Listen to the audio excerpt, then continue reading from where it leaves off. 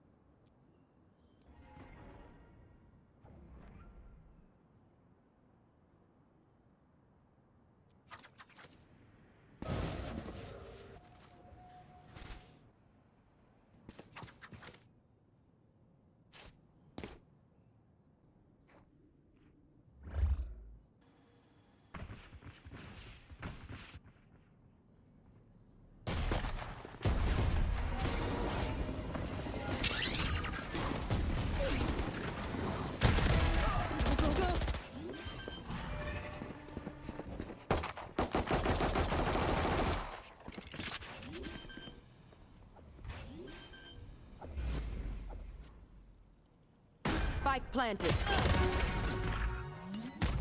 I'm out of here.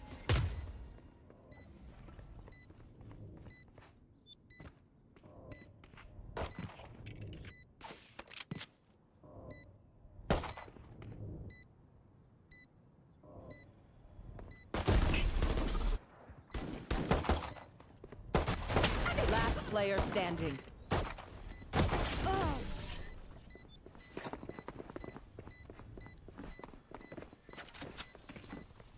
Act on my intel.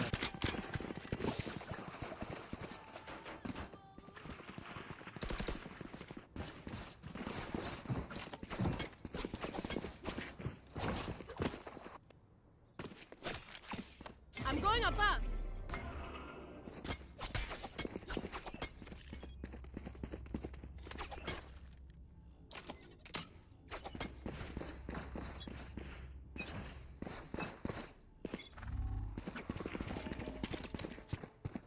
Take flight.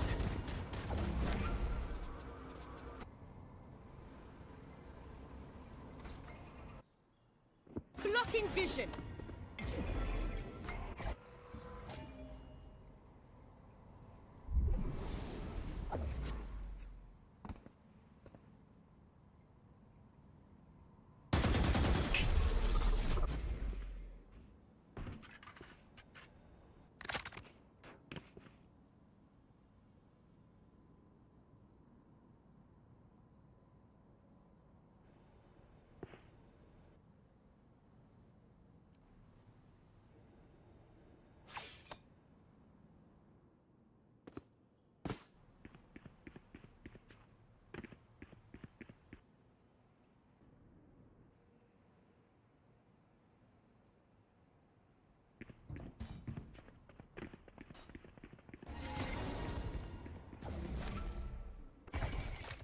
Obscuring vision. 30 seconds left.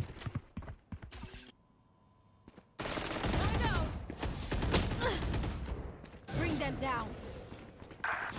Spike down A. Here. I have the spike. 10 seconds left. Shocking.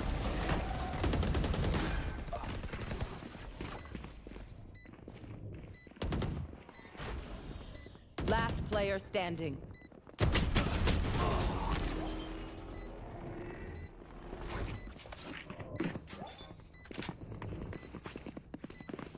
Push a button. Save the day.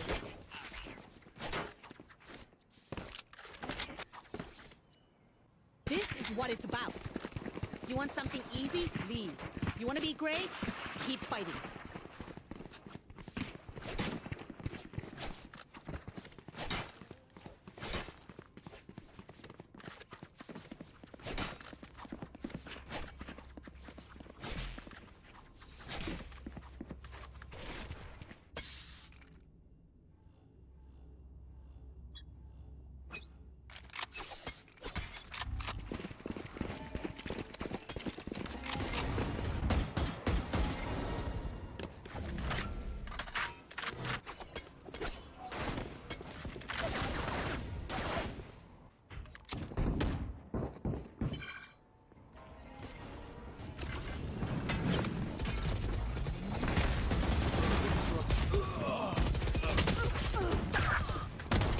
One enemy remaining. Hitting the brakes. Spike down B.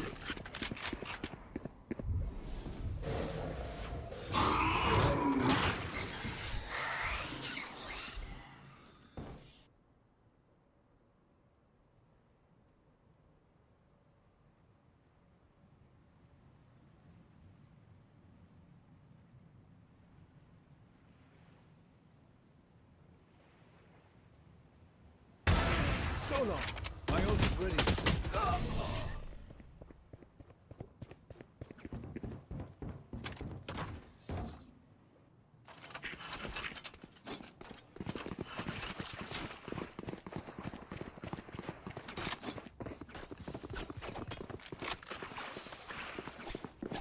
Checking the situation.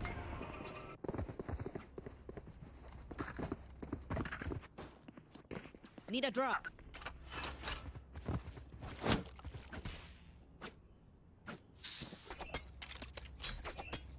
There. You want to play? Deploying Let's drone. play.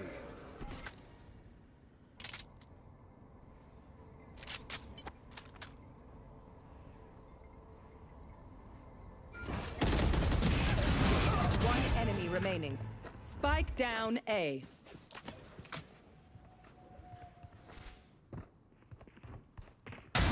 Bullseye. Scanning ahead.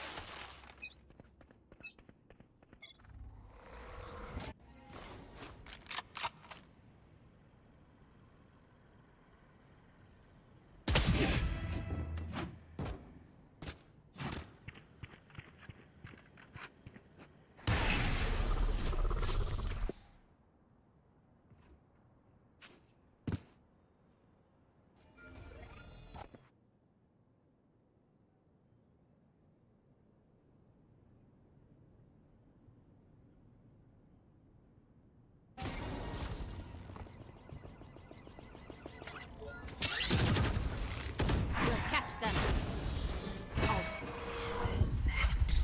Spike carrier is dead. Spike down mid.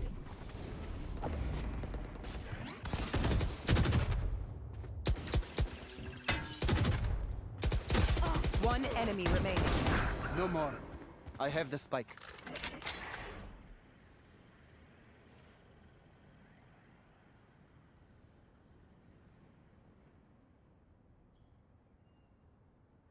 Thirty seconds left.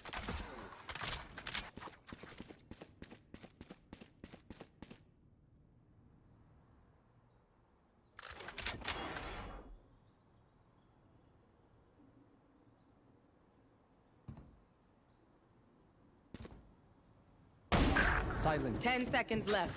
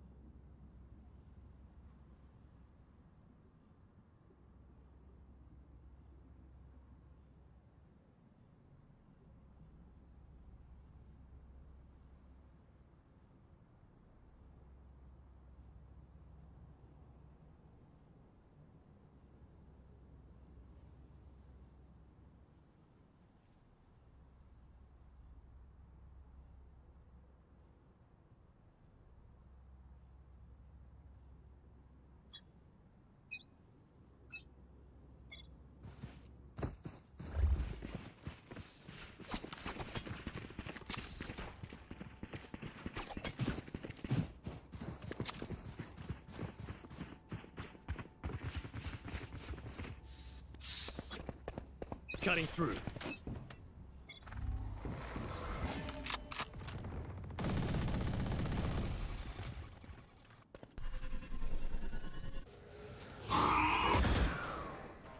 Hi! I'm pissed!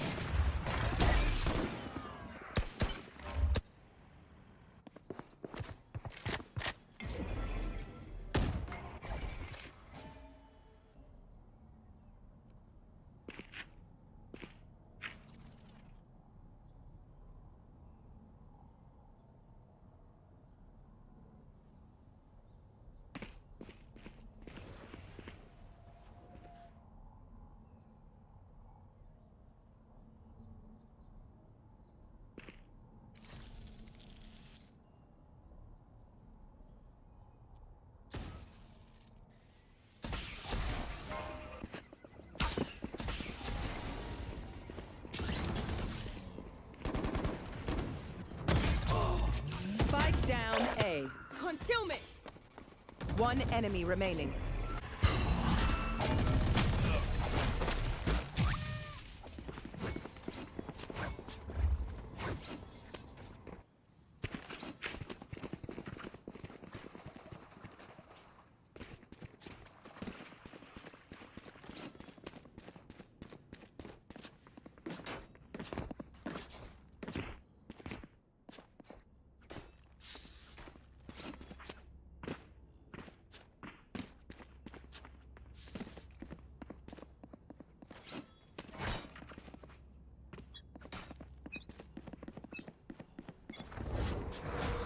Bring them down. Take flight.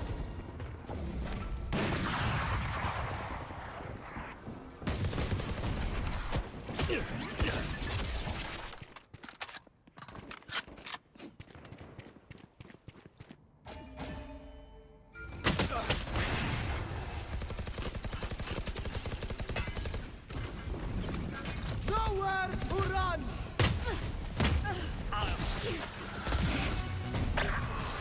Spike down B.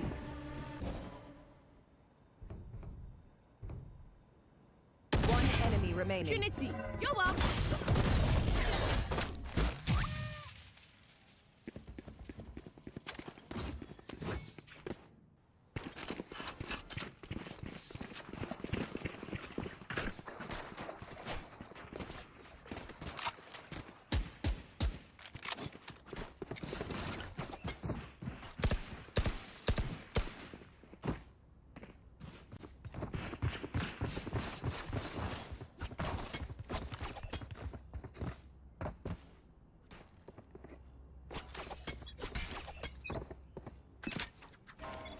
Back in a flash.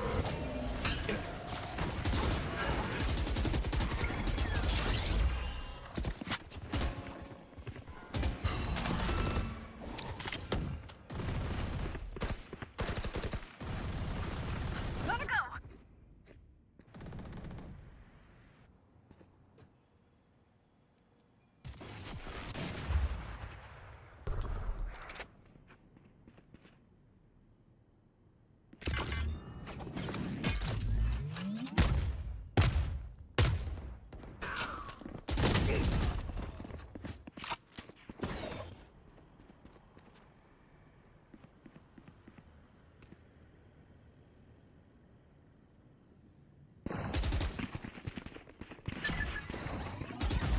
Careful here. I punish. Last player standing. Spike down A.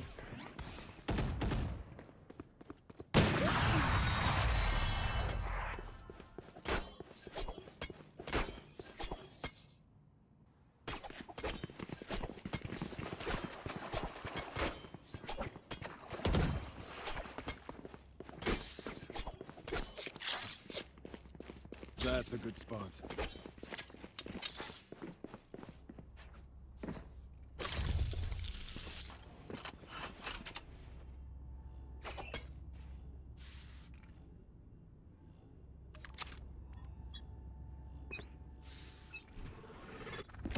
Got to target a star.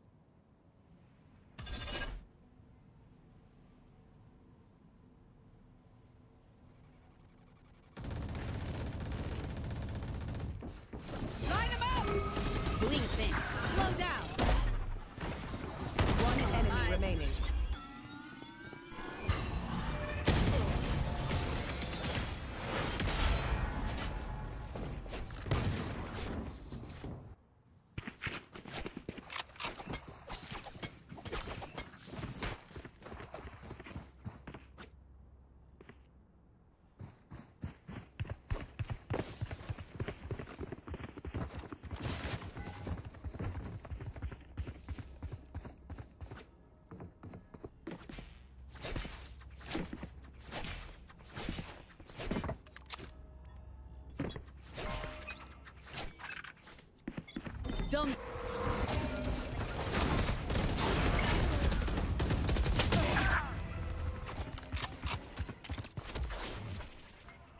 Decoy.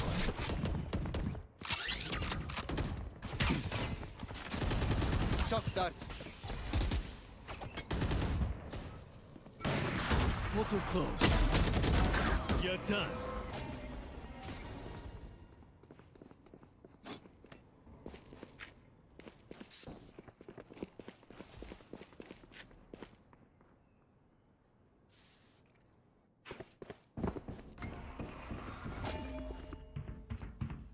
Teleport's ready.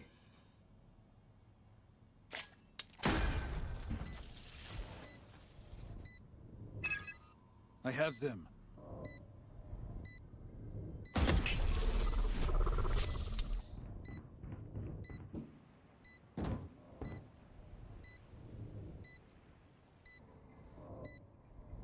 One enemy remaining.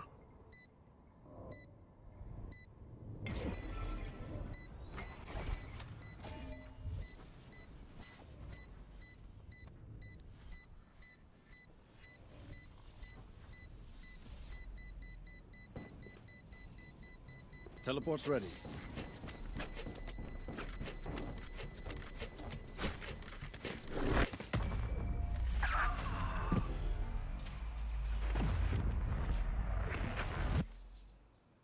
Last round before the switch.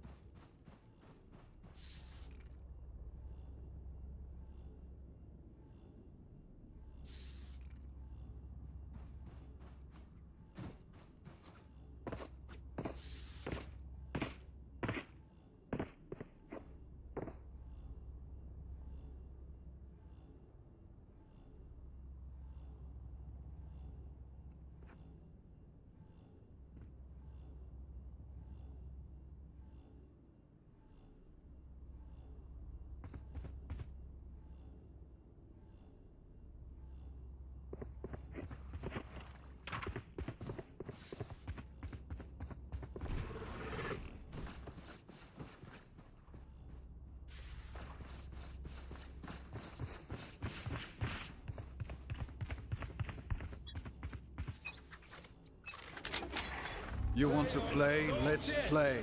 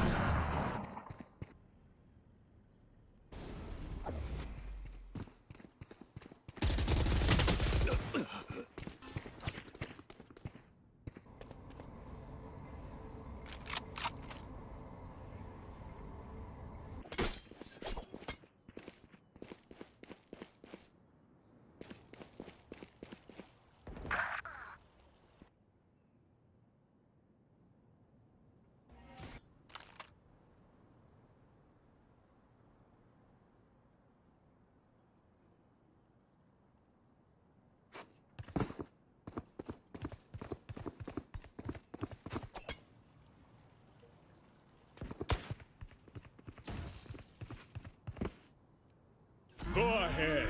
Stand You are divided. Last player standing. One enemy remaining. Spike down A.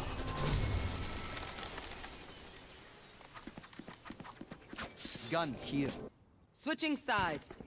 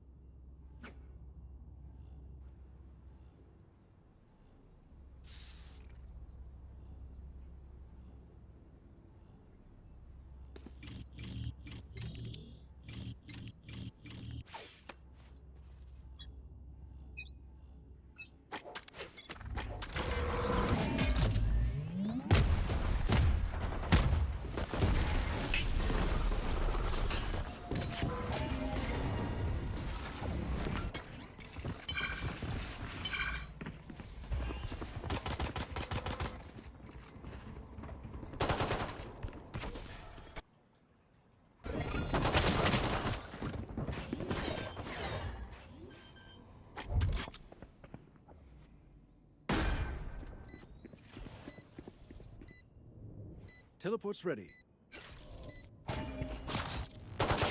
Drone is down.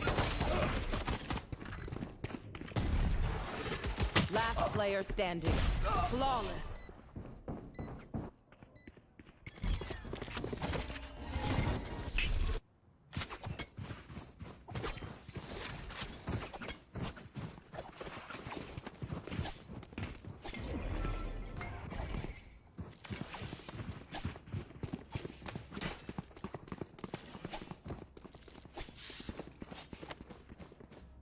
A gift.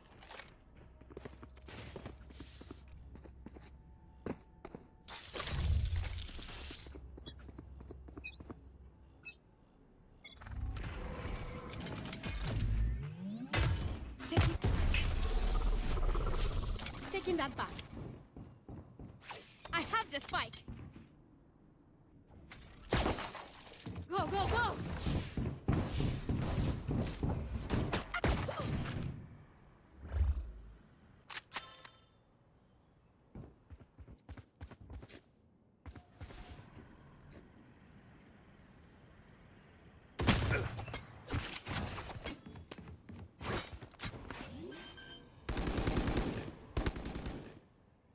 Spike planted.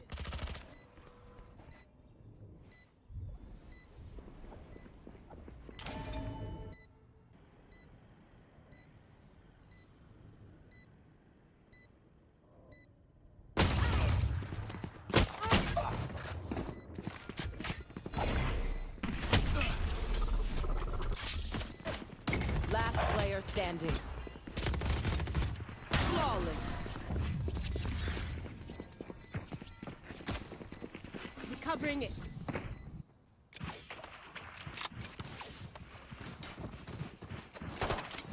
Right there.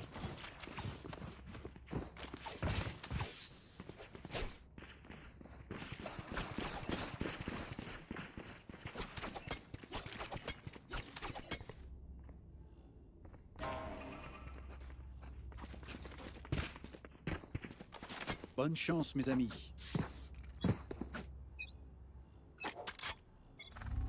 Revealing area. There they are. Shock dart.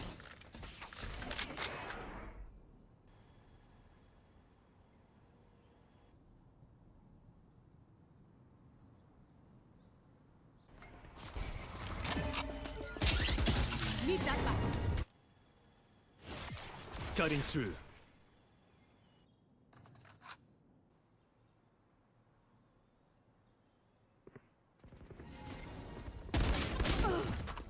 Decoy.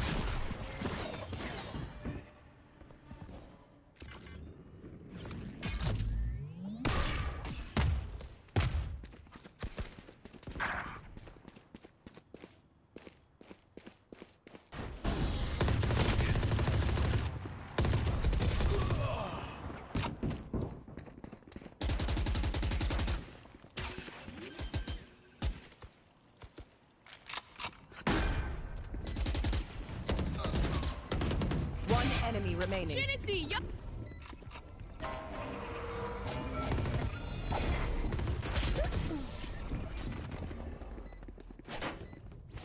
Gun here.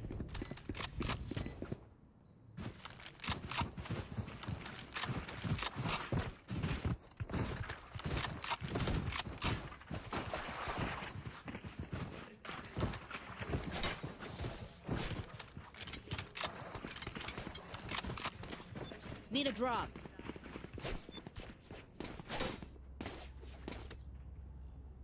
Thanks.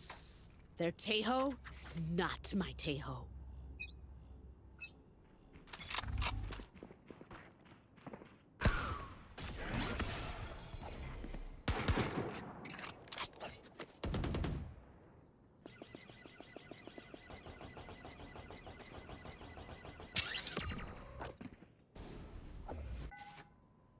Scanning ahead.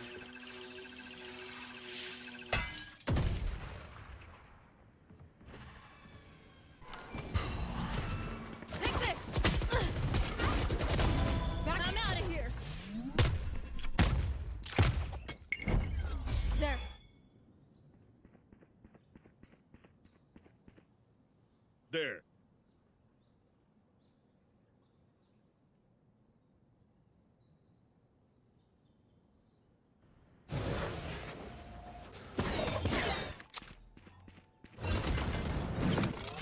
Lead is live.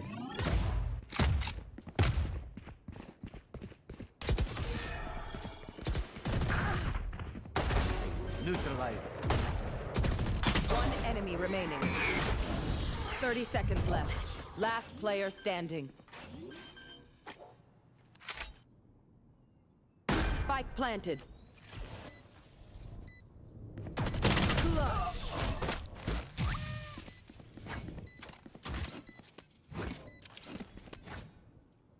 Match point.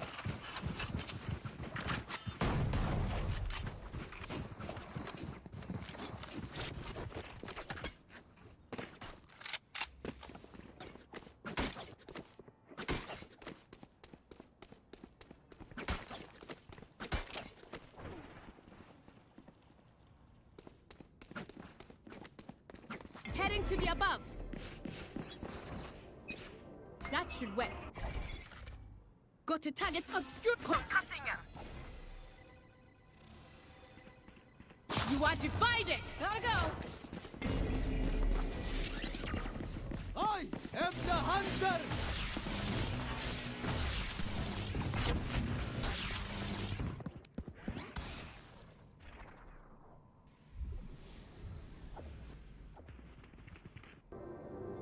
Go, go, go.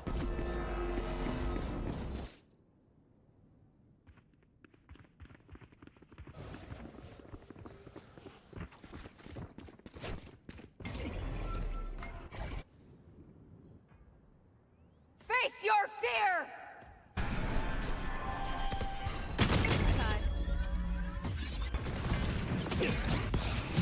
No chance.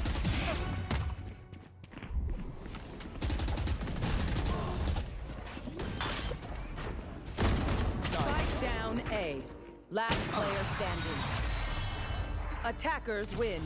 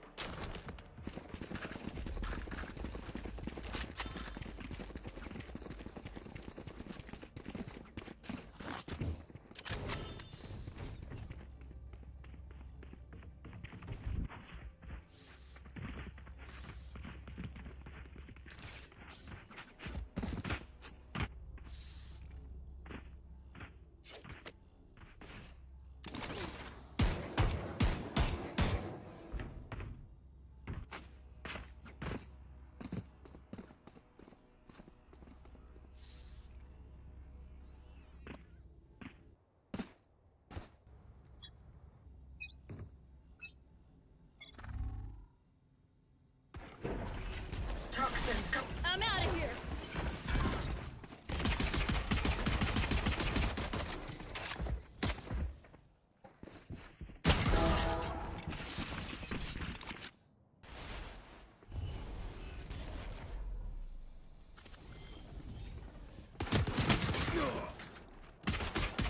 I'm out of here.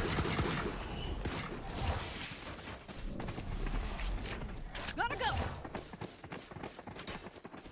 Toxin screen down.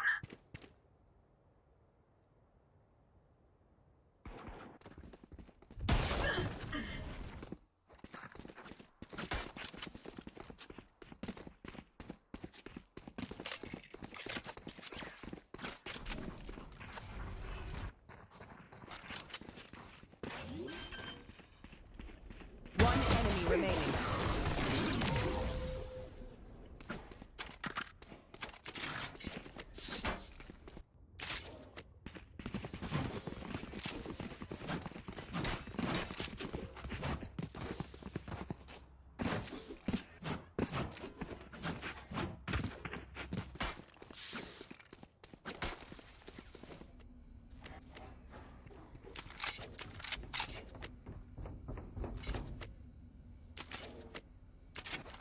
Tear them apart, Riftwalker.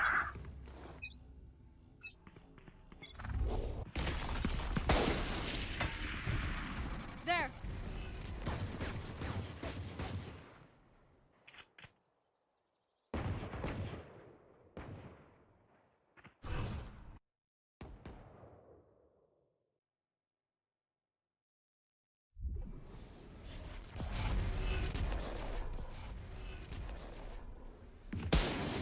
Time to jump.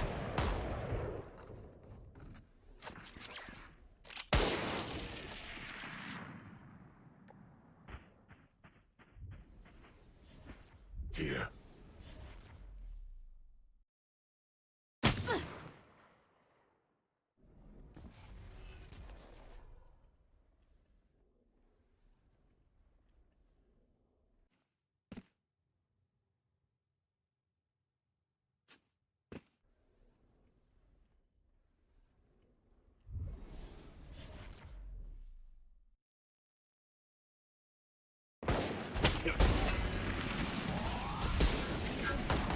Thirty seconds left. One enemy remaining. Spike down A.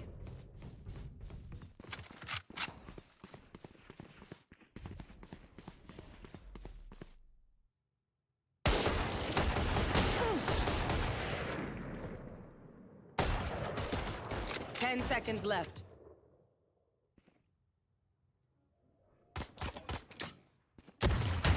One down.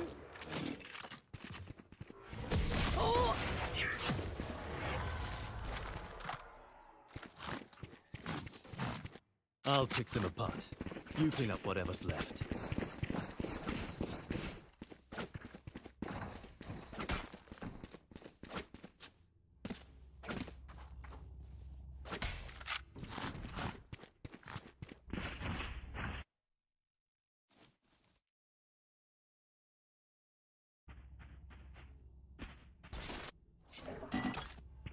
Right there.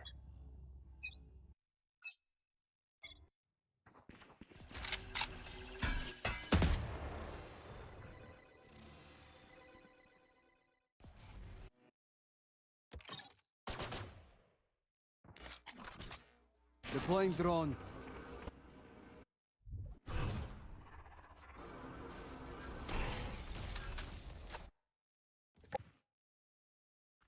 Portal closed.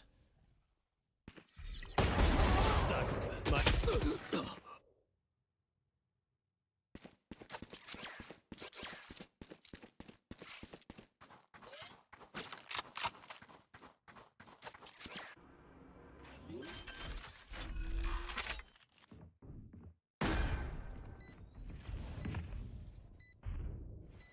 Go, go, go!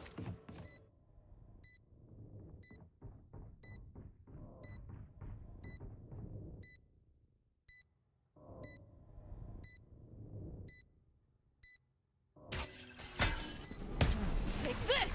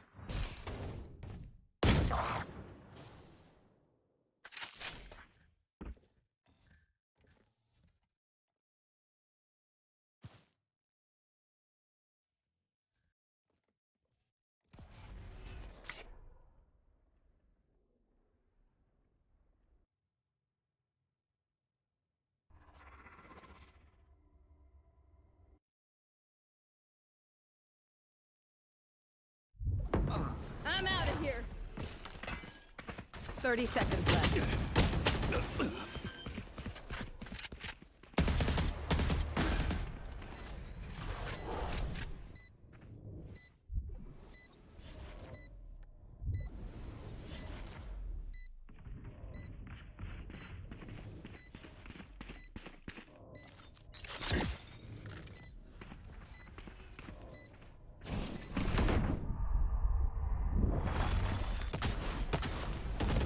Right there.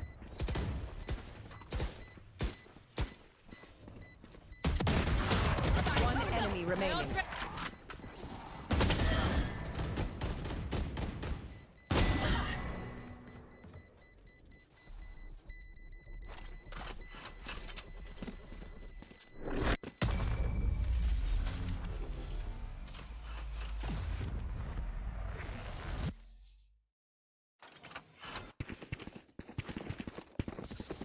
I need a drop. Tak, tak.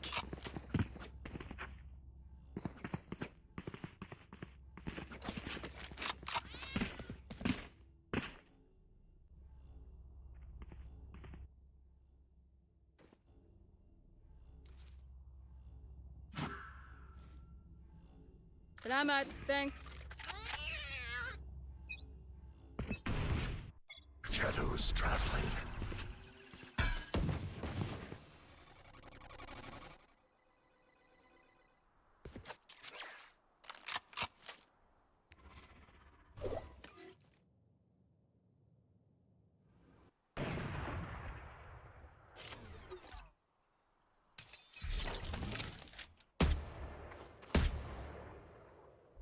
I'm out of here.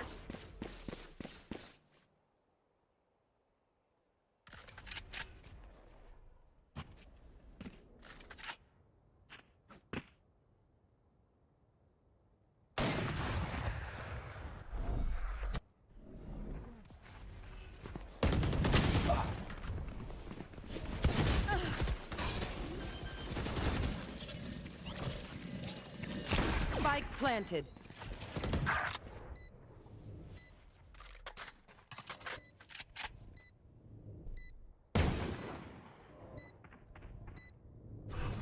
Cover going out.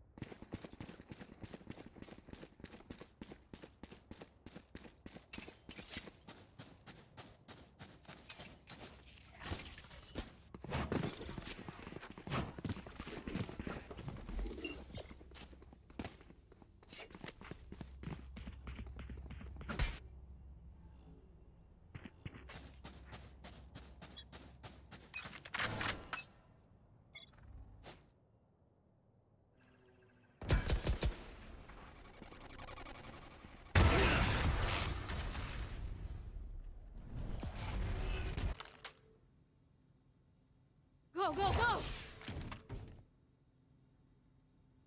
Gotta go!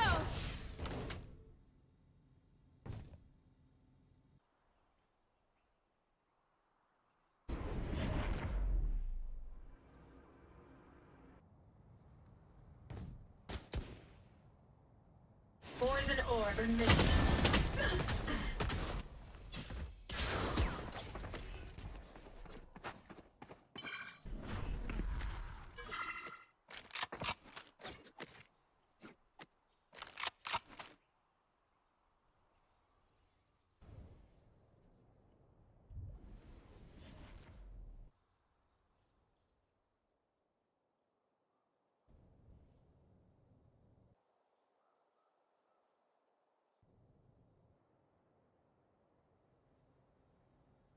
Thirty seconds left. Shot that. I'll handle this. Still. One enemy remaining. 10 seconds left.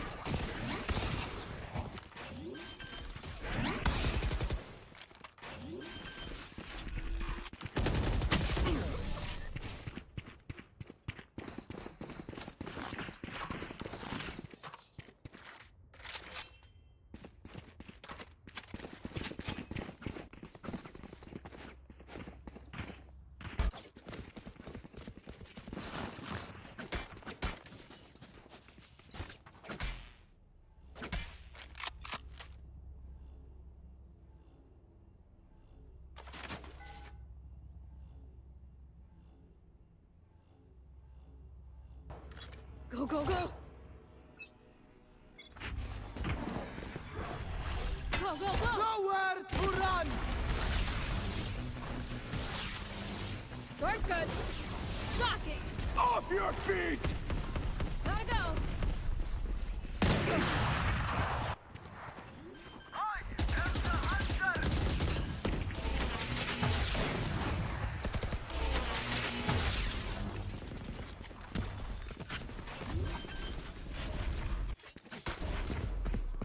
Spike planted.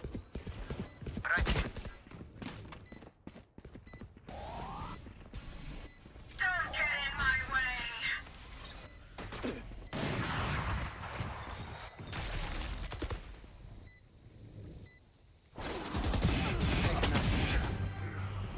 One enemy remaining.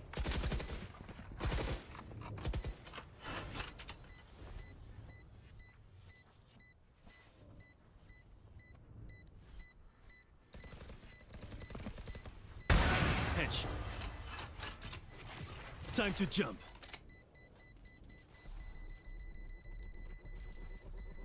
Gah!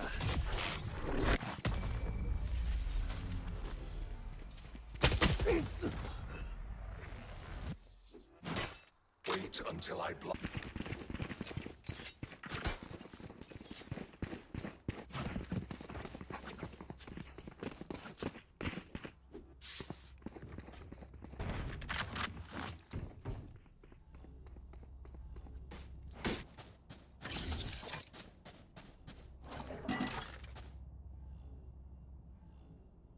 Isolate and exterminate.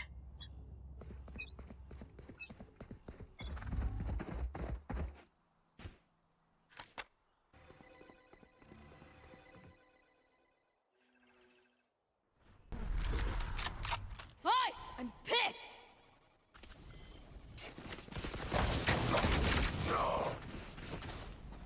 Our spike's down. Spike down, attacker spawn.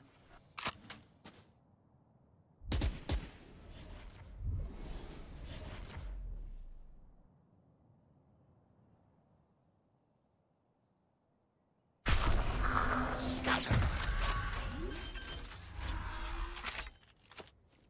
Spike planted.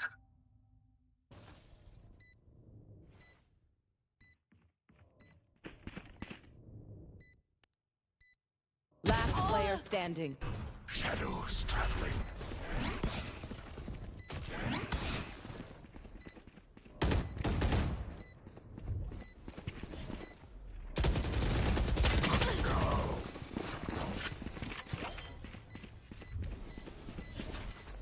I'm out of here.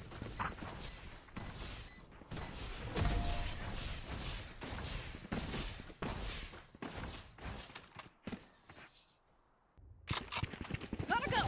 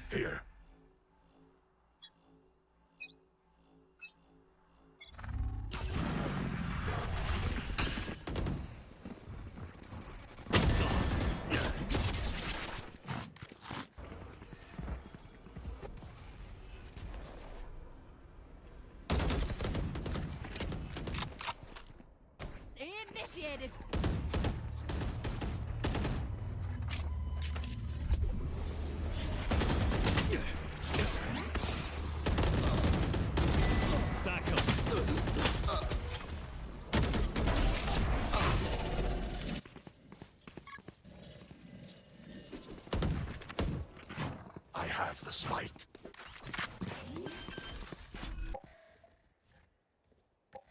Spike planted.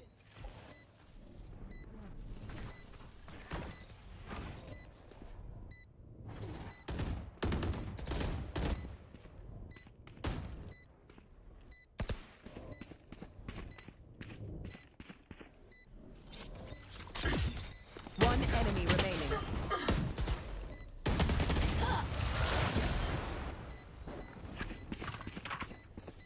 Defuse the spike.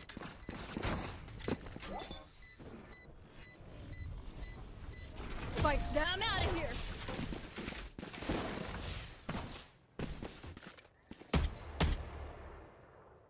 Ingat ka. Don't get stabbed. Bad way to go. Go, go, go.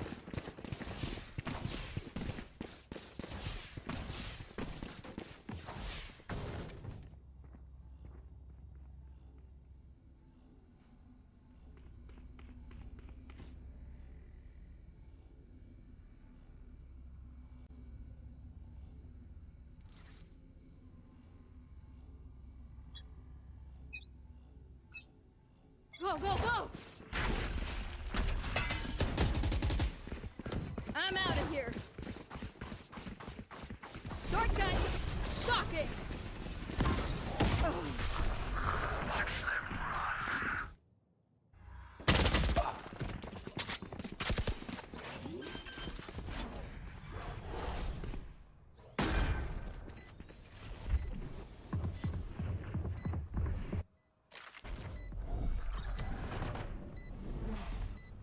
Yep. I'll handle Nowhere to run!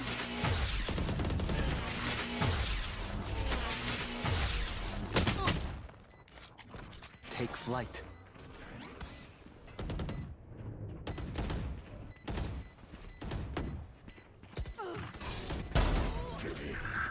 Last player standing.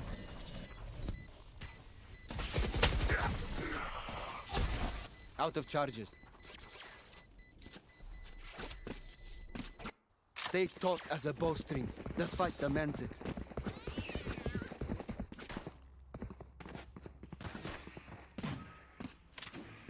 Salamat, thanks. Thanks.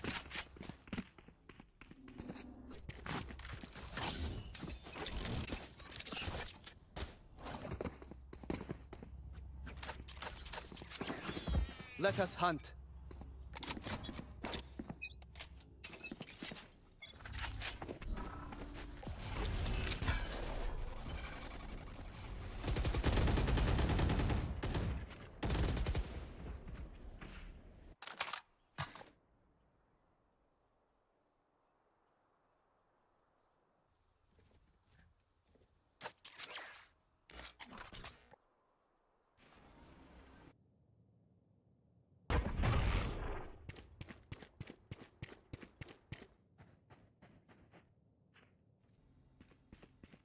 Gotta go!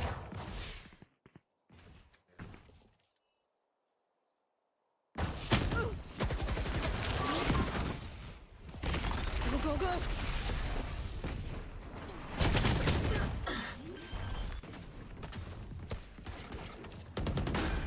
I'm out of here! Smart move! Go, go, go!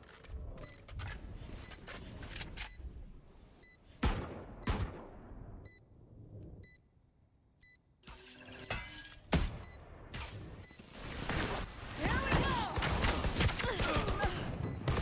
One enemy remaining.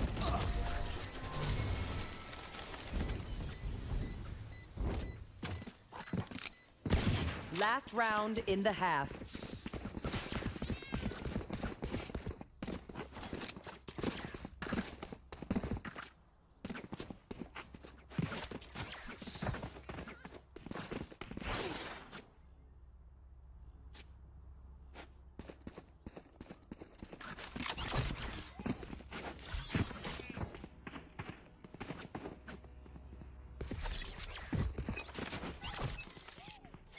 Revealing area.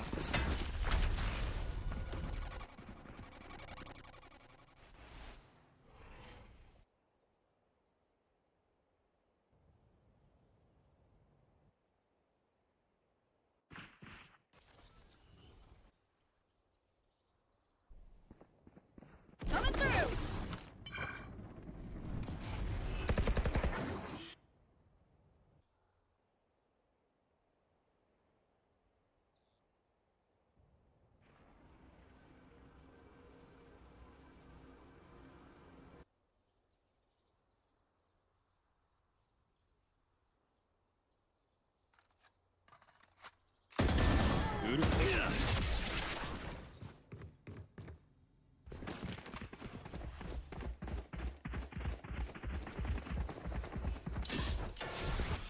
your feet! Scatter. Toxins going up. Toxin screen down. Poison's off. Spike down. One enemy remaining. Flawless. Switching sides.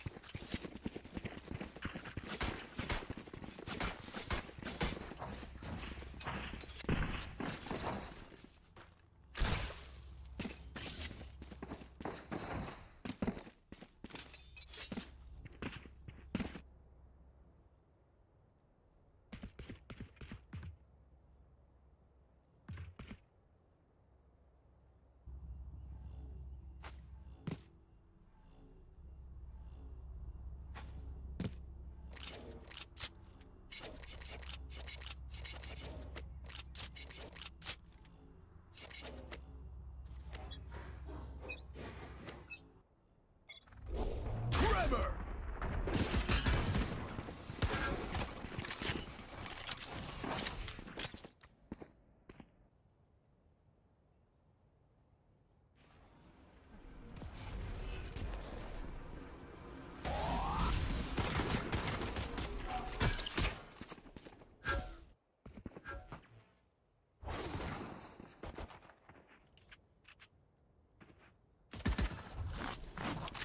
Fake teleport.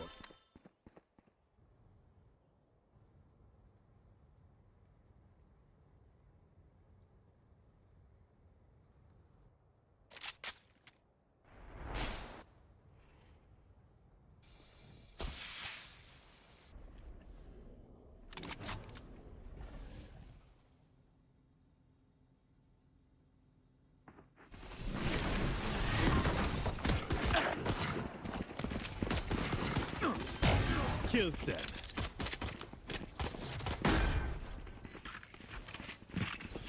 Here. One enemy remaining. Go, go, go!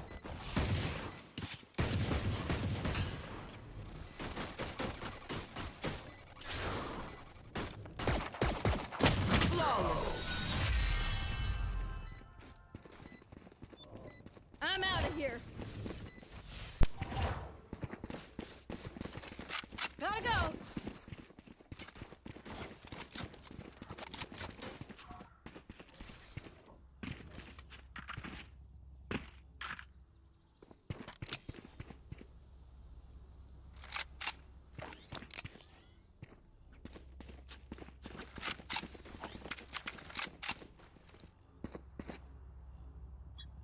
Gotta go.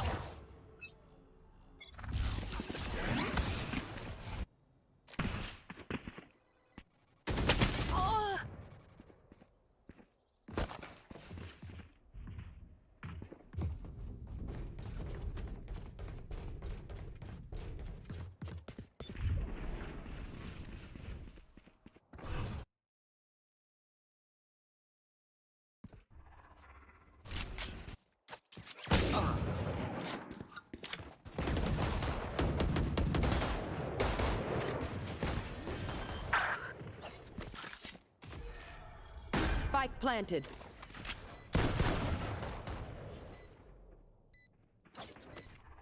Shadows traveling.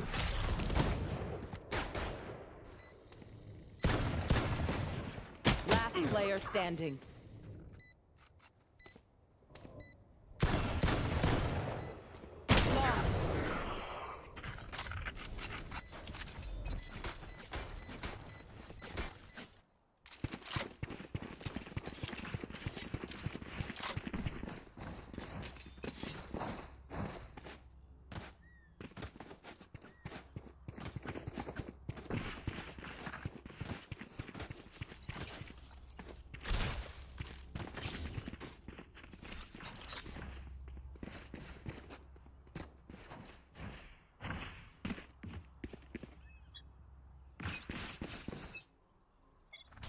Revealing area.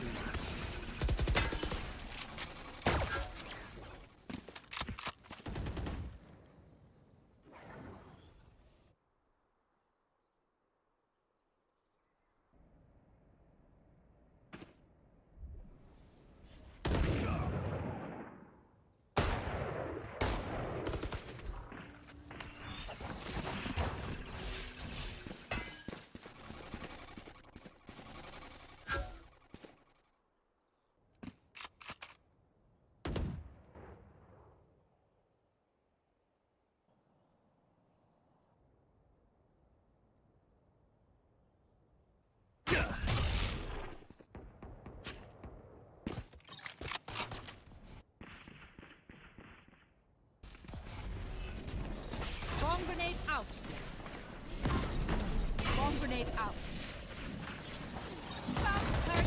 Bomb bot down. Spike down. Here. C. 30 seconds left. Last player standing. Gun here.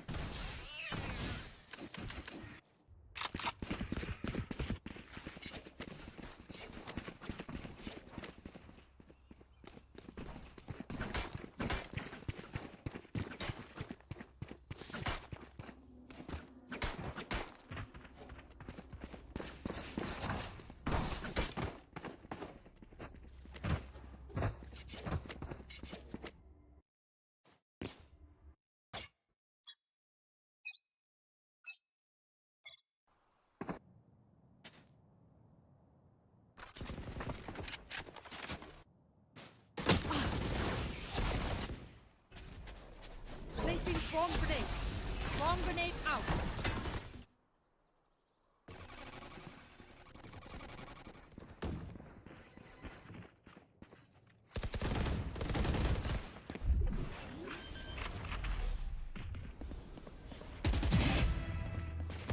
Spike down. C.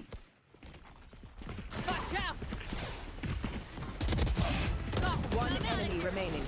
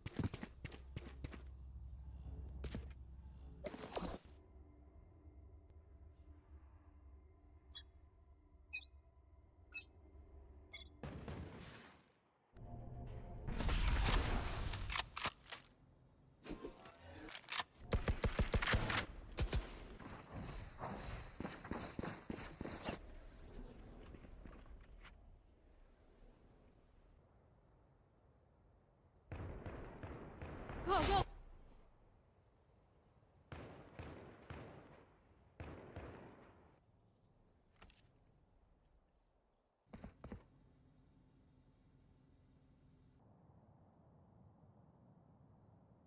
Gotta go. Here.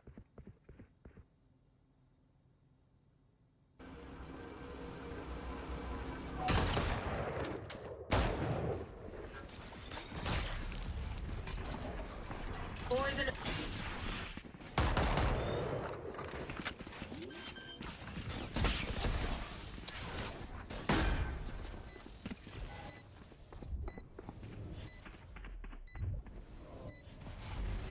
Poison orb emitting.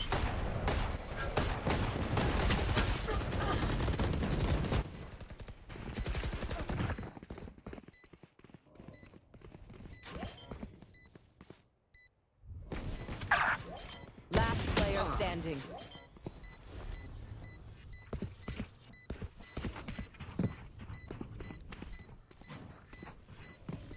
Thanks. Shadows traveling.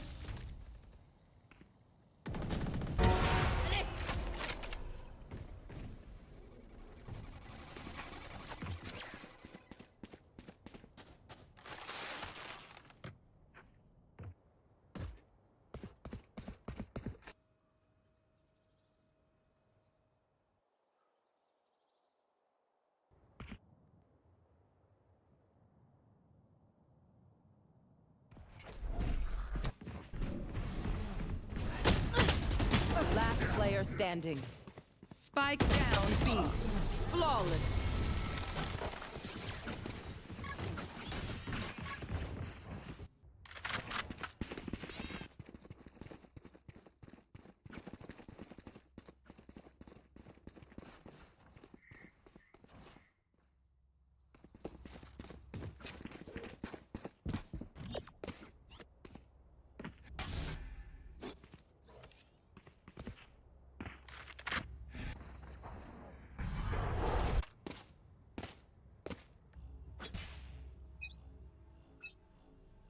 Deploying drone.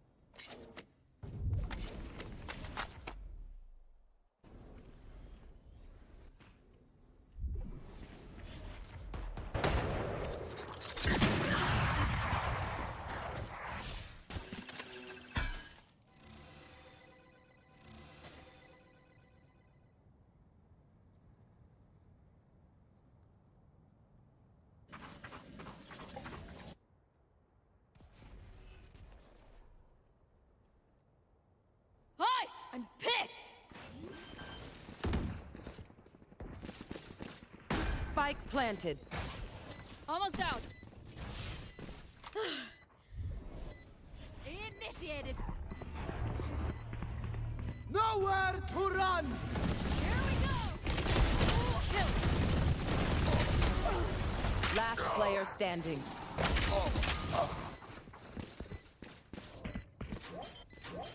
I'm out of here.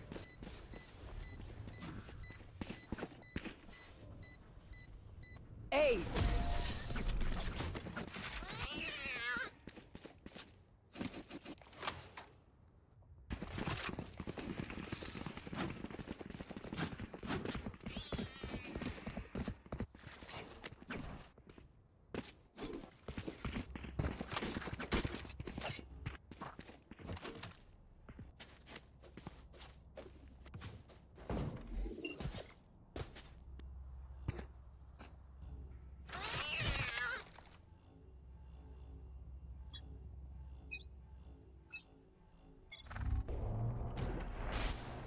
Who's next?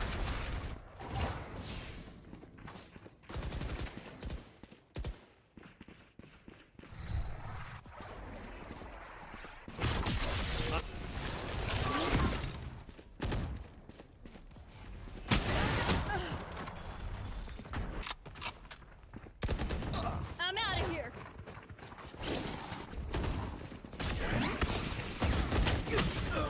Last player standing. Here.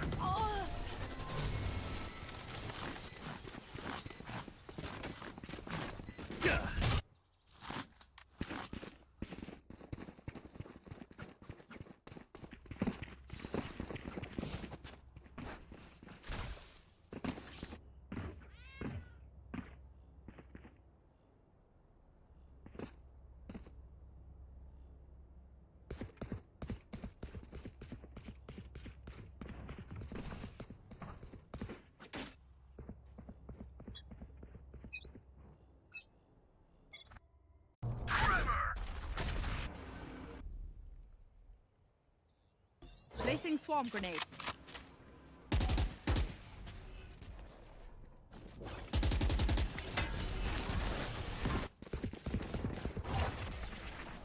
Welcome to my world.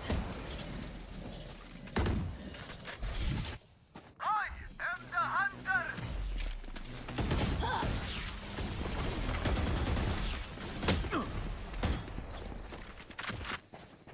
Spike planted.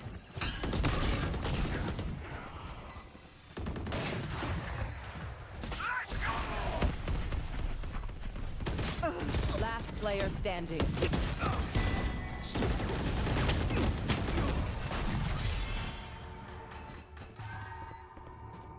go, go! Gotta go!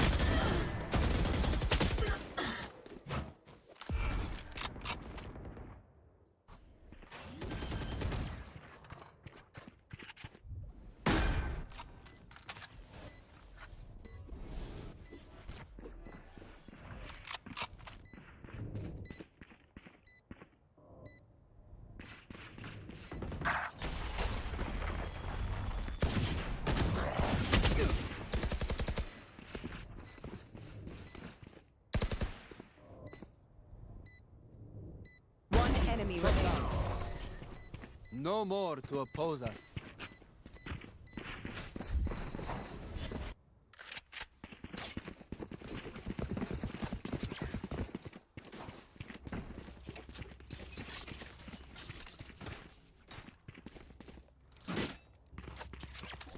They say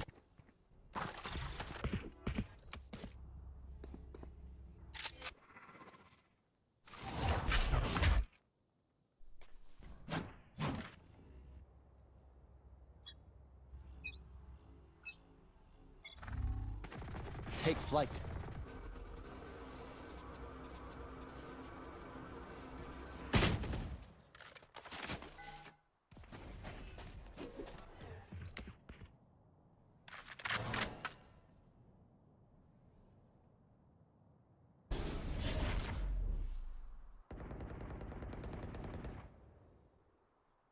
Toxins going up.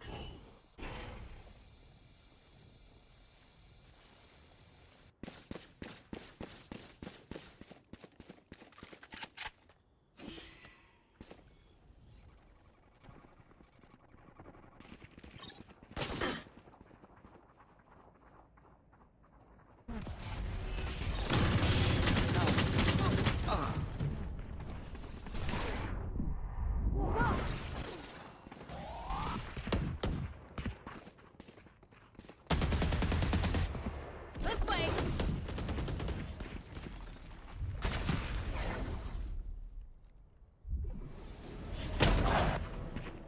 30 seconds left.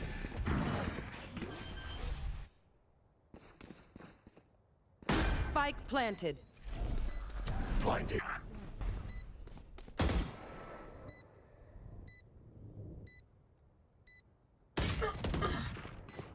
One enemy remaining.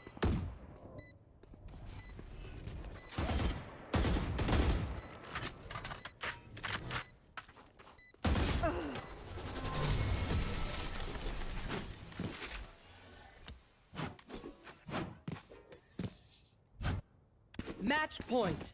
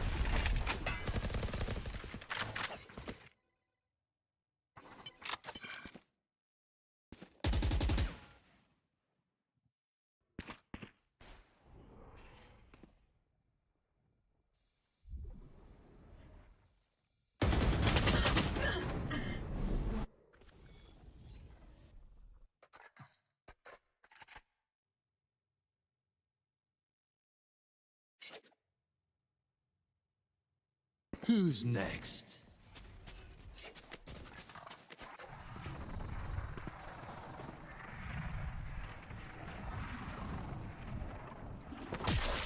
back. Fake teleport.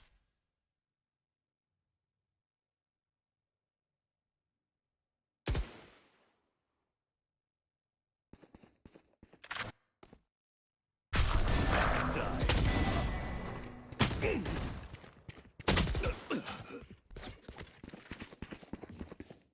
30 seconds I'm out left. of here.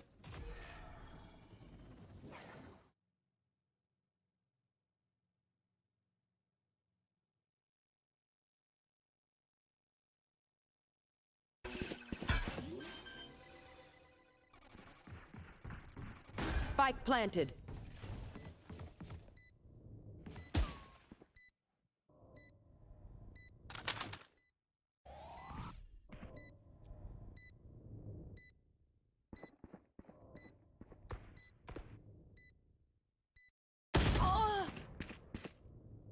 Here we go!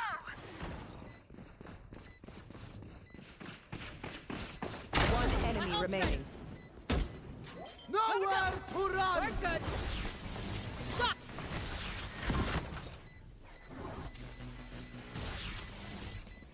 Shut up and let me work.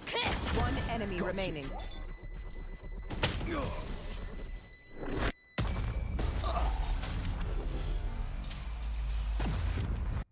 Switching sides. Overtime.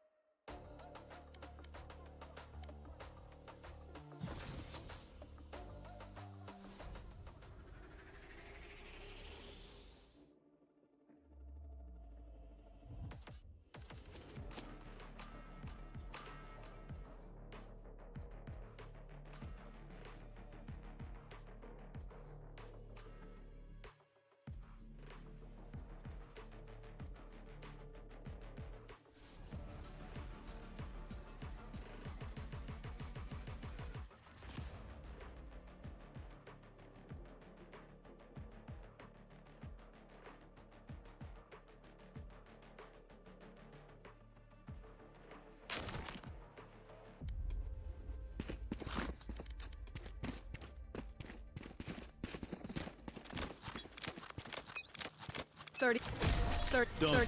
30.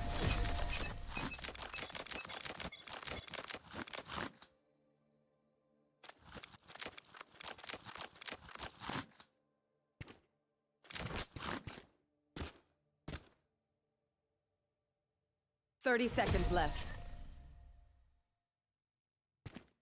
30. 30. 30.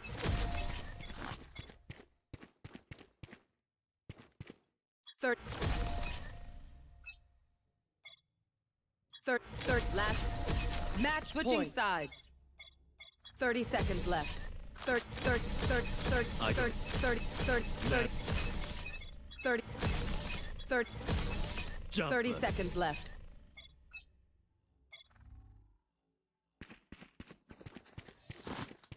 Switching Overtime. sides. I need a drop. Thanks.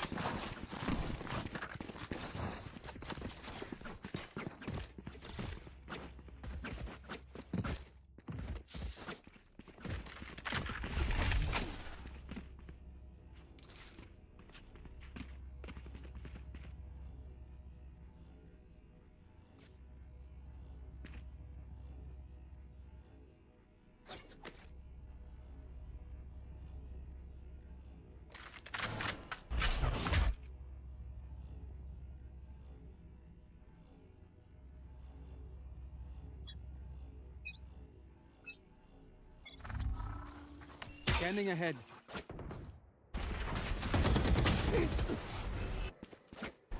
I'm out of here.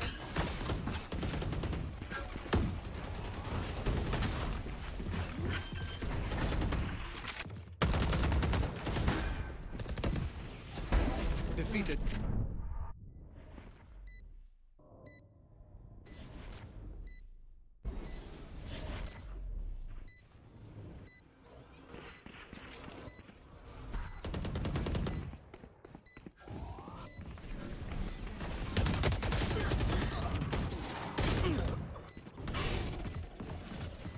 One enemy remaining. Bomb grenade out.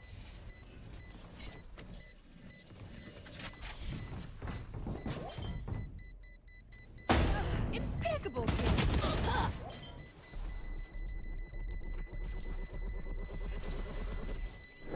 Clutch.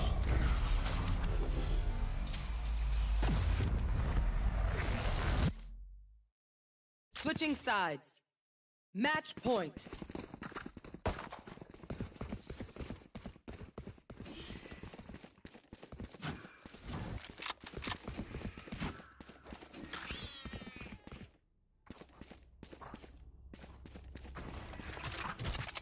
Need a drop. Salamat, thanks. Cover going out.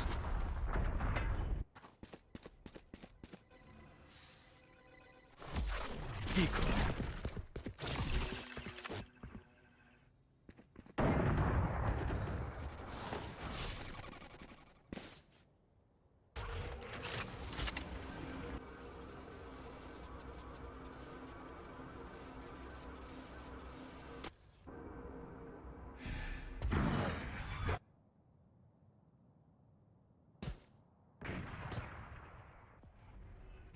Watch out!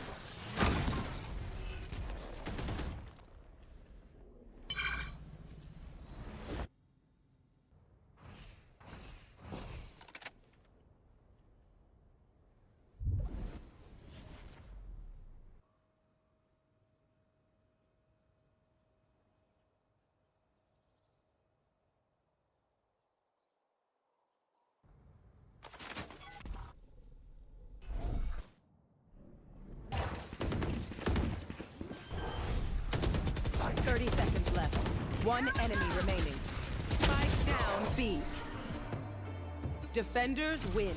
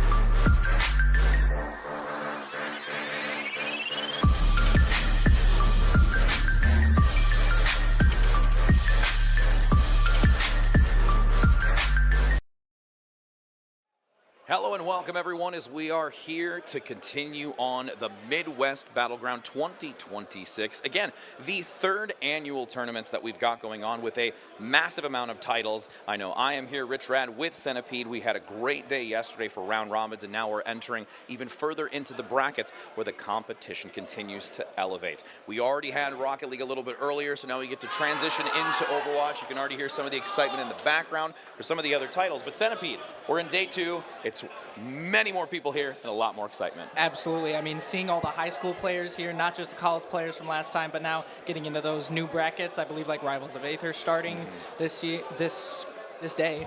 I mean, everybody and their mother. I've seen plenty of parents, honestly, here watching. Everyone is here. It's been a great time. Honestly, amazing event being put on by DuPage Sports Commission. And what I've been loving is not just like the competitive environment, but everything outside of it as well. I mean, the concessions outside, you know, that big popcorn stand I was talking about yesterday. All the wacky flavors, I love them. They look so good. And you can even see that lovely pan of just showing the magnitude and size of this event in the ballroom that we have. And even before we started the tournament today, continuing on for day 2, we were able to have an earlier AM panel that we did have tech and IT specialists really looking to talk and speak with high schoolers and college students alike and how their industries really coexist with esports. Some of those specifically is going to be Insight, Extron. We've also got the Esports Trade Organization and McGarry Consulting Group. Those bringing in people that have really been in the industry for such an extended period of time, able to communicate the importance and what they can do moving forward in their careers outside of this or just in esports in general. No, it's phenomenal to see. I mean, these are standard industry partners that you're seeing, and you can get experience just talking to them. I mean, it's a great opportunity put on for anybody that wanted to attend. I mean, that was completely free.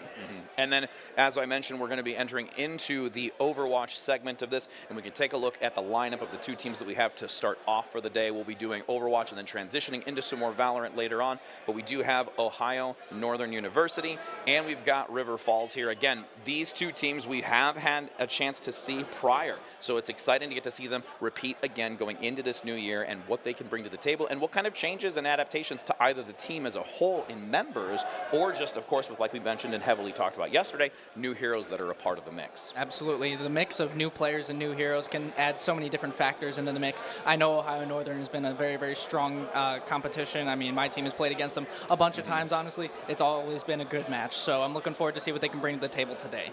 And again, we touched even a little bit, more on the hero aspect of it, where we did get to see a little bit of Domina, Jetpack Cat, some rotation with the DPS lineup as well. Haven't really seen much Mizuki, though. That's, I think, one of the most surprising part is of the 5 brought into this, that's the most minimal or non-existent hero that I've seen brought into this. Yeah, I'm wondering if teams don't quite know how to play around maybe her tether or her ult not quite being in the spot that people want it to be. It's very much more a defensive ult. You can't really use it on the offensive because it's just that barrier that just kind of blocks projectiles. You can't really be as mobile as you want with how this meta kind of is, where it's like you're trying to dive in. You really can't use it to be on the offensive, which is what a lot of teams, I think, really want to do with their ultimate abilities. Well, you mentioned and touched on the fact that it has so much mobility. We see Winston being brought to the table, Diva being brought to the table, Genji, and an assortment of others that have such high mobility or just verticality into the composition that realistically it almost makes a lot more sense that it's not something that really fits the nuance right now of what we want to actually have see in this competitive environment. No, I could definitely see her being super, super usable if we get into more of like a standstill, more of a pokey kind of meta where it's like you're able to support them super well or hold someone in place for maybe a Sojourn shot. As you know, we've obviously seen Sojourn used to be consistently good. Maybe some mix with Emre, the new hit scan DPS, but other than that, we've really just seen consistently it's going to be dive or it's going to be maybe 1 hit scan. Some teams leaning into 2 hit scan depending on the map, though. Yeah. No, the map was very dependent. I mean, we got to see that yesterday. Havana was a perfect example, looking to try and see Hanzo and Widow being brought in, or like you're saying, Emre is another that was brought there. A little bit of an interesting spin to it as well. There was Emre more focused in some of the control maps that we had, Busan specifically. So again, seeing these types of adaptations and where they're going to go, but also in the fact is, when it comes to collegiate, especially in situations like this, even when we look at historical collegiate play, a lot of the time there are some strategies and things that are kept secret and then brought to light later on in the bracket when they're going against, let's say, more formidable teams in that tail end of it. just because they don't want to give all of that information early so that others can really get the read on it, especially because of all these new heroes that are brought into that mix. And with those new heroes, like you mentioned, it's really kind of a balance between, hey, how much of our new strategy do we want to give up or maybe kind of workshop against maybe a weaker opponent that we think we have? You know, do you want to actually give out that information to other teams that, hey, maybe we're trying to use Jetpack Cat or maybe we're trying to use maybe an unorthodox pick? Do you want to give out that information? It is a good question to ask. Like, do you want that out there? Because, you know, this is being broadcasted. You know, anyone can watch it. Anyone can get all the information from it. 100%. Do you want to put that out there? And it makes me think back specifically, you know, when we think a couple of years ago even for Redbird Esports, what was such well known among the collegiate Overwatch segment, is when Vision, who was transitioning into that tier 1 quality, went through the entirety of collegiate, always looking to play Sojourn, always looking to play that everyone knew for the hit scan, but then brought out a Reaper towards the tail end, completely bamboozling the last 2 teams and not really knowing how to effectively counteract against it. Granted, that was with a hero that was already here, but this makes it even more of like a gravity of how much significance that could play if someone really has like an ace in the hole. Absolutely, and I mean, it's going to put a super large emphasis on doing your research before the game. If you have a tough opponent, you're going to have to go back and see, hey, are they actually utilizing any of these new heroes?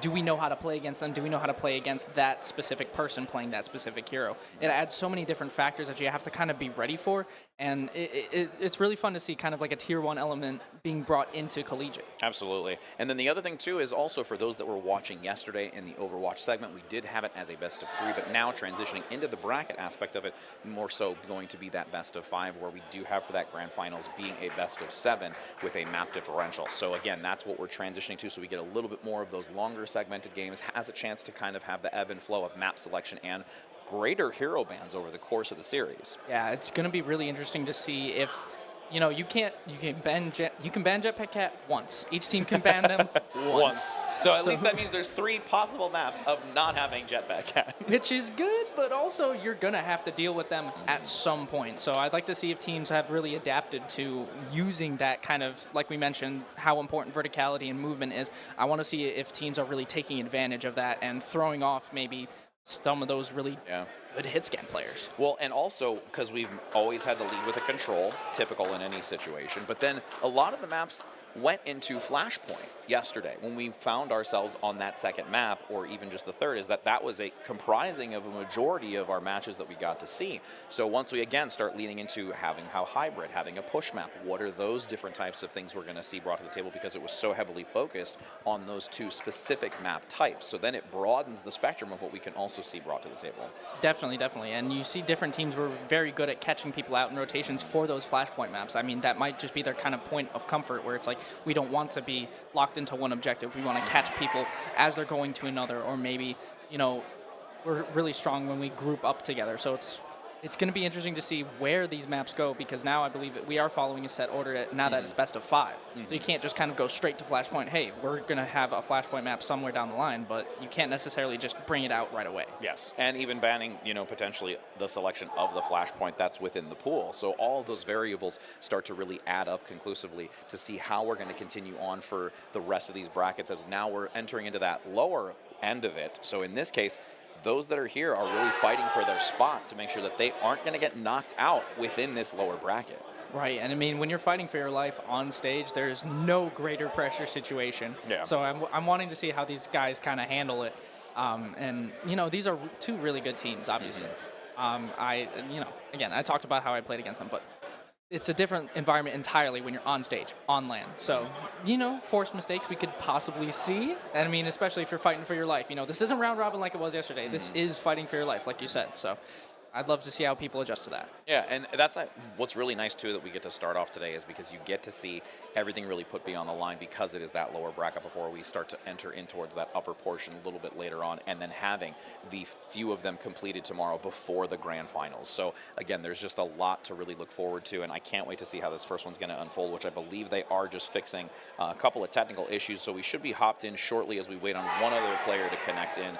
But so you mentioned a little bit how you've competed against, you know, one of these teams before. What is it that you've noticed, if you remember and recall, at least from that moment, that has been, you know, a shining moment for them and what they've really been able to do to succeed? I think for Ohio Northern, the real big thing was firepower and the coordination, okay? What they were really able to group up super well. You weren't able to kind of catch off people in rotation or maybe in an unfavorable angle. They were always super coordinated, and the supports in particular were super good at just holding down spots and supporting their DPS when they wanted to take that kind of off. It made it very difficult to kind of get a singular pick and then let that snowball into the rest of the fight. They were very good at turning fights that were even 4v5 or you lose a DPS. They were super good at fighting back and evening out the numbers and even taking that fight back. Well, and one of those details you really just mentioned in understanding even at the disadvantage, the communication I think is the key point here, and you get to see that in full view right now and how they look to communicate in an environment like this where they are so remote or secluded, to where it's a different story when you're communicating here in person next to each other or potentially from not one another, and also having that camaraderie on a stage like this to where you can really start even being just like, hey, powwow, like we're going to take care of this and we're going to talk about it, and even being here, like I said, physically in the singular location facing off against the enemy. It's all of that collectively starts adding up to where this competition starts to become very much more real. Absolutely, and the communication, I think, differs very much between whether you're, like you said, at home, so more secluded, versus you're on stage, everything is loud, the lights are on. You know, it can kind of become a blur. I know from experience, when you're playing on stage, sometimes some things get lost in translation. You're like not fully locked in, or you're just trying to calm the nerves, so you just miss some things. So I want to see kind of how that translates for sure up on stage versus from at home. And you have to also commend, I mean, so many of these students, when they're here so early at 9 a.m. and they're starting to play and they're getting through this longevity of the day of match after match and, you know, dwindling down the ranks throughout the losers bracket and working through the upper bracket, that it can be quite intense. And I don't think people realize sometimes when they're viewing from a spectator's position of how sometimes grueling that can be, especially if you go to multiple map 5s or you're hitting all those, or just having extended rounds in hybrid or overtimes. Yeah, even if you're not having those long games, if you drop into losers bracket super early, you got to fight your way back. Yeah. You have a lot of games ahead of you if you want to keep making it further and further in the tournament, and that can be absolutely grueling. I mean, some teams have been here since 9 a.m. playing just straight up. So the fact that, you know, we're fighting for Sunday, that's the main goal. Yep. Is if you're fighting for Sunday. And I think that if you can get a win on stage, that brings your confidence up a lot. You know, it makes it seem a little bit less grueling. You can kind of get your confidence back and then steamroll that potentially into a good run. And again, we've got those two teams coming up in just a moment. We're wanting to make sure that we tweak that couple of tech issues and get them resolved before going into it. So with that tech still being resolved, we're going to head to a short break before getting into it, because again, everything's on the line here in this losers bracket, so don't go anywhere, as we'll have that game shortly.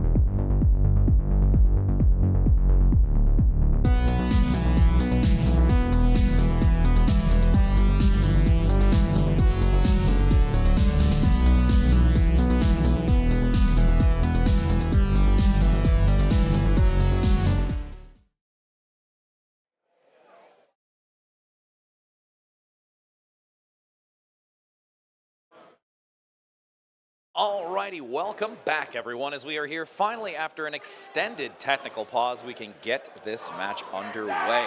We have patiently waited for those that are here in the arena. Let's give some excitement here for our two teams on this stage, one playing some Overwatch. Come on, I want to hear it. I want those also watching the stream to hear that too. Thank you so much, I appreciate that. Again, we're going to be getting into this now, and we get to see how this best of 5 gets underway. Centipede, I really am excited that we get to go on Lijiang and daytime Lijiang. We get a lot more of a clear view of what's going to unfold. I agree. I do like the vibes of nighttime Lijiang, but you know, the daytime, we got the sunlight out. We're going to see some beautiful things. We're going to see some beautiful new heroes coming out on the side of UW River Falls. I love to see that. I think it's going to be very interesting to see how this Domina plays into the Hazard picked out by Salsa Guy 22. I think that's a very interesting pick here on Gardens. Absolutely, and again, we've got our two teams there. You can see Ohio Northern University versus UW River Falls. So we're going to have them now enter and push towards this initial control point. River Falls looking to play very aggressive forward, but actually going to move around towards White Room specifically to see if they can maybe find a flanking angle. I really love that move. They have a more brawly comp with that Domina. I think they need to take this indoor space kind of. Just got to be careful of Harry on those extremities, kind of on that off angle, going around that barrier. A couple of decent shots through the center. Needs to be cautious, though. We've got Pancake looking to really stick close and keep a lot of fluid healing. Nice early pickup, though, onto Sparky, so eliminating quickly. River Falls now being pushed heavily on this point. Ohio has a great dominant positioning, claiming multiple eliminations on this, and will be able to force back River Falls, and will have to put them back at the drawing board. Yeah, this is what I was talking about. They have great communication, great following up on whatever the idea is to play. And I mean, they just honestly shut them down. I mean, you just can't play too brawly, can't play two together. They're just going to exploit it with Harry. Now you can see Grandmother looking to move towards White Room. They've done it once before. Could look to try and slowly sever the team. Has to use so many resources to get by Harry low, but has to be able to get some support. Salsa Guy may look for an engagement here. Could take an aggressive play. Wall tries to separate, keeping them from moving into it, and now repositions to try and get that front-loaded damage with a great wall to initiate, starting by Grandmother. Can't seem to get too much. Yeah, look at the flank coming through. I really do love that positioning there, and Harry's already on 80%, Salsa on 95 as well. These are early ults being built by ONU. I mean, this could just be impressive. Yeah, one immediately ripped. Unreal how fast Salsa got that into this fight. I mean, again, you're talking about this is the second fight on this control map and are able to completely utilize that with a Kitsune rush as well. Odie, unfortunately, going down in this trade. Still continuing to climb up percentage-wise, 57% for Ohio. River giving a little bit more combatants now because they have the Kitsune rush, and it finally swaps over with only 2 remaining on the point. Yeah, wow, 2 ults for 1, and River Falls comes out with the win. I mean, that Kitsune rush late just really propelled them to winning that fight. I love that. See now how they want to enter into this. Again, 3 ultimates online here for Ohio, ready to unleash them, as we do see just some poke damage coming through. The Bridgeway is one I'm really curious to see how they're going to push across. Heavy dive coming in by Salsa, seeing if they can maybe find some disruption, but the ult comes in up top. Ender gets a great pickup onto Odie and will shut down the support, making this so much more challenging. And Salsa is just basically left alone, saying, well, guys, you got to come back. Yeah, that environmental kill on the Pancake was massive early on. I mean, that just kind of shut down the momentum of the whole fight. I mean, after that happened, ONU had no chance. Now, seeing if the orbital ray is going to be of benefit, utilizing that as an engagement tool. Harry going to most likely couple with it to see if they can get an initial pick, as we saw Ender do the same thing earlier with theirs. Pancakes now, orbital ray coming out just through the wall, able to get They're fighting ahead of it. They completely bypass it. The ultimate is null and void at this point, so now they're going to shut down the remaining few in the corner, and again have done a beautiful job isolating Ohio. And River Falls, now that they have dominance of this point, have really taken control. Speaking of dominance, that is the kind of damage I was talking about yesterday with Domina. I mean, you're just able to output so much damage. You saw they got cut off by the hazard wall, but it really didn't matter. It was able to take down 2 just by living and the amount of damage that they were able to put out. And then now Sin's going to come out with this Junkrat adjusting, so there are some opportunities to really lob that damage in, ricochet it off the walls, try and see if they can force back multiple members on this control point to enter into it. Initial wall barrier from Domina, mitigating that damage, but look at how easily they're just bypassing it. They're pushing through, and with that aggression forward, unfortunately, there's a little bit of a, I think, disconnect between how they're entering in, and it's easy for River Falls to take advantage of that. Definitely, yes. Also was just kind of in there alone, had no supports with him. I don't know if that was miscommunication between Odie maybe, but no support, just diving in. I mean, they got no chance. The first point's going to go to UW River Falls. You can see the flashy ult coming out by Sparky right before the ending. You get to see the fire of the Phoenix, as you do have at least one round going so far in their favor. Now curious to see what we're going to head on to next. It might be Night Market, and it is. So we're going to be able to see, again, this one having so much more of that environmental space around the back, especially if we go into heavy mobility or aerial type of play, utilizing that back entranceway around the building to also find some sneaky plays. It feels like Ohio Northern would be the ones to lean into that based on what they were using, but I think they're going to try and match a little bit more of the energy that UW River Falls was putting out. You can see, again, matching of characters, matching of compositions, essentially. The only real difference I'm seeing is that kind of Brig in the backline swap for UW River Falls. I'm interested to see how that plays out near the back part of the point. Now as they both convene towards that initial, opening firepower towards that middle section. Brig Shield going to mitigate most of it moving through. Very quick positioning by Harry, though, looking to get a couple of shots around the back. Disruptor shot slowing that entry, and that really doesn't do too much with that wall active. Again, it just completely nullifies it. The damage chip is significant, so it forces the rest of Ohio back, separating them quickly, but River Falls is going to be brought down very early in this. Again, they've lost already the Kiriko, and it's strictly just the Brig that's attempting to try and sustain, but there's just not enough throughput. No, I really love this, though. They're trying to switch up what they're trying to do. I mean, you can see 3 new heroes being used by UW River Falls. They're just not quite getting in the momentum, getting in the spacing, and I mean, Harry just took advantage of that. Playing close to Salsa, managing where they're going to enter from. Keeping a watchful eye on the high ground, though, to see if there is any split opportunity. Odie being so far back has great visibility, though, with the field. Do love the positioning there, and the fights by each Domina, I mean, a little bit out. Exposed Grandmother doesn't have too much support, but gonna regroup, take the fight back. Bob and Weave looking to see how they can enter into this. Immortality Field has already been spent, though, so that's a big cooldown that they could use, and gonna start playing into this. The wall is mitigating some of the damage, but still, with the ultimate now online, attempted to try and use that offensively. Look at Harry in the back again. Locking them, and Harry being just that shadow in the night, just creeping around the backside, finding an elimination and chipping away on the back, and realistically, the pincer maneuver between Salsa and Harry was really what turns that around. I think Grandmother might get staggered here. That is not going to be a good look for UW River Falls. I mean, that is a late elimination coming down as the point's taken across 60. I don't like the timing there. It's really going to be all on this last fight, and ultimately having Grandmother being the only one with the ultimate, you could potentially see if you get a Deadeye, but that's not one of those critical engagements that you need, because again, Cyber low could get to potentially the amplification matrix, but even then you're only funneling damage through a significant area to try and see if you can turn this around, and the rotation is significant. Grandmother moving in with the shield, trying to bypass it, but the Kitsune Rush comes across the front. Ohio taking a very forward position. Harry still holding on to the overclock to try and lay into the back position again. Multiple players down for River Falls. This will be now Ohio taking full dominance of this second map and now making an even 1-to-1 round. That was absolute wizardry by Harry. I mean, beautiful positioning, able to find 3 in that fight and has the OC. I mean, this just could be good night.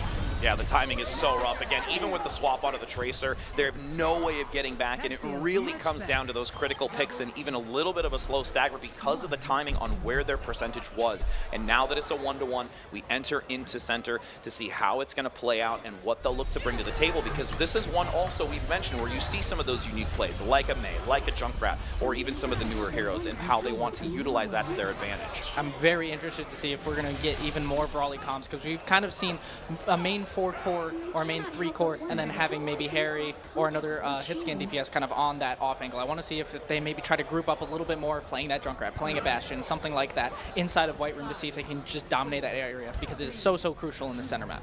All right, and this defines the initial map win of this best of 5. There's the Junkrat like we were talking about. A couple of turrets already placed by Sparky, seeing if they can get some easy chip damage on the flank. Walls being quickly disintegrated by the damage up front. Again. Nice Immortality Field to come out by Cyber to give some protection, but unfortunately, because there was so much healing going into Grandma, Ender gets hyper-focused and is brought down, so it's a numbers advantage here for Ohio. They're in a prime position to continue forcing them away until the control point comes out, so then they can just digress backwards and guarantee the capture.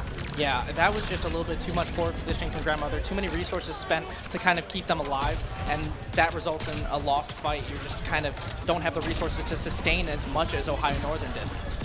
Grandmother still looking to try and hold the line up front. Can't really find an opportunity to move in safely. And now the aggression comes out again. Ohio separating Grandmother. The supports get severed towards that left-hand doorway. So now they just easy pickings and look to reset and hold this choke point again. Yeah, there's just no shot again. Grandmother caught out. I like the swap onto this, though. A little bit more sustain, I think, with the Ramantra.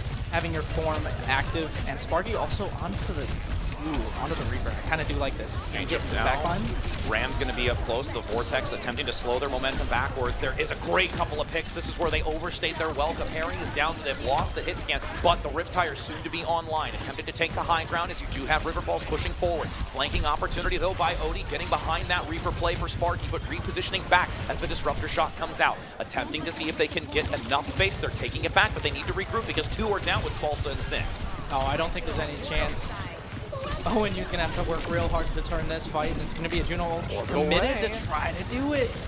They wanted to hold it. Oh, but they swapped it over even while the fight is going on. So even if this is going to be ultimate spent into this by Ohio, it's percentage gained by River Falls. Eliminations come through. The biggest thing about this is even if River Falls loses, it's at least some kind of value that they gain on switching it over and deny how close they are, so they'll get another full fight opportunity. Right, it's not a whole lot of percentage, but that it could be a swing in momentum in the fight. We've seen something that works now. Grandmother, again, being ticked down so low. I want to see them play a little bit more together with their supports, not trying to draw out too many resources before the actual main fight happens, but it's going to be an aggressive fight taken by Ohio Northern into the spawn. Yeah, they want to try and get the aggression out early so it prevents River from getting into a position of where they can actually take the fight closer to the point. So because they're playing this far forward, they have to wait, especially because they got Cyber, they lost the amplification matrix. Now it's going to be a desperate play. Oh, this is dire straits, and you don't really have anyone who can kind of aggress and just go past everybody. You're going to have to rely on this Ramantra shield to get in, but the Kitsune Rush is just going to shut that all down. Huge damage boost with the Kitsune Rush rotating up the stairway. They find an early pick onto the Juno. Salsa taking full advantage, using that ultimate to mitigate it, and now you've got the overclock as an insurance policy to continue throttling that damage, allowing Ohio to be able to dominate with a team kill in the end, taking this first map of control. That was a great recovery after losing that first point, finding the momentum, finding your coordination like I was talking about. This is the strong point of that team, their communication, their coordination. They were able to take those fights super well and get set up on the right angles for just Harry to shine. And you can see here with that highlight specifically, I'm curious which one is the major play that we get, and it's going to be towards the tail end here with that overclock. Swings around, finds that immortality field instantly, so there's no more protection available, and collectively just dominating in that tail end of it. So ultimately that's the first map going to Ohio, and now curious to see how UW Rivers is going to look to try and fight against it with their map selection. I think the one thing that they're going to have to be super focused on is not letting Grandmother get in takedown too early, because every single fight that I saw that they lost, Grandmother got taken down and they had to invest too many resources to keep them up. I want to see them play a little bit further back. I want to see them making a little bit of an adjustment and play a little bit more with their team, a little bit more coordinated, like we were seeing out of Ohio Northern. And I think it's also, it's not that they were playing badly, and they had an understanding in communication, because there were several times that we did get to see them really lock down the point. Multiple fights that they took in their favor. It's just, I think when the tempo started to increase a little bit by Ohio, that they realistically were not able to shift or pivot quick enough to counteract it. So with them at least getting that time of tempo and understanding in this control map, they can now start to adapt as they're looking to go into this next map, which is going to be New Junk City that they are choosing. A lot of flashpoint, like I said earlier.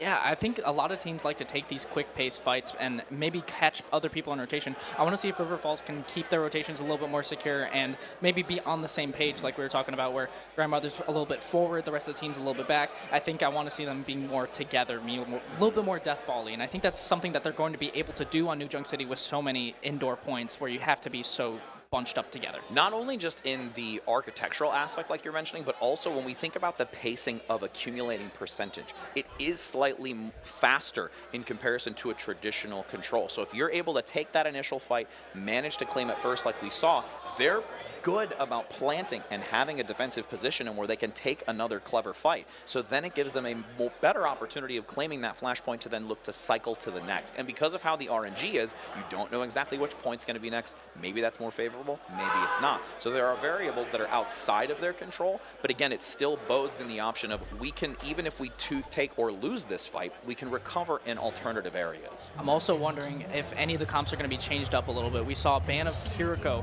going into this map and also a ban of Symmetra. I don't think you normally see Symmetra played on this map, but it could have been like, you know, past research, prior research. Maybe one of them plays a lot of Symmetra on this map. I'm interested to see how that affects the comps that we see coming out here. Well, and it could have more so to do with a lot of the mobility aspect that we talk about. If they already have high mobility compositions, rotating in with the Symmetra and seeing how they can utilize the teleporters, or just even also having the placement on those very tight enclosed areas like you mentioned with the turrets, every little bit of those factors can significantly change the reasoning behind the decision, or it could be one of a throwaway where it wants to leave an opening for the alternative team to try and have something. But again, as we're finalizing these last 15 seconds to see what they're going to bring to the table, I am seeing a little bit of a hover over here from Grandmother, and I'm curious if that actually sticks. Interesting. I do like the Queen on New Junk City. I mean, I know my team used to run it a whole hell of a lot because we like to play super, super aggressive. Like to just go on in there with the rush, with the shout, just try to take over the fight, and it looks like they're going to try and do that. And let's see with that quick mobility from the Lucio. It should give the opportunity here to enter onto the point first for River. Not shocked to see Harry still on the Sojourn. True. Gonna see if that Sojourn can pay dividends. As Harry's getting chipped away for now. Disruptor shot, slowly pushing it back. Sin needs to be careful though, goes under with the Venture, tries to find the opportunity to dislodge and maneuver the Junker Queen from Grandmother away. And yes, here's the other thing, is they were not only slightly away, but because of the kit that Venture brings to the table, can easily further put insult to injury if they're caught out. I think they've absolutely recognized that Grandmother's being able to be separated very easily, and now they're facilitating that with that Venture. I mean, you could just drill her straight out into the open. I mean, there's no chance for you to kind of recover with a Lucio backline. It's going to be a little bit difficult. And because this specific point is within the arena, there's not an easy channel to get back in on another position. You're caught out on the bridgeway. There's no real immediate door underneath. So once you're broken away in these certain positions, you are essentially 100% isolated. Yeah, there's no chance to kind of fight back, and especially if you get Harry set up on an angle, it's going to be super, super difficult to just go through one of these choke points. As you can see, just the immediate firepower coming in. Well done again for an early pick. They're going to have to wait for Sparky. 55% though, again, like I talked about, how fast it is generating. They're really only going to get one more attempt at this, and if you continue to see Ohio play out into the open and they get one more pick, just like that, with Harry following up on that front-loaded damage from Salsa, this is just destructive. And now you're going to have Ohio look to really just play forward and get the stragglers, and River Falls has to look to the next flashpoint entirely. Yeah, these beams have been absolutely devastating from Ohio Northern. I mean, there's no chance you can put up against that frontline damage. They need something to kind of mitigate that, and I don't think like the Lucio and what did they have before? They just swapped onto Baptiste. Oh, they're going onto the Baptiste now. Yes. Whatever it was, I don't think it had enough kind of healing or protection to kind of mitigate all of the damage that's just being put out on their face. You can see now this rotation coming in, attempting to find a solution with Ender. Two already down. There's another pick that comes through, and again, now you're going to have to get this 15 seconds before the next flashpoint, so there is an opportunity for River Falls to say, hey, we got to really just reconvene back together. We've got enough time to where we can maneuver. There's at least a positional advantage for now for Ohio, but they can look to see how they can move into this, because there are a lot more open avenues to press into this specific spot. Another two swaps for River Falls. We're seeing a lot of swaps trying and find some different ideas. I'm interested to see how the Malgo works on this point. I do like how it will allow them to kind of charge in and not deal with fighting for that choke point, just kind of being a damage sponge a little bit. Also with the swap now having the Baptiste close to the amplification matrix, having the immortality field, there's a lot of immunities that can work here. Very aggressive play by the Venture, but does manage to get out tucked away. There was not enough focus fire on it, hugging the corner.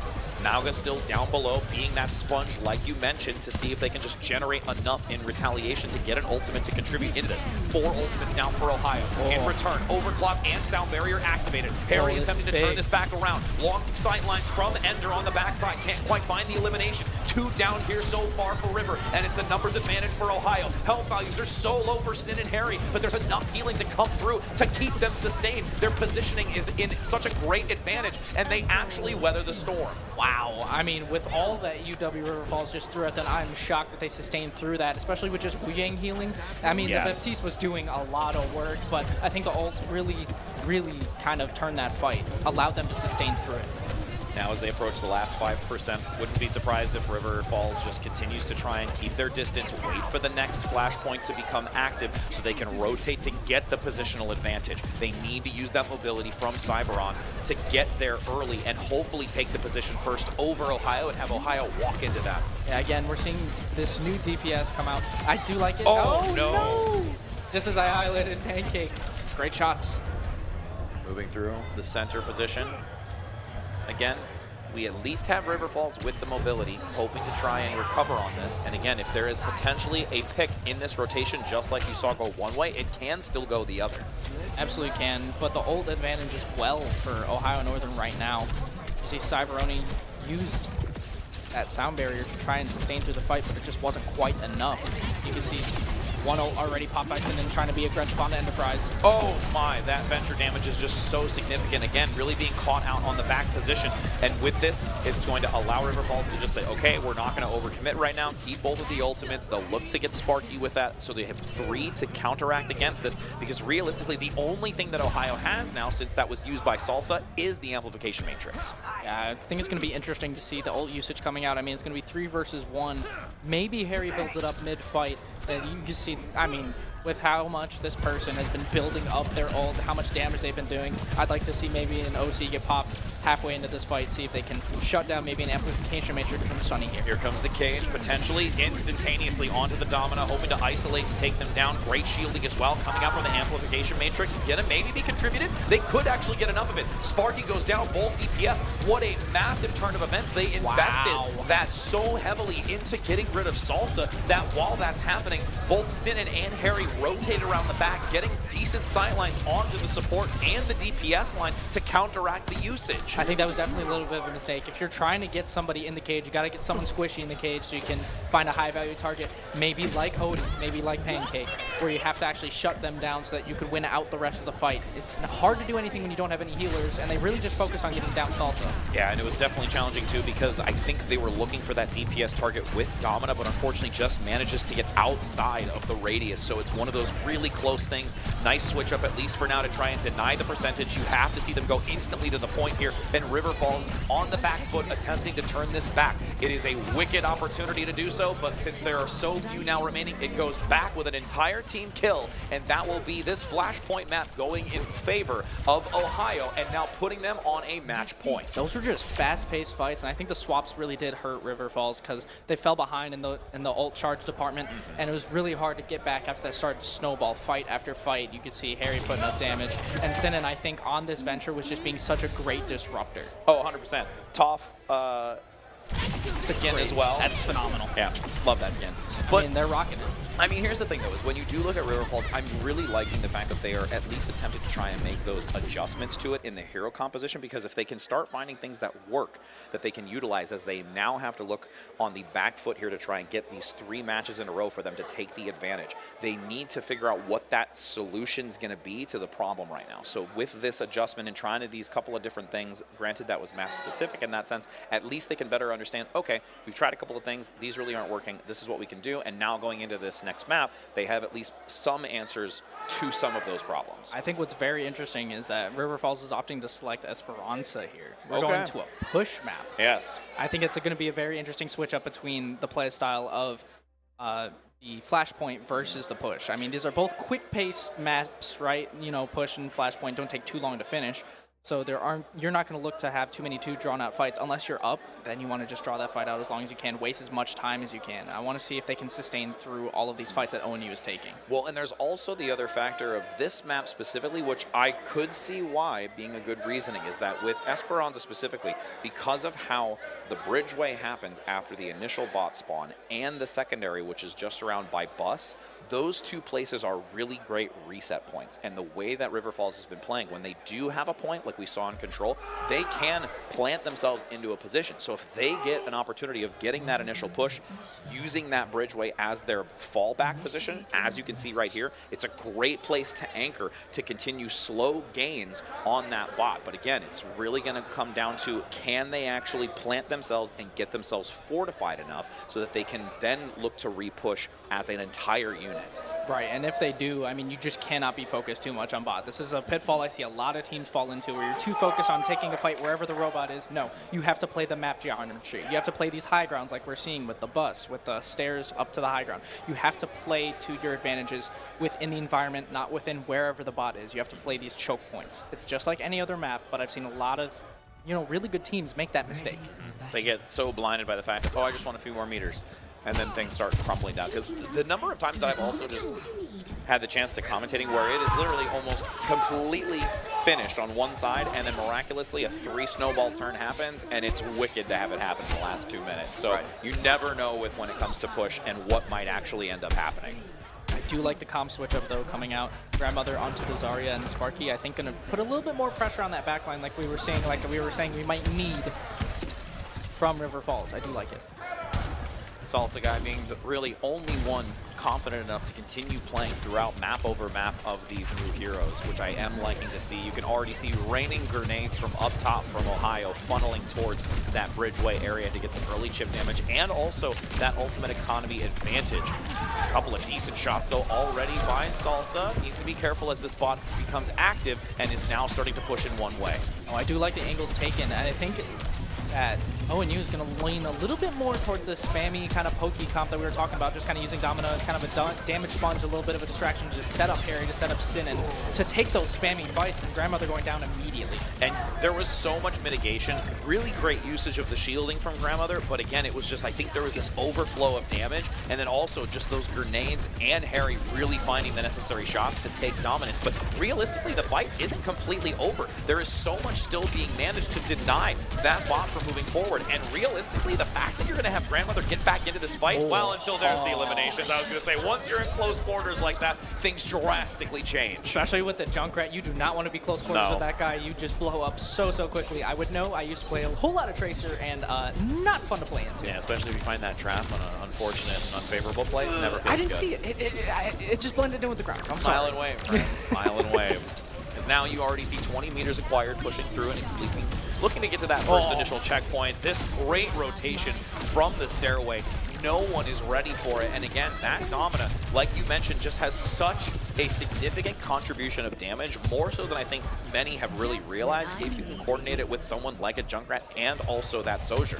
And not just that, but I think the Junkrat really does force them to play out into the Domina angles, and it's really hard to kind of mitigate the damage coming from bombs versus the Domina versus anything else. And you can see Ohio Northern's already gotten this first forward spawn. Now, how will they look to enter? Grandmother adopting the same. Great early pickup, though. Grandmother finds a quick takedown onto the Junkrat, who has been very vital in the success for this squad. It's also a little separated, Yeah, that's where you start to see it. But again, because yes, there is some damage mitigation as a tank for Domina, but if you don't have that assistance and your shield really is down when everyone's just clustering around you, it's basically null and void. Yeah, there's no chance you can sustain against that much. I know Domina, doesn't have the most HP, but you really do have to chunk her down so quickly because of how that shield regenerates. Now, are we just getting cozied up? Sparky's going to spot it out, though. Cozied up, as then you hear the rip tire from the distance. Where is it coming from? Over top. Rainbow Road being laid. Nice shot, though. Grandmother saying, no, get that out of here. As you can see that it continues to regroup towards the initial point. Nice engagement, separation onto Grandmother again, just peeking the corner. There wasn't enough ability to even swift step in to get some extra healing. It was just way too much to deal with. Yeah, that's the problem with losing that Lucio early.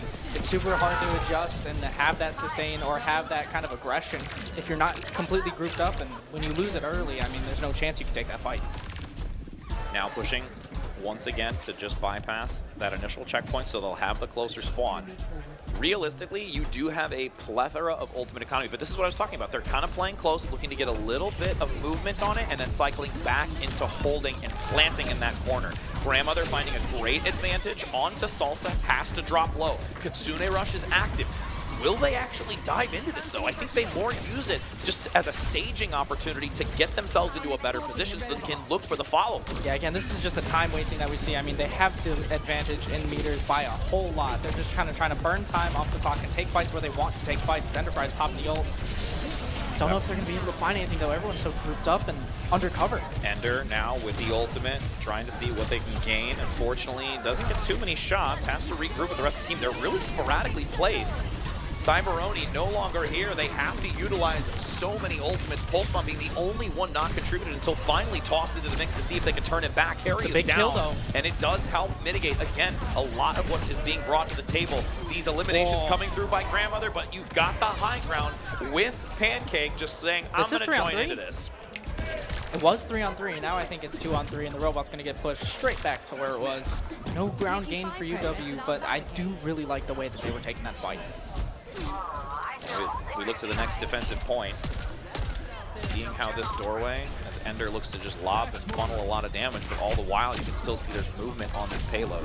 Yeah, the big problem is the ults right now. They invested so much to try and win that. Now they just don't have anything to work with. Grandmother, the closest, only at 46%. I mean, there is still 5 minutes worth of time, but this is going to be a slow and steady race to try and gain the advantage. Nice early pickup, though. 2 of them go down. DPS gone.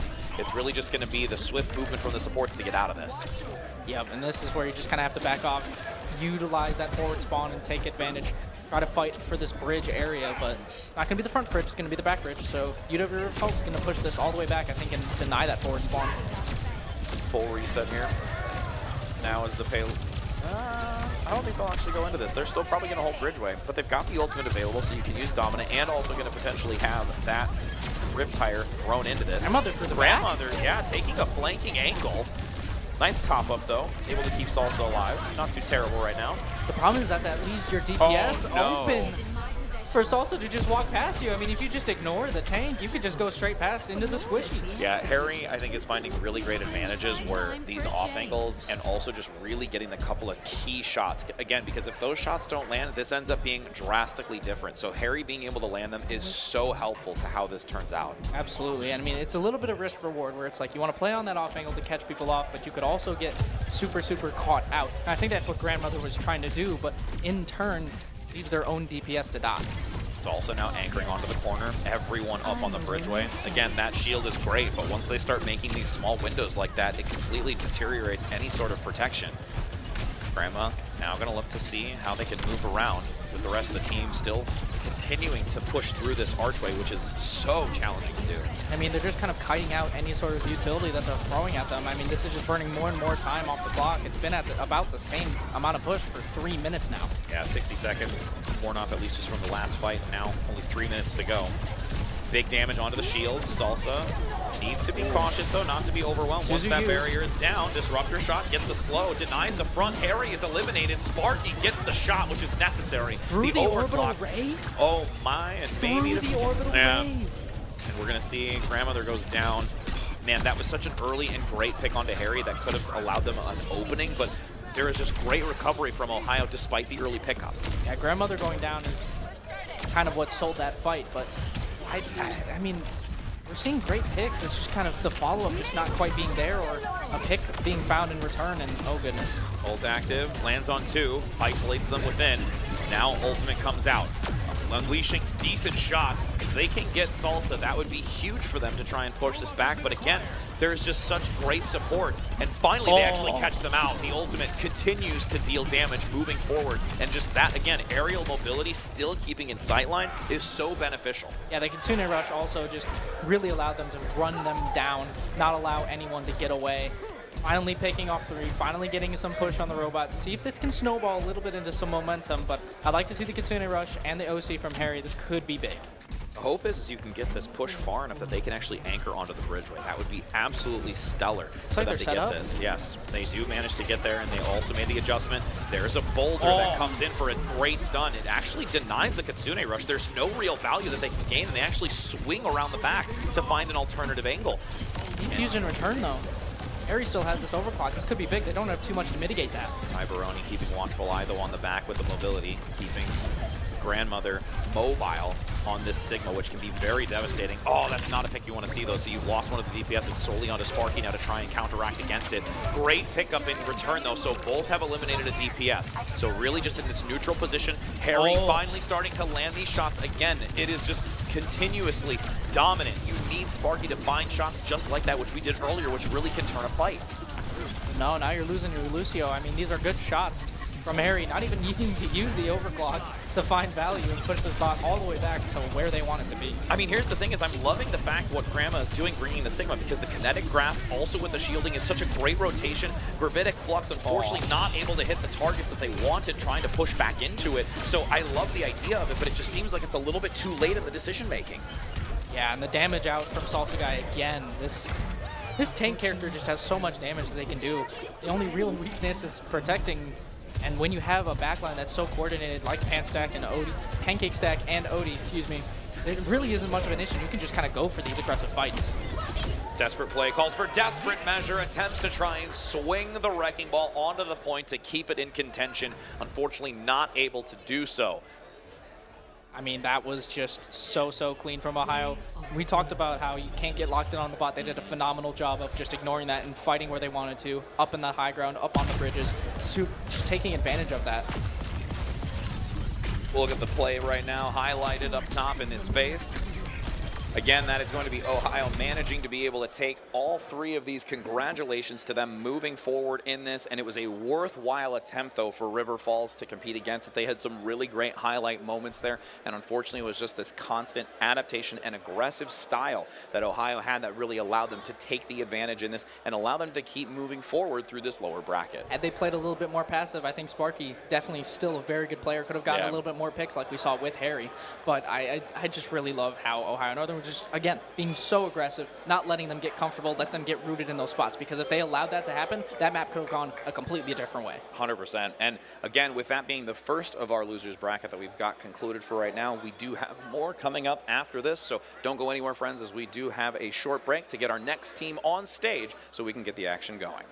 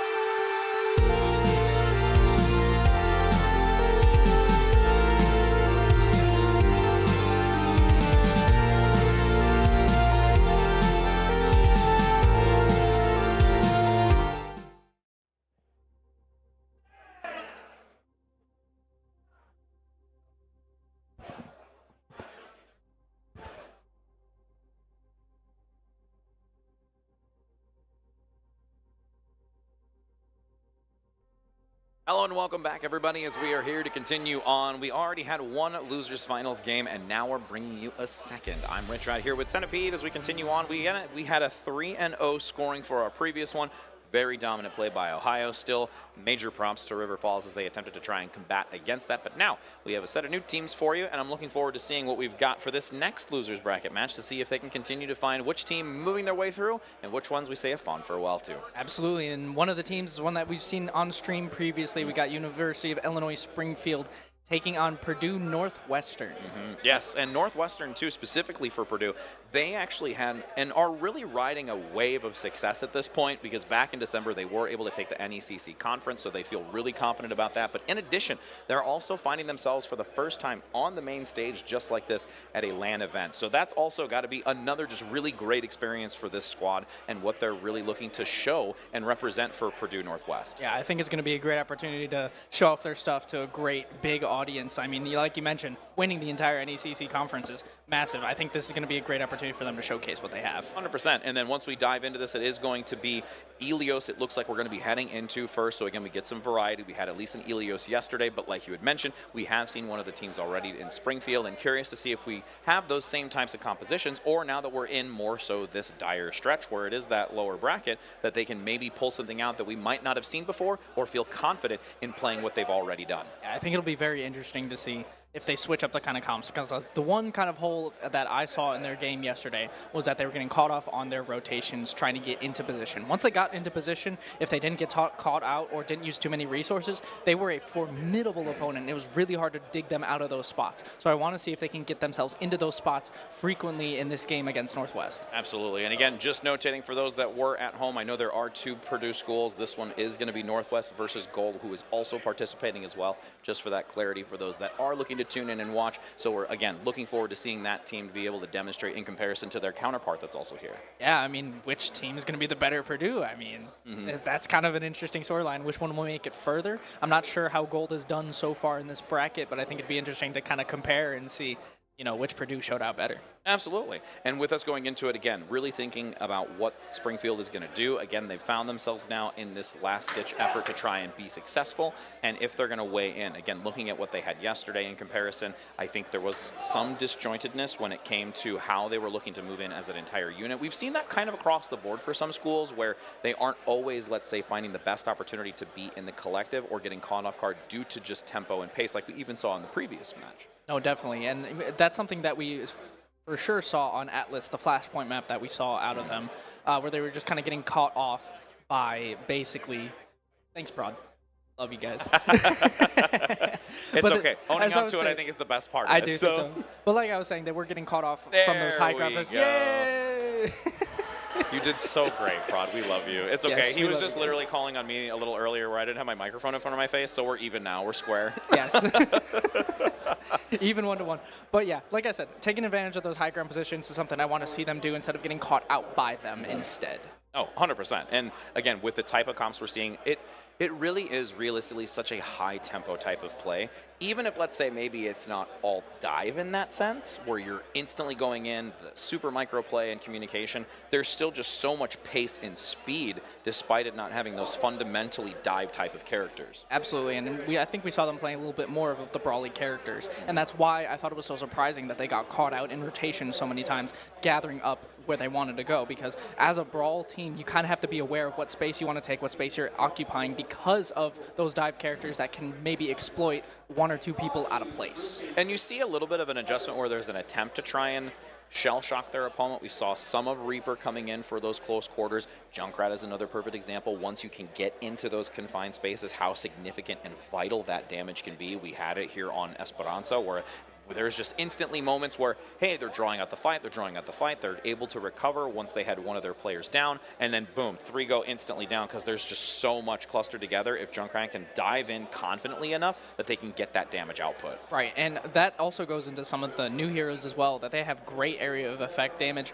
great area of effect like abilities to kind of corral everybody and kind of outpour that damage, not just to one person like you see out of a Domino maybe, but that's still so much damage to deal with, and you can see like it really led to snowballing a lot of the time in Esperanza. Well, and there was even just in our previous one where we got to see a little bit of, again, the burn ticking damage that happens consistently, where if you get it onto multiple players, it can collectively add up very, very quickly. Even though we really didn't get to see too much of that hero selection, it still shows, like you're mentioning, that area of effect dynamic. Definitely, and that's why you see an ability that, like, even on an old hero like Ashe, that Dynamite is such a crucial pick for literally everything, and now that Emre, you know, the new one, has those grenades that inflict that fire damage, it's super crucial to kind of mitigate that and have that Kiriko. And I think one of the maps, we saw a ban on Kiriko, and that fire damage and that tick damage just kind of ran rampant and just ticked down all the HP until there's nothing left and you can't fight back.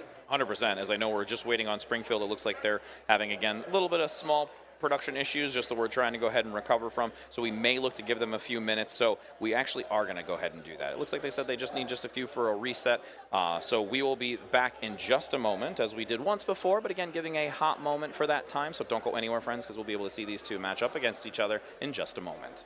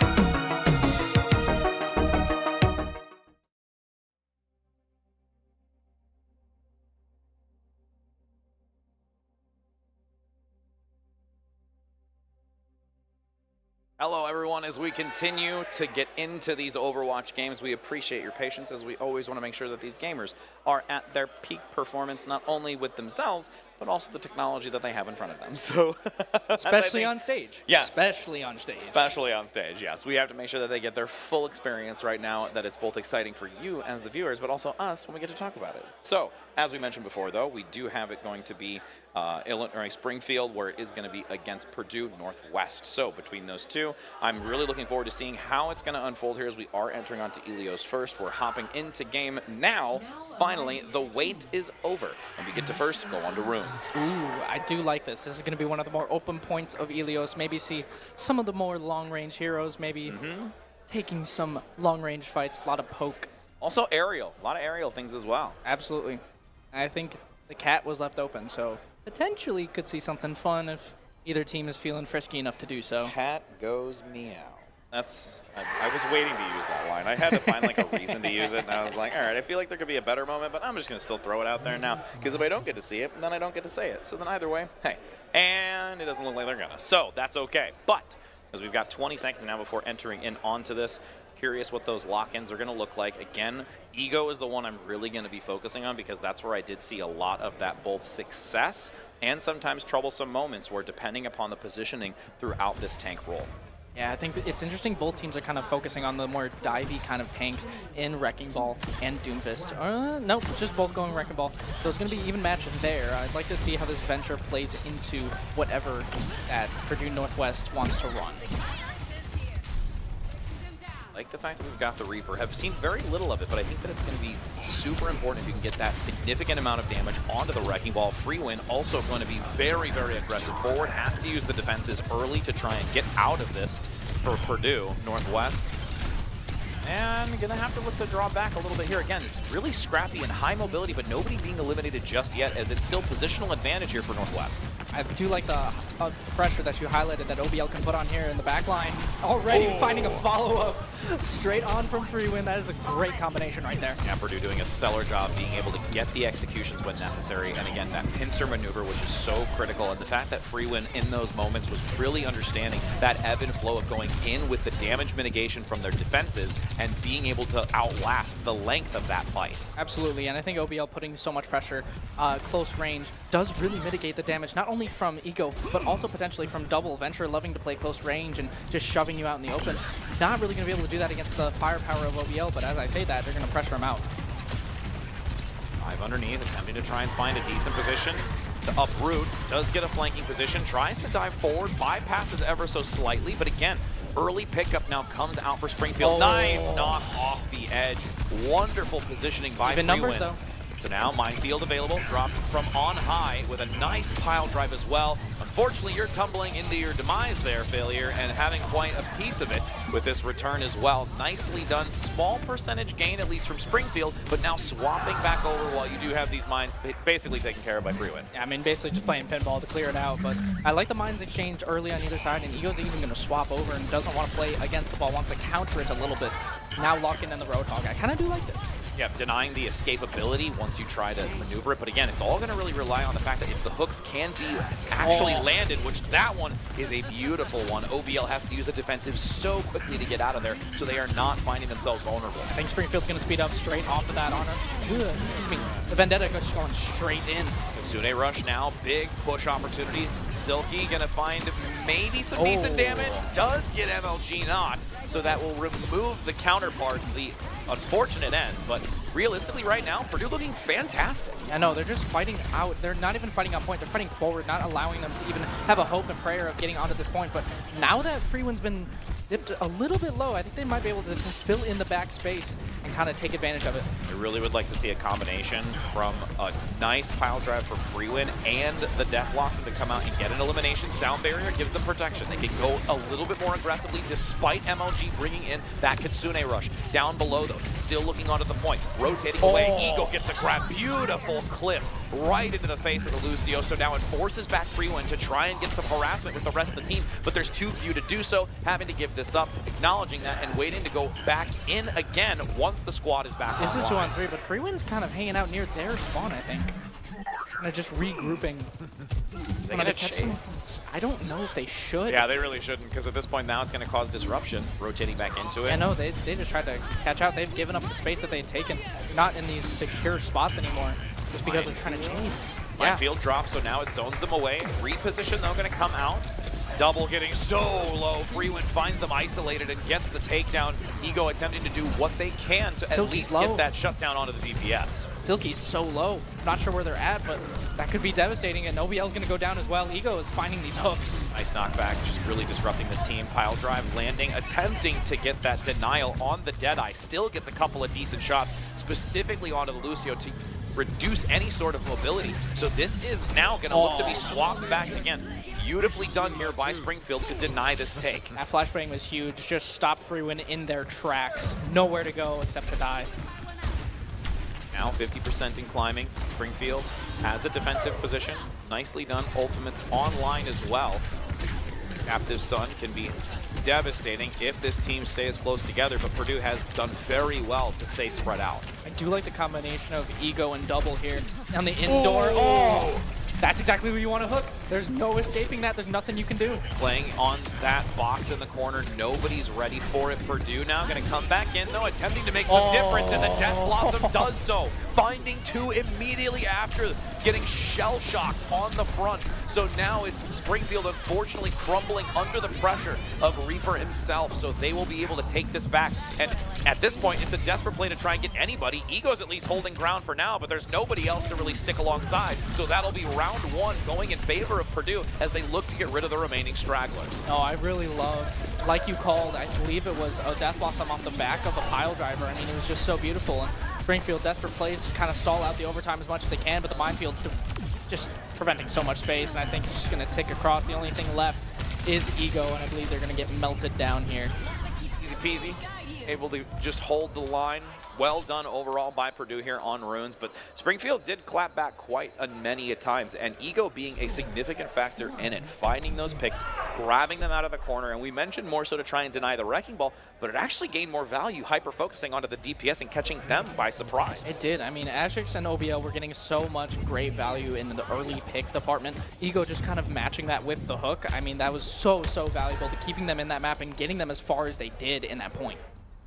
Now we're going to enter in onto Well, seeing what other type of compositions we can have. Again, there is environmental opportunity with that Pit of Despair in the center, which again, we did get to see a little bit of Jetpack Cat yesterday. Don't think we'll see it here, but there is still going to be opportunities when you think about individuals like the Wrecking Ball that come out here to get a knockback into the middle, or Ego getting a clever hook, pulling them into that center. So there's a ton of opportunities and going to have to be super cognizant when playing on the point. Things might be a little bit more difficult to kind of get these environmentals if you're Springfield, just because almost every single character right now has an ability that can get you out of that precarious situation. So I'm wondering to see how much they would go for that instead of just kind of the one-shot kills with the shotgun from Roadhog. Nice shields coming in to give some protection. Easy elimination onto the Lucio, but there's still quite a bit of healing that can be obtained from Silky, so that's necessary. It's more the mobility factor and areas of effect that they lose in this type of situation. Freewind looking to spin to win here, gets several knocks. Nice stun for the moment. The protective barrier mitigates that incoming damage and allows them to escape to regroup. That was a great shot by Failure Man, just getting rid of Silky Mitts as a massive pick to find yet again, but oh no, double caught out, the Reaper counterpart. Going in the head-to-head, could not quite get the Shadow Step fast enough to elude that damage. What a hook on the high ground, grabbing and bringing down the Soldier. But Purdue actually really recovers from that. Could have been a dire position, but booped now with the assist from the support line. I mean, this is a dangerous spot to be in. I think Illinois Springfield got out to a really good start, just kind of stalling out the point as much as they can, but now it's going to flip. I think that was a really good momentum builder for them after coming off that map loss. Now, playing heavily on the high ground, Freewind going to look for some decent pile drives. Also keeping an eye on that side angle. Between OBL and Freewind, I really like how they're playing together as a unit, though this head-to-head has to force already the Shadow Step right now. Nice pile drive. Oh, the hook again comes, but that was a great pile drive to actually redirect where the focus was on the shell, so it didn't get the full initial elimination, but then finds a secondary shot regardless. Oh, good flashbang. Sune Rush now, MLG is going to give some assistance to the squad, but Purdue already losing 2. The Deadeye comes out to just take down OBL, who's been quite a thorn in the side. So Purdue is down in numbers. This is what we were talking about. This is what we saw them. Whoa. Yeah, looking for, you know, smiling away, friends. Just looking to reset. Stop no me worries. in my tracks. Yeah, no worries. Just looking to Goodness. reset. I'm going to end this fast because I need to go with my team because I want to go to a Roadhog myself. Ooh, I do like this, matching the energy, because, you know, I don't think everyone was finding too much value except trying to get in the face of Ego, but it really wasn't working. Able to find hooks on the Maldini and Ashix. I mean, those are the high-value targets that they're looking for, but early pick for Silky Yeah, Nuts. big grab again. Those are so important. And again, I think it was one of those moments where they were not ready to see Freewind swap to the Roadhog themselves, and now it's paying dividends for their side of it, where it was working well for Ego. Another grab. I mean, I was about to say, we haven't really seen too many hooks miss, and you see one right there, but both of these Roadhogs have been finding Big so much grab value. right into the Reaper, just completely dominating. And again, that combination between the two is going to be so hard to work through if that grab lands. Absolutely, but then you even have Ashix to play off this, playing at a distance. You can see Illinois Springfield's going to want to be much more grouped up. You have a Cassidy, you have your Reaper. You can't really play at too much of a distance. You really have to rely on closing that gap with the hook and just that Roadhog to be basically a damage sponge. Final fight opportunity, 25% remaining for Purdue. Northwest needs to be very careful how they play in this. They don't want to get too overzealous, but the sound barrier gives them an agency to move forward. OBL low, has the Death Blossom, has to force the fade, gets the health pack, so they're topped back up. Waiting to see how they reposition, because there's going to be a lot of damage coming in from double, but unfortunately, failure goes down, brought out of the fight. The Kitsune Rush has been committed by Silky to see if they can mitigate despite losing a support, and it's going to be numbers advantage for the time being for Springfield, with failure attempting to get back into the overtime. Now it's still 99 in favor of Purdue. OBL cannot find an opportunity to utilize this Death Blossom and is so low because the supports can't seem to get to him, and Freewind is completely dislodged from the point. Yeah, I mean, that whole hog just essentially swapped up the entire positioning of the entire team. You can't play on point with this, but I think he's just going to get flipped now. This could be big. Oh, the hook misses, though. Hook misses, and it was a great zoning ultimate. Nobody from Purdue Northwest could take a risk moving out into it, but with that finally now being brought down and a little bit of separation, you do have Freewind able to rotate around into a flank, gets the couple of eliminations on the support, and then allows a so much more free space to take, and now Springfield's on the back foot. Yeah, this is 99% overtime. You kind of have to hold whatever you can, but Ego going down, that's all the stall that you had on this entire comp, and it's going to be Ilios going the way of Purdue Northwest. Beautifully done. Again, still riding that high like we talked about back with the recent victory, and now also feeling the power of being on a stage for the first time like this. But again, you can't count out Springfield because there were very many moments that they were able to still have a lot of contention against Purdue. Specifically when they did opt to go into the Roadhog, which they didn't initially have, but then really started to gain stride with it. And in doing so, that's really what forced Purdue to say, hey, it's been working for them.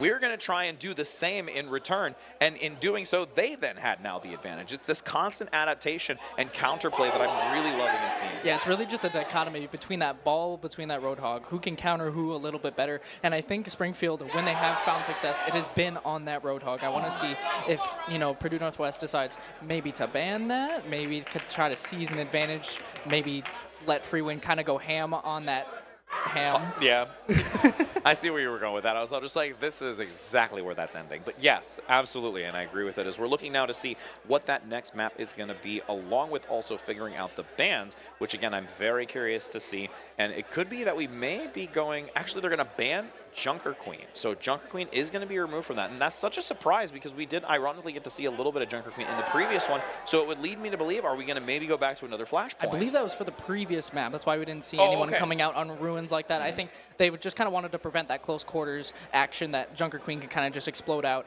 and kind of counter that ball, the kind of ball or hog that you wanted to play against. So I think that's why they wanted to get rid of that early. I mean, realistically, it definitely shows because when you get the Jagged Blade, bringing it back into the fight, the Roadhog still kind of supplements as the same idea. Granted, a little bit of mechanism differences, but again, still looking to try and lead into that, which is, as you're mentioning, why it was more so for the previous one, thinking that it was for this one. So curious to see what they're going to adapt into going into this next match. Yeah, and I think they really wanted to get rid of that because Ashix has been such a good problem to have.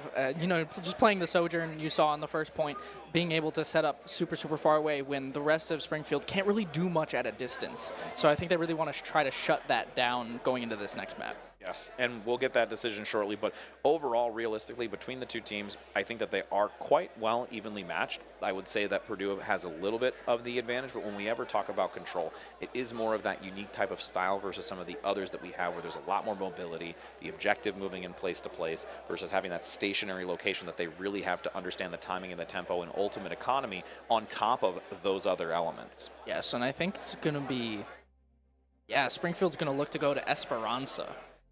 Okie dokie. All right. You know what? We're going to get to see that multiple times today. And, you know, we touched on it a little bit. I mean, this is going to be interesting because both of these teams, I think, have really good objective presence once they gain it. So between the two, I think when they finally reach those specific checkpoints, I wouldn't be surprised if we see them kind of do this ebb and flow of, hey, we take it, we push it, we recede back in more significance than what we got to see in our previous match. Definitely, definitely. And I want to see if these teams can kind of take advantage of those high grounds, those bridges like you were talking about. If they are playing the more divey kind of things, or maybe we have that Roadhog coming in, you really do have to dominate that high space because it's so hard to hit a hook when you're set up on that high ground, when you're set up on those indoor spaces and you don't have access.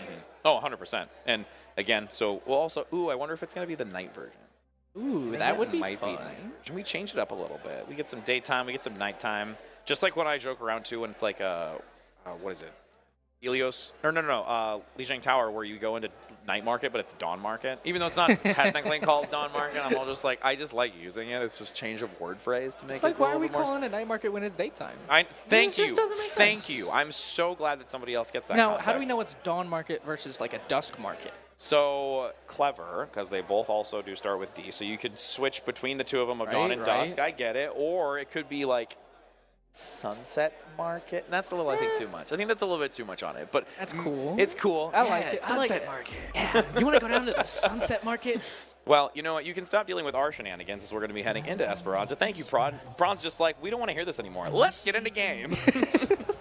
Yes, let's talk about the nighttime that we are now for sure in. Yes, absolutely. And we can see now, once we're entering in with these few seconds remaining, what type of compositions they're going to bring. I mean, I feel it would be a little bit surprising if we did see the Roadhog more so, because this one, again, you see, love you too, Prod. I'm so glad. You know what? That bottom runner, I think, is going to be our best friend for the rest of today and tomorrow as we're getting into the rest of these lower brackets. But again, we've got some Valorant after this once this one concludes, but that's still a long ways away as we're only in this first map win so far for Purdue Northwest. They've got the upper hand right now. Aw, indeed. As now we can aw and ooh at what heroes are going to be selected going into this. We're going to do the cast. I don't think that's real. Don't do what I did yesterday when I cast a curse saying there's going to be a cat. No, I don't think they're locking this. No. If this is the backline, this is like backline of doom. This is my ranked game's do backline. you realize that Malg is just going to be like, I'm going to go in, I'm going to pull back. I'm going to go in, they're going to pull me back. I'm going to go in, and then they're going to pull me back again. And then my DPS are going to die. And that's, yeah. That's just how that's going to go. Wrecking balls galore here for both tanks as they go back to Old Reliable with what we had come to the field first when it was back on Helios. I think it's really, one thing to really highlight is the backline of UIS. XD has been on this, has been on the same character for both maps. I think it's a very interesting play, to be honest. It's not one that we've seen so far. So again, really just looking to maybe play to a strength. Ego gets eviscerated. My goodness. Just a little bit too far outside of the comfort zone. So it's quickly taken advantage of. Nice. Oh, what a denial on the pile drive. That would have actually been horrendous if that pile drive landed. So well done in reaction to deny that, but still gaining some space and going to allow Purdue Northwest to take this initial position. You can see Ego immediately switching off. Doesn't want to deal with Ashix and OBL, both being super, super good counters to ball. Does not want to deal with that. Going back to Old Reliable Hog. No, as much as I said I didn't think we'd see it, you know what? I was wrong, and I will accept that, because I think I'm knowledgeable about when I'm wrong. But, as we now continue to see, Freewin now going to rotate underneath it. Nice evasion. Great pickup here by Ego, getting the pull in the melee to deny it, but there is still a significant amount just about to get to the checkpoint and is actually denied. That is so wonderfully done, though. Again, like little moments like that, I know we're only 8.5 in remaining, but when that starts to get later on, if you can keep denying that checkpoint, even those small little bits, forcing those extra seconds of where the bot has to go through the animation, those things can really matter in the big scale. Absolutely, and Ego, again, facilitating those early picks that Springfield are going to need. I think that's the key to their entire comp, is getting these early picks with the Roadhog. Oh my goodness, how do you sustain through all of that? Take a breather, plus the assistance from the Moira. There was so much throughput onto that Hawk that it just allows them to continue maintaining positioning. And at this point, you can see how the damage was redirected. Great hook dropping down from on high. Ego now looking for another one on the few that are rotating in the back. Separation between the teams, and that's still going to allow this bot to continue pushing because it's so disjointed, with even now having that burst come through from the support line. Yeah, that Ilari ult immediately coming out. I mean, they just farmed that. And you can do that because Ego is soaking up so much damage. I mean, ults galore coming out for this fight right on top of Bridge. OBL is doing a wonderful job to try and mitigate this, though. 2 down instantly for how close in proximity. Has the Death Blossom as well, but can't overstay their welcome. I think this is a dangerous position to be in, but might actually unleash it if Ego gets low enough, since they've already taken the breather. High Noon up top. Whole Hog throws it in to keep the distance, so this will deny OBL from getting into an advantageous spot to use the Death Blossom. Oh, but Double's caught out a little too far. Didn't back up with Ego and MLG not. There's no way you can survive that. That's a big kill, and now perhaps Purdue seizing back the momentum. Curious how far Freeland's going to... Never Okay, mind. or that. Never Ego's just going to be like, nah, don't worry about it. I'm going to take this back. What the hell is momentum? Yeah, sorry. Big man here. The only momentum you're going to see is me rolling in a circle faster than the wrecking balls. Pulled off stage with like that little crook. Yep. Oh my gosh, that's such an old-timey thing that you just said. It'd make you seem like you're more older and wiser than your age. I watch too much Looney Tunes. That's it. Oh my gosh, now you're speaking my language. But speaking language, it's going to be now Moira leading close with the supports having that coalescence available to try and play aggressively. Multiple ultimates, though. You do have the wave coming through from Purdue, attempting to see if they can force them back. The bot still continuing to be denied.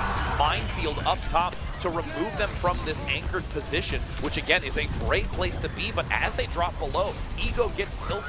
Just removes again the Kiriko with both supports down. This looks dire for Purdue. They got funneled in. It was honestly a good play to use that coalescence in that moment when they were forced down into that bottom path, just giving them the health necessary to kind of turn this fight in their favor. And you can see every single person from Purdue Northwest going down. They now have to regroup.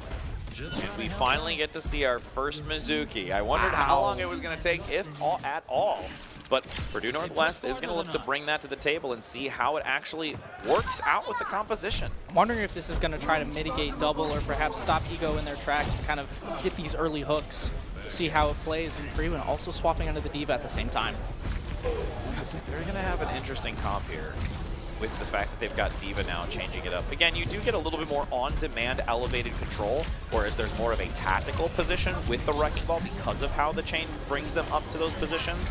Whereas it's now just instantly, you can see Freewind diving immediately, defense matrix, soaking the incoming damage, and also really trying to use it if a hook lands, because every time you pull them close, you're able to completely shut it down and deny any follow-through for the instant execution combo. Yeah, it's also preventing a lot of the healing you see from XD. I mean, you can't shoot through that defensive matrix. It's super, super difficult, and now Ego is just getting staggered. Oh no. Saying, all right, we're going to just give you a little bit of a punishment right now as we do go back now to neutral and start to gain the advantage. Again, you do want to see Purdue manage to get this checkpoint. That's super important to have those closer spawns, allowing them to get back into this slightly later versus being denied for the longer spawn. I'm wondering how this Moira is going to play into this kind of comp. It's been really good to just have them next to Ego and kind of deal damage and just outpour that healing when they've needed it, but could that be hindering the playing of their DPS heroes? Now Double has the ult online. Kitsune Rush is active, playing into it. Big Deadeye already, taking one out. Is Ego going to be able to give enough space, knocking them away from it, but they're still on the outskirts of that Kitsune Rush, so they're gaining advantage of it regardless. Aggressive forward landing on multiple, gets significant damage onto one. But the follow-up isn't going to be there. They've really combined multiple ultimates to turn this around, but there is so much damage with the Death Blossom within the ring. Denied. The Mizuki helps out tremendously, and in the end, despite the significant amount of ultimates contributed, Purdue Northwest comes out on top, and they feel good about that. The combination of those two ults was massive to turn that fight, just preventing any sort of outside presence, like I was talking about, using it a little bit more defensively, but they can use it offensively with that Death Blossom. I didn't even consider that interaction as well. Also keeping the self-destruct, didn't have to contribute that, so they do have a, again, territorial type of ultimate. That's an unfortunate pick, though. You see quickly OBL going to get eliminated, which again, since they do have the swift step, they can get back here quickly. As long as the rest of Purdue pay a little bit more attention to their outro, that self-destruct is now going to be gone for how far forward they played. So realistically, they've lost that for the next engagement. They have, and they've also lost free win. They have to just give up so much more space, and also the forward spawn is going to be the only fight they're going to be able to take. 3 minutes now to go. No ults as well. Let's see how it continues here with free win on this D.Va, playing up to the high ground, getting quick intel on who's there. Ego doesn't quite go for the grab. Oh, what no. a pick! Down the choke point. I can't even believe that that lands. And you see Freewin having to dive immediately to try and recover, but they're far too late. So Springfield now losing Ego and failure because that aggression to try and counteract it. The quick responsiveness gives Purdue the benefit of the doubt. Still 3-on-3 though. Ego can get back in time. Double's putting in work, but now it's just left up to them. Heather. That's dangerous with the D.Va. Let's see if there's any way to escape. Unfortunately not. Double goes down. Springfield has to give it up. So with 2 minutes now to go, it's still in favor of Northwest and feeling pretty good about it. I do really like it, that Mitsuki swap. I mean, just utilizing how much you can tether them and just let D.Va just jump straight on them. I mean, there's not really much you can do if OBL and D.Va dive on. Ego trying to hide into the corner, does get spotted out by D.Va. Bullhawk still not being used for the moment. MLG looks to see what can be done. PL's down low, had to use Fade early. So now you have no more of your defensive escape. Oh no, Ashik's down too. Reposition. Ultimate is available, but there's not really anybody clustered together. Going to go right in for the back, attempting just to get one. The Mizuki is the focus, and they get the takedown. This is now Purdue Northwest, unfortunately being instantly shut down from multiple angles, and it's only going to be one left with a high noon. They're going to stagger this out, so they have to go back to the drawing board. And again, this is so critical. With 1 minute and 14 seconds, Springfield has to get not only that fight, but the next one to surpass the distance. I do really like the ult management, though. There's only one ult used to secure that fight. They still have 3 in the back, and XD is going to build it by the end of this fight. I want to see how these 4 ults, and Purdue's coming up on all 5. Yes. This could be an absolute bloodbath. I mean, the biggest thing is they can get Bazookies. That'll be fantastic. Great chain for now, keeping Ego locked into place, but does have that whole hog available if they need to gain some space. Health value low, needs the assistance from the supports, or Ego goes down. Doesn't have the whole hog. The Moira Coalescence comes in too late, so there's not enough to do anything with the self-destruct counteracting it. OBL's Death Blossom falls shy. Looking to push back into this. 30 seconds now to go. Hyper-aggressive forward. Getting that fire damage, but still going to get blown to pieces with that 6-shooter.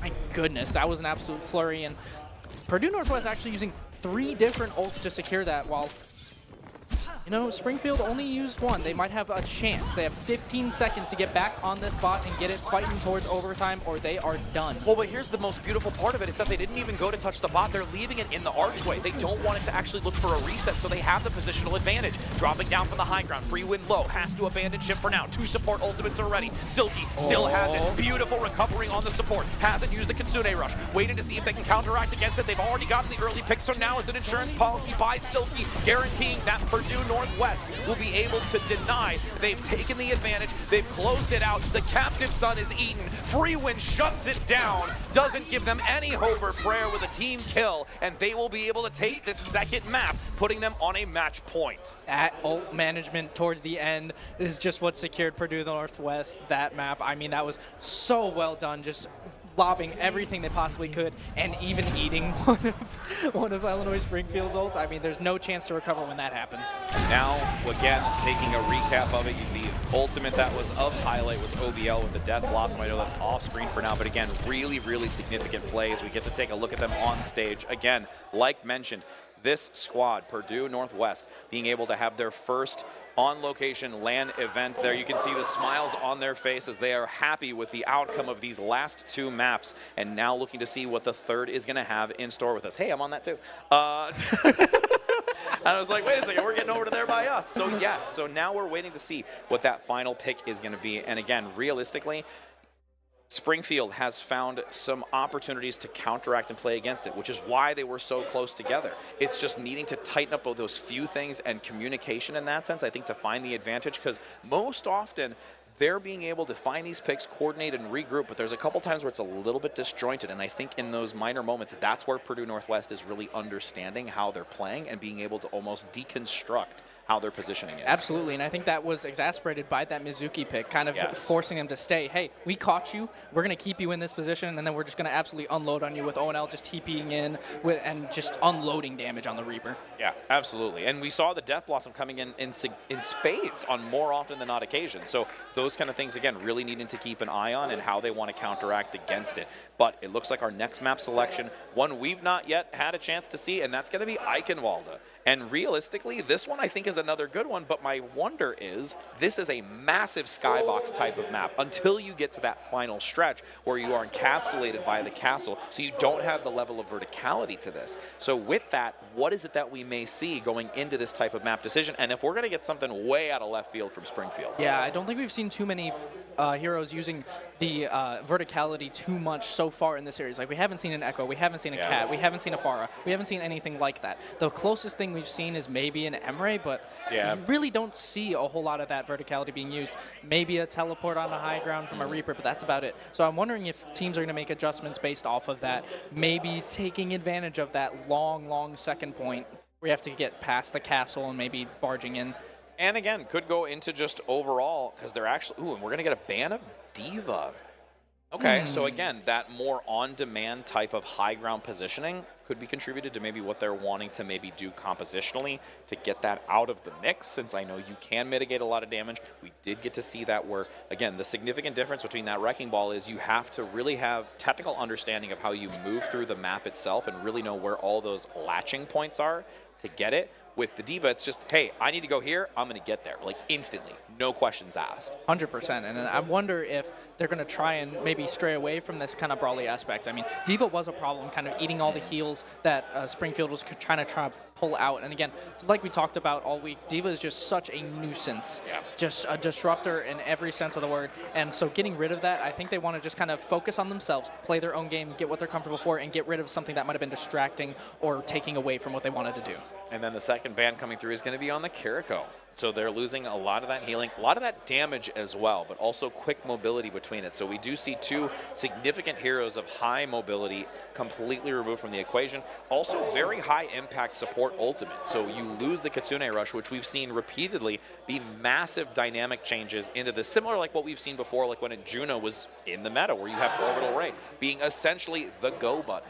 When it comes to this, that's exactly what the Kitsune Rush does. So I'm curious if we see something of that nature as an alternative, or anything like where the Amplification Matrix, but again, that's more of like a funneled choke type of position or small area, whereas this is such an expansive map. It is, and also I think we did see Northwest utilizing that Kitsune Rush super well in tandem with that Deadeye that we saw. So I'm wondering if what kind of adjustments they're going to make, like you said, in terms of this being such a more sprawling, much more open map with that kind of verticality aspect as we get into it. Let's see what they want to do. And again, this is match point now here for Purdue Northwest and Springfield on their last life, and hoping that they can turn this around. They know they have such a massive adventure ahead of them, but as long as you can see one step in front of you, that's the only step you'll need to take. Absolutely. I think we're going to see any sort of jetpack cat shenanigans here, because that's something you could force a little bit of that verticality, because we did ban two characters that are really good at getting to high ground super quickly. So this kind of does put emphasis on, yes, hey, we are. We're there actually going to get to see it. I think it's more so because if I remember correctly, even in the trailer of Jetpack Cat, it was this map where they pulled them off the bridgeway. So I think that's fitting for this type of moment. But again, with the combination that they have, we can talk a little bit more so defensively here for Purdue, where we do see Jetpack Cat, so that is going to have the opportunity of grappling and getting some mobility. But free win on the Sigma is something I really am interested about seeing how it's going to work, because that is a really great positional hold with the rotation of the shield, the kinetic grasp, still being able to get a couple of decent shots damage-wise with the ricochet off the inner wall. So I like what they've got to really hold here and deny. I feel like this is what we've seen a lot of the time on Eichenwalde, seeing from a lot of the teams. It's been Sigma just kind of dominating this angle, dominating this choke point right here, not letting you get anywhere. So forcing you to take these other angles. And I think Ego is just going to kind of try to run it down and hook him early, but that's What such a big sleep. target for the sleep. Wow. Yeah, easy pickings for that one. And you also have an early elimination already onto the Ana, who has to try and really funnel so much healing into that Roadhog. Freewind also being so cognizant of how to use that little side pocket room to just get some decent damage, look to pop the shield and the kinetic grass, and even with the burn, it's not going to chip away on the health. You like the positioning there, especially bouncing it off. You don't even have to peek. You can just kind of spam damage and put a little bit of pressure onto Ego, maybe force them away, not quite able to find the hook there. Yeah, Ego, that's the thing is Ego has to land this hook for this opening to work, and if not, they're going to just constantly cycle through this. Again, another hook that goes wide. Can't quite get OBL to bring into this. No. Now jumping from on high, couple of decent shots. Easy escape, though. I love this maneuvering that Purdue is doing to completely nullify any sort of attempt of a grab. Yeah, it's push and pull. It's this, oh, put your attention on the Stigma. You're going to forget about the Reaper just coming in straight on the backline, just jumping into your backline. That's a wild sleep, too. Holy goodness. MLG taking a nap, and Freewind's like, that's fine. I'm just going to take it. Silky Mitts already has ultimate. Yep. Freewind already has her ultimate. We're coming up on 4 ults already for Purdue Northwest. They are building it so quickly. And a couple of swaps coming out. Yeah, I didn't think I'd see a Bastion, but you know what? Let's go to old reliable. Legos galore. Hey, you got to stop this shield somehow. We'll see now how they look to peek the corner. Pharah being another addition to this, like you called it and we talked about. Verticality, there's the hook. This is where now things start to occur. Pick up easily brought into this. There's so much punishment from the Bastion in the back to delete the shields. You have Bob now at least being a vessel here in the front to try and take some of the damage. The whole hog is going to keep him in the corner, but while doing so, that leaves this Ashe to just shoot them straight from behind, as there's this complete attempt to turn it around, but there's not enough in the arsenal from Springfield to get a full elimination. Yeah, losing a support early could have been devastating, but honestly, what a great recovery. I mean, the Bob just took all of the attention, and Ashley's able to just outpour the damage in the meantime. Another attempt and change-up going with Ego onto the Junker Queen. Seeing if they can move in fast enough. Maybe gonna isolate. Can't quite get it. Chasing down. Wants to get rid of OBL, but what a grab! No! Taking the Queen off the end. Sorry, my friend. There is a pile of rocks that your corpse lays in off the edge. And again, Jetpack Cat in full swing right now. I forgot you could even drag them off there. That is an insane play from Maldini, just taking away Ego, saying, grab you by the scruff of the neck. Just bye. Nah, bye-bye. Yeah, that throw. Just grab him for the Junker Queen throw. Oh, that would be painful. And now, again, looking to try and take advantage of this angle, bringing the Ana up top. Bionade going to get lobbed. That's wild. Denying the healing and also seeing if they can find anything of value, but needs to be very cautious. Still have to put a lot of healing out to sustain the Ashe play. OBL's used Fade. There's no real way to get out other than TP. Double repositions, looking for a side angle to get some decent shots. Hopefully looking to network, but you do have the ultimate from Bastion, looking to bring some artillery shells into the corner. Freewind just going to isolate Ego and leaves them with no hope. Death Blossom diving in. Oh no, double. Doesn't even need to use it. Will hold on to it. Double again. Here's the thing is that you're having double and or failure find opportunity, but the thing is that there's already too much damage done that by the time they get anything, it's just too late. Yeah, no, it's just a little bit disjointed. They're not quite together, and they're being picked off by OBL in the meantime. But that's a great pick from XDS. This is an overtime fight that might be doable, but Ego's gotten so low. Oh, the Bionade, and then reads the play beautifully. And I know they're going to rotate through the doorway to go for the health pack. Death Blossom to secure and deny anyone from staying on this point, which they have to get to touch for the overtime. Accretion to deny and lock that venture away. That will be a full hold here with 0% gain. Purdue now in a prime position to be able to take this and continue moving through the lower bracket. Domination is the word for it, and there was so much funk with that with the Jetpack Cat, picking up the Ana to get those unexpected nades from positions that you're just not really expecting. That was so well done. Yeah, because I'm thinking, I was like, you'd probably want to bring the DPS, and I'm like, but that's not a DPS, that's an Ana. And you're like, well, maybe there's a sleep or a Bionade. Either one of them is still going to bring some value. 100%. And I mean, Springfield's just not quite ready for it. I mean, how could you be prepared for it? Let me predict that a jetpack cat's going to come up over this building and again, drop a nade on me. Well, and that's the thing is when you constantly see Jetpack Cat bringing a support over the wall, a DPS over the wall, you're constantly seeing them use that positioning and then all of a sudden out of nowhere redirect, grab you, and have enough of a chain link time to get you off the edge. So it was just one of those unfortunate factors of where you're not too sure of the ultimate economy in that sense and realize that it just comes out of left field. Yes. Commando glasses with the aviators. That is a cool cat right there. Yeah, that is absolutely a cool cat. If only my cat would wear glasses like that, it'd be cool. She You know, mine doesn't really like that either. He doesn't like having Or clothes if you on. put like a vest on and it's like a Oh, Star yeah. Wars 4 walker where they just fall to the side, totally, that's totally my cat. Just freezes up.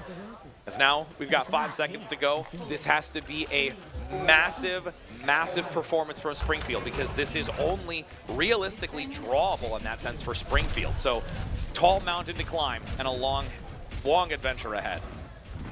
I think the key is going to be this funky front line of Failure Man and Double and Ego to protect them, just kind of locking down this choke point, trying to prevent them from walking under this bridge. It's going to be interesting to see how the NW is going to try to pass through it. Reinhardt does have a more formidable shield as the Dominus breaks under very light pressure.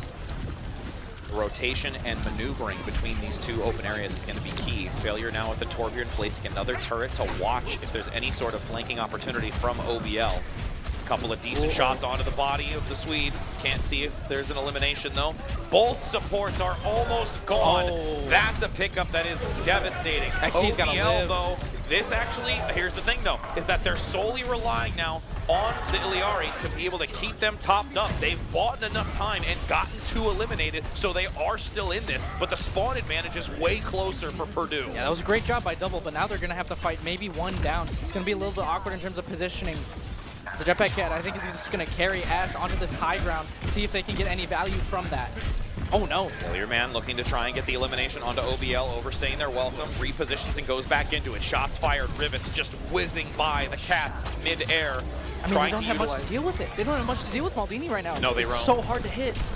Now peeking the corner, looking to go into it, gets rid of the turret. They've lost that now, both of the utility there, but Jetpack Cat down, no additional healing. It's all onto Silky to keep Freewin alive as the eliminations come through. Ego is brought down and no longer having the Reinhardt as the anchor for this team. They will be able to push forward, dominate, and claim that checkpoint to allow them to continue moving forward with Purdue Northwest moving through the lower bracket. That is a massive win for them. I mean, that's a confidence builder too. You talked about showing off what they had on stage. That's 3-0 in a dominant fashion. And again, putting on a show for those here within this arena. Again, you have to give major props though to Springfield. They really did put up a front. It was just so impactful the way that Purdue was utilizing the compositions and also just really catching Springfield off guard. So you still have to commend them for their efforts and their work getting to this far into the bracket. So again, overall, massive confidence for all of them to be in this type of environment. And again, even like you said, where if they may not have won, the fact of the matter is this is an experience that they get to take with them. Just moving forward as a LAN event isn't always something that's accessible to many places like we have here within the Midwest. Absolutely, and this is something you could take with them forward. I mean, this is still a great showing for them. They played really good. There was just like some minor things that they can still now work on, and now they have a great place to kind of go back and say, hey, we got exploited here. Now we can take this forward and move on and on to bigger and better things. Absolutely. And again, you can take a look here in that wide camera spectrum, I don't know. Yeah, words. I'm so Spectacle, good at perhaps? spectacle. Thank you. Was that the See, one? This is why I have you as my partner. You're picking up what I'm putting down because many words, many things. But yes, so we have concluded our second losers match so far, working through that lower bracket for Overwatch, and they will continue on, but that's not going to be what we continue, at least after this portion of it. It'll be Centipede moving on over to Cast with Asher as we shift into Valorant. So we've got a couple of really great Valorant games coming up as well, swapping then over to where we get some Prime action for Super Smash and then returning to Valorant. So we're bouncing around sometimes to see all these different game titles, but again, nothing but fun and excitement and competition for this 3-day event. So we'll be back in not too long, my friends, and we'll look forward to having more action for you.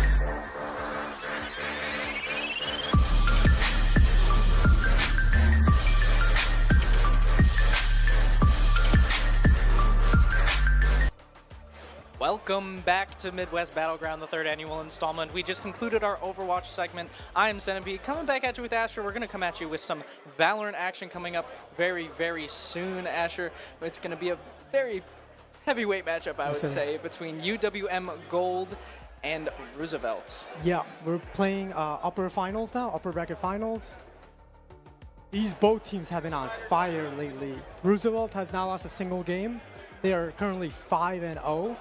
On the same side, UWM has only lost 1 game, and that's against Winthrop. So that's a very solid team. I was about to say, that is a tough matchup to run into, and having that be your only loss, that tells me you're a very, very strong team. I believe we got everyone in the lobby. The map has been decided. It's going to be Corrode. We're coming at you again. This is best of 1 action. Up until the grand finals is going to be a best of 3. I think that kind of throws a little bit of a wrench into things. You know, normally games are a best of 3, but this being a best of 1 puts the stakes way up there. I do 100% agree. I feel like best of 1s is where you need to show out. There's no warming up. You have to be ready to go. Each pistol round, each bonus rounds, you need to win all of that. And then on top of that, play the game with the gun rounds, right? Right, absolutely. And as you highlighted, each thrifty is absolutely devastating. If you have to be on your game to be able to convert those advantages that you have, especially in the situation where there's only 1 map to kind of make your statement and make your claim. Right. The good thing about these teams, they are in the upper bracket. It is a double elimination, so if you lose 1, you have 1 more chance. That being said, we are getting into Corrode, looking at the comps. What are you expecting? I'm still expecting, obviously, to see a Viper. That's an absolute staple on this map. I'm wondering if we're going to see anything other than, maybe something a little bit wacky like a Chamber. I know some teams do like to run that instead of like a typical Sentinel. They'll kind of run like an aggressive Chamber. You can kind of throw in TPs, get into some corners, get into some one-and-dones like you would normally see with just a Yoru, but throwing that in with a Sentinel, I think could be super, super fun to see. I do agree with this. But the thing is, the defenders, we see a double Sentinel action. They haven't locked in yet, so I'm not too sure if they're just teasing the crowd, but a Chamber Deadlock combo could be nasty. I think it definitely could be. I think you see a fairly standard comp coming out for Roosevelt. You know, it's basically the meta comp that we've seen, and we discussed a little bit yesterday with Yoru Wele kind of coming out. You know, TP's dashes out. It's just been what's been so oppressive that we've seen a whole lot of in VCT. But obviously, it's going to take a little bit to kind of figure out what we want to do against it. And I'm wondering, do you think UWM is going to kind of run a double duelist without? I mean, they have to have a smoke somewhere. So I think it's interesting that they're really doubling up on Sentinels here, potentially. I do agree. I feel like Sentinels is the weakest role currently, and they double pick it. So they do pick Sentinels as the Chamber and the Deadlock. I think it's going to be really interesting on offense to kind of see how this is going to function. Is it going to be kind of a more lurky play style where we're going to look for more picks, or are we going to be hyper aggressive with that Neon and following up perhaps with the Chamber get out jail free card kind of with that teleport? Yeah. But we will start getting into loading in. Roosevelt's going to be attacking first, UWM defending. So I do like that they're running double defense. On defense. On defense, you're running the double Sentinel. I think that is something you can absolutely abuse early on and kind of take advantage of. What are you looking for in terms of the duelist for Roosevelt, though? How are they going to kind of break through that double Sentinel comp? I think the best way to do it is to play it slow. You need to be able to clear that Sentinel util. That being said, this is 2 different playstyles. You have double duelist on one side while double Sentinel on the other. It's basically attack versus defense. Yeah, it's night and day. Exactly. I would say, absolutely. We're looking at like hyper-aggressive kind of fights, taken for a double duelist comp, having that Waylay set up that Yoru to potentially get some free kills.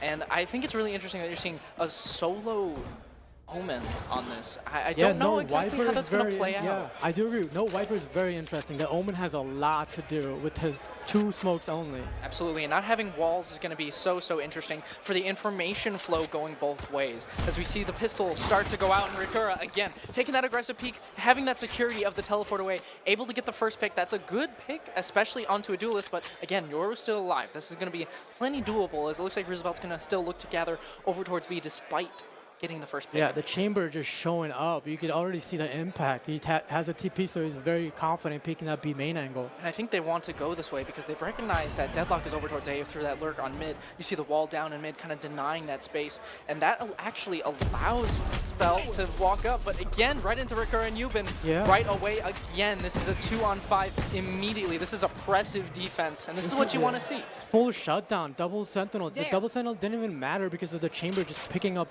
2 quick kills, and Rikura just being there with his Fade utility. And do you think this chamber can function about the same as like a Yoru could, perhaps on defense, having that teleport to get out? I think it could definitely work. I'm worried to see how it would work on offense, though, if it gets to that point. As Henry's there, we're going to pick up one in response. Now Smokes lurking out, trying to get on site, but Stun's going to slow them down. Now trapped in the smokes, just trying to lurk out, take a timing, but Paranoia is going to be very good to stall and delay. Spam not quite connecting, though, as the double peek out, but Mock's able to take them both. Just clear sight quickly. What kind of stall was that? That was great from Mock. Stun, full Paranoia smoke.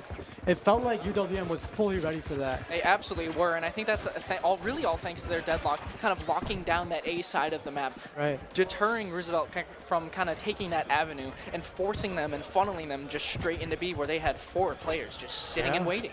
Now it's an eco for Roosevelt looking like that, and we have double Outlaw on the side of UWM. You're going to see how they have to get around these powerful snipers, basically the same as Ops again. You can see no armor forced up. It's just going to be a slow default over towards A. That Viper wall providing a good opportunity to kind of sit there. But look at where Rikura is sitting again. Teleport to get away. Almost a collateral.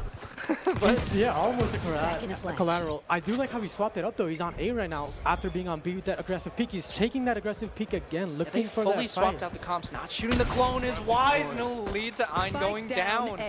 Second shot out for Rikura. This is hot early on. A 3-piece early, and damage done onto water. That Outlaw is just singing no armor. This is like free reign for him. Does go down, but it's already a 2v4, and water is so low.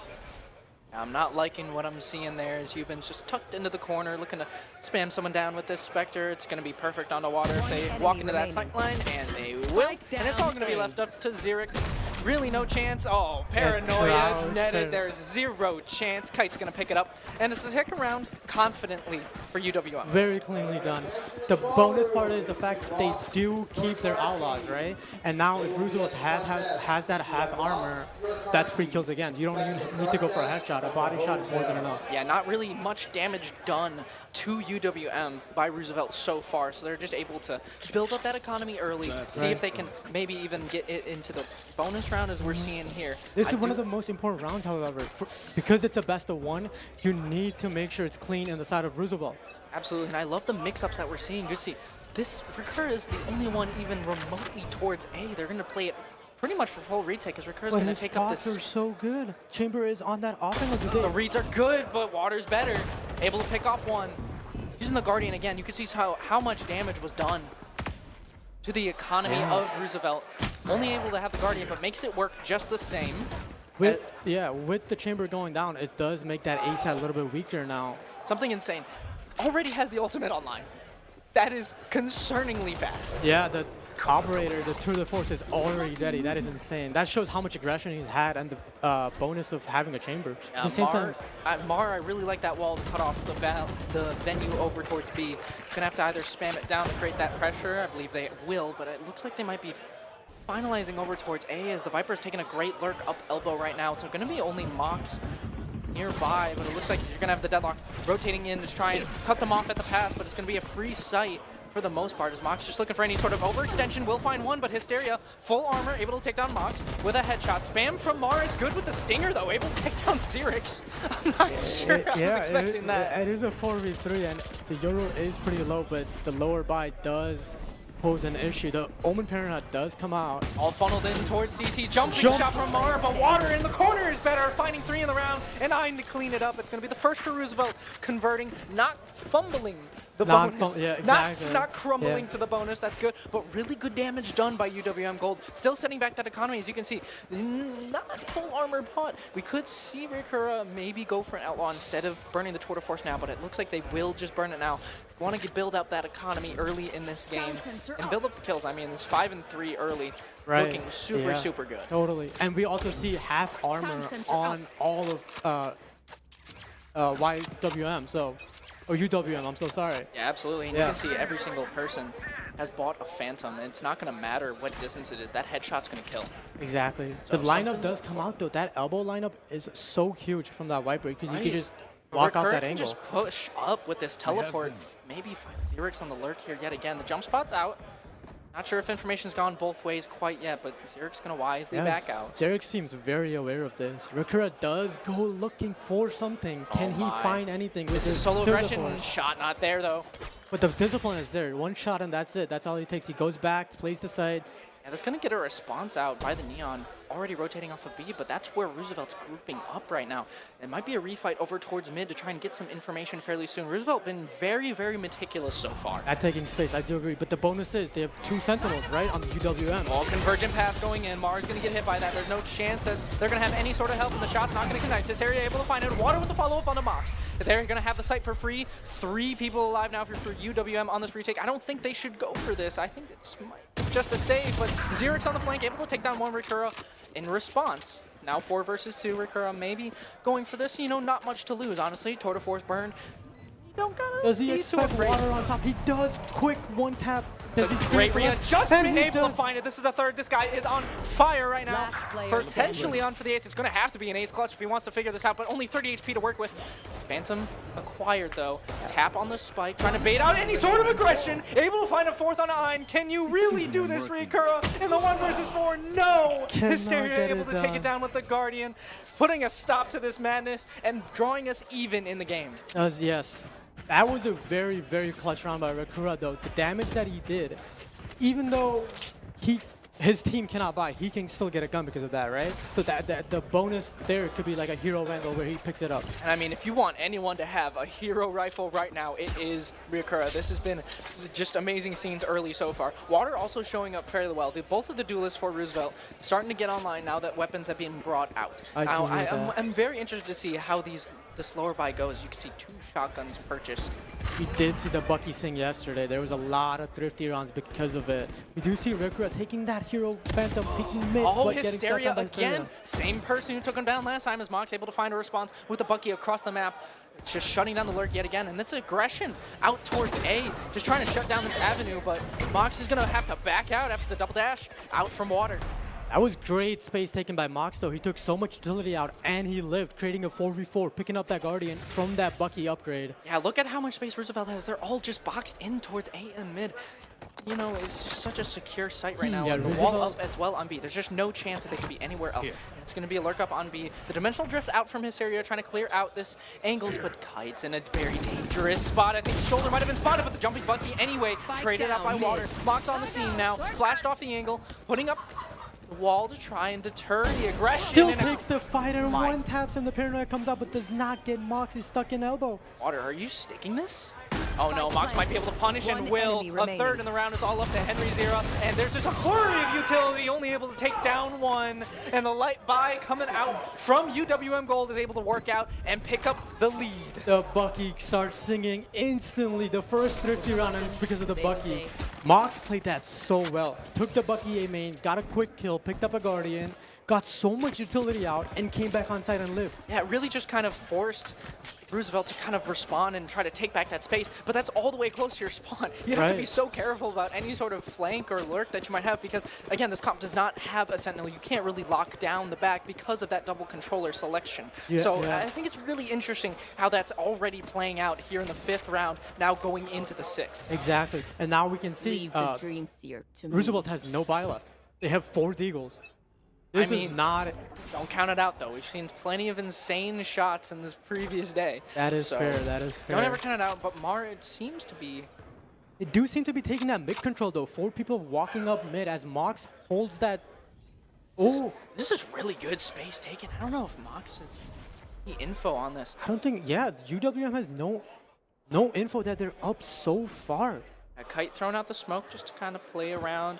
Deter them from B, but it's going to be a double swing. Kite able to take down 2, and Mox with the response as well. Great timing on the peaks. Able to take down these pistols. Any sort of danger, spam's not quite there, and it's all left up to Ein, kind of left alone and isolated on this lurk over towards B. It might have been just kind of a B split idea. Ein maybe coming in with the I to set up the rest of their team, but it's not to be. Rakura is going to take down. It's a flawless shutdown of the eco round. even though they had no information of the people walking up mid, it did not matter because of the better guns, right? Absolutely. I Yeah. just sat everybody down mid because of that Phantom. Also being, spamming through with the Phantom, no Right. tracers available, no shots really able to ring out back because you can't really just hold down mouse 1 on a Sheriff.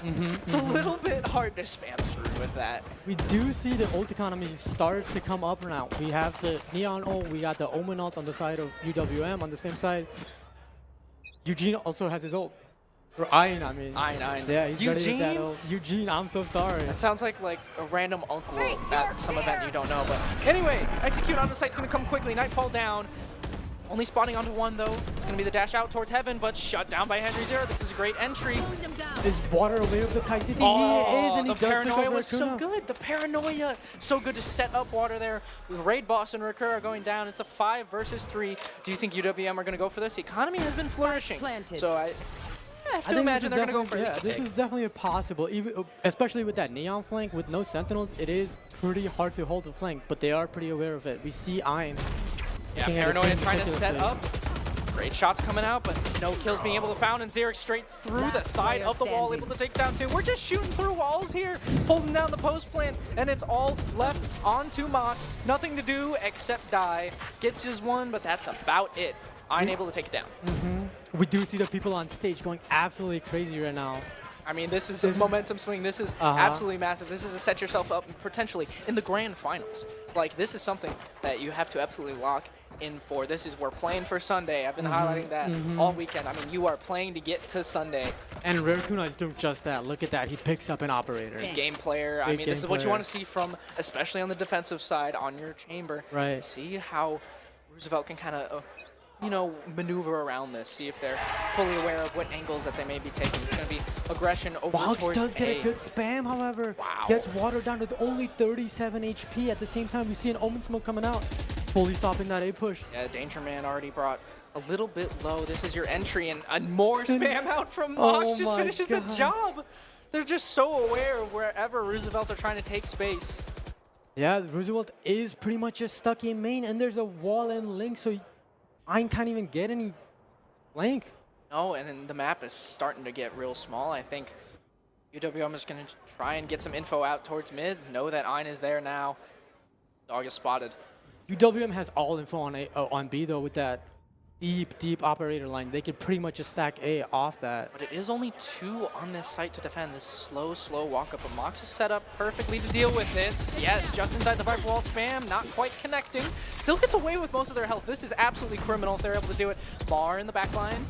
Waiting for contact, and the Viper Spit's gonna go down. Spam could connect. This could be devastating, as Viper's already brought so low. Xerix, the spam, not Mark going just down. kills 2-2 with the Phantom, however. Yeah, they This just is- ran yeah. it down into the pit. No chance. Mox, huge round, flawless round. Yet again for UWM, they are coming out the gates hot. That round was all spam.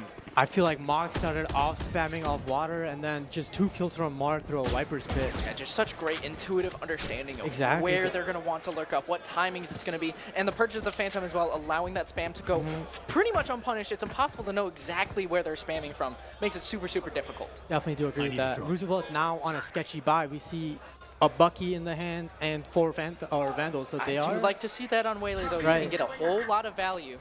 Ana coming in again, trying to cut off that elbow angle, trying to set up that execute over towards A, but they've been going into Mark more and more as this has progressed. They were avoiding them early on, but now it seems that That operator UWM, just yeah. seems a little bit harder to clear out. And mean- he does clear it out right now, but they are not aware of the fact that he's given up this entire space. yeah, 1 sentinel in each site makes things so difficult, especially when one of them is holding that operator and holding the line, preventing any sort of walk-ups, any sort of space Mox to be could taken. get in trouble with that Bucky, but he's so wise. He stuns and backs up. The discipline is insane. I mean, this might even be just a fake over towards the A site. You can see Ein has the spike only now maneuvering over towards B. This might be a Mid good to- spot to fake Oh, it. But no, Raccoon but picks up Raccoon- Henry Zero. This is exactly where you want your op set up on the deep sight line towards mid, cutting off any sort of rotations. It's just kind of trapped. No real way to go around except through spawn. And Kite's gonna try and find some information, perhaps. They are 3 stacked here into the towards shadows, A. yeah. I think they're just going to hold that and play full retake B, on the yeah. B site, yeah. As they're just Do going to that. stack up towards. This is going to be a difficult execute coming down the wire. 30 seconds seconds left. left in the round. The Whaley ult could go big here, especially because they're all stacked towards side, but It could, but do you want to invest it in the deadlock ult? Able to catch Xerix. No spam in return. Able to break them out as the flash is coming in. Water with the entry. Hysteria following up, and Ein, they're breaking into the site. There's only 13 seconds left. Plant's going to go down, and now it's just the 2 left from UWM. Funneling in through CT. They are flooding fast, though. Are they aware of the people that are just going to Yeah, walk they out? are. Xerix just waiting for it, ready for the peak, rips off the head of Rikura, and it's now down to Yubin in the 1 versus 4. This was a man disadvantage, and Ein able to take down their counterpart after taking down Hysteria.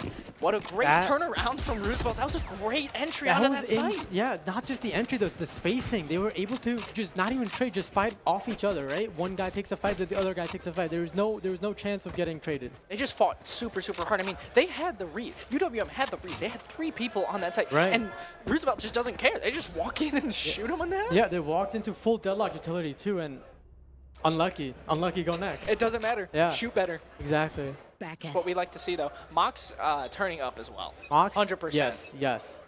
It's what we'd like to see. Rikuna has slowed down with that operator. He has been getting cleared out by the Fate. Let's see if he does hold that B main angle. It seems like the same fight. He is walking up. Fate Eye. The Fate Eye does get him. He dinks him through the wall, but he TP's back. Not sure if the info went that way, though. Doesn't know if that didn't quite went through.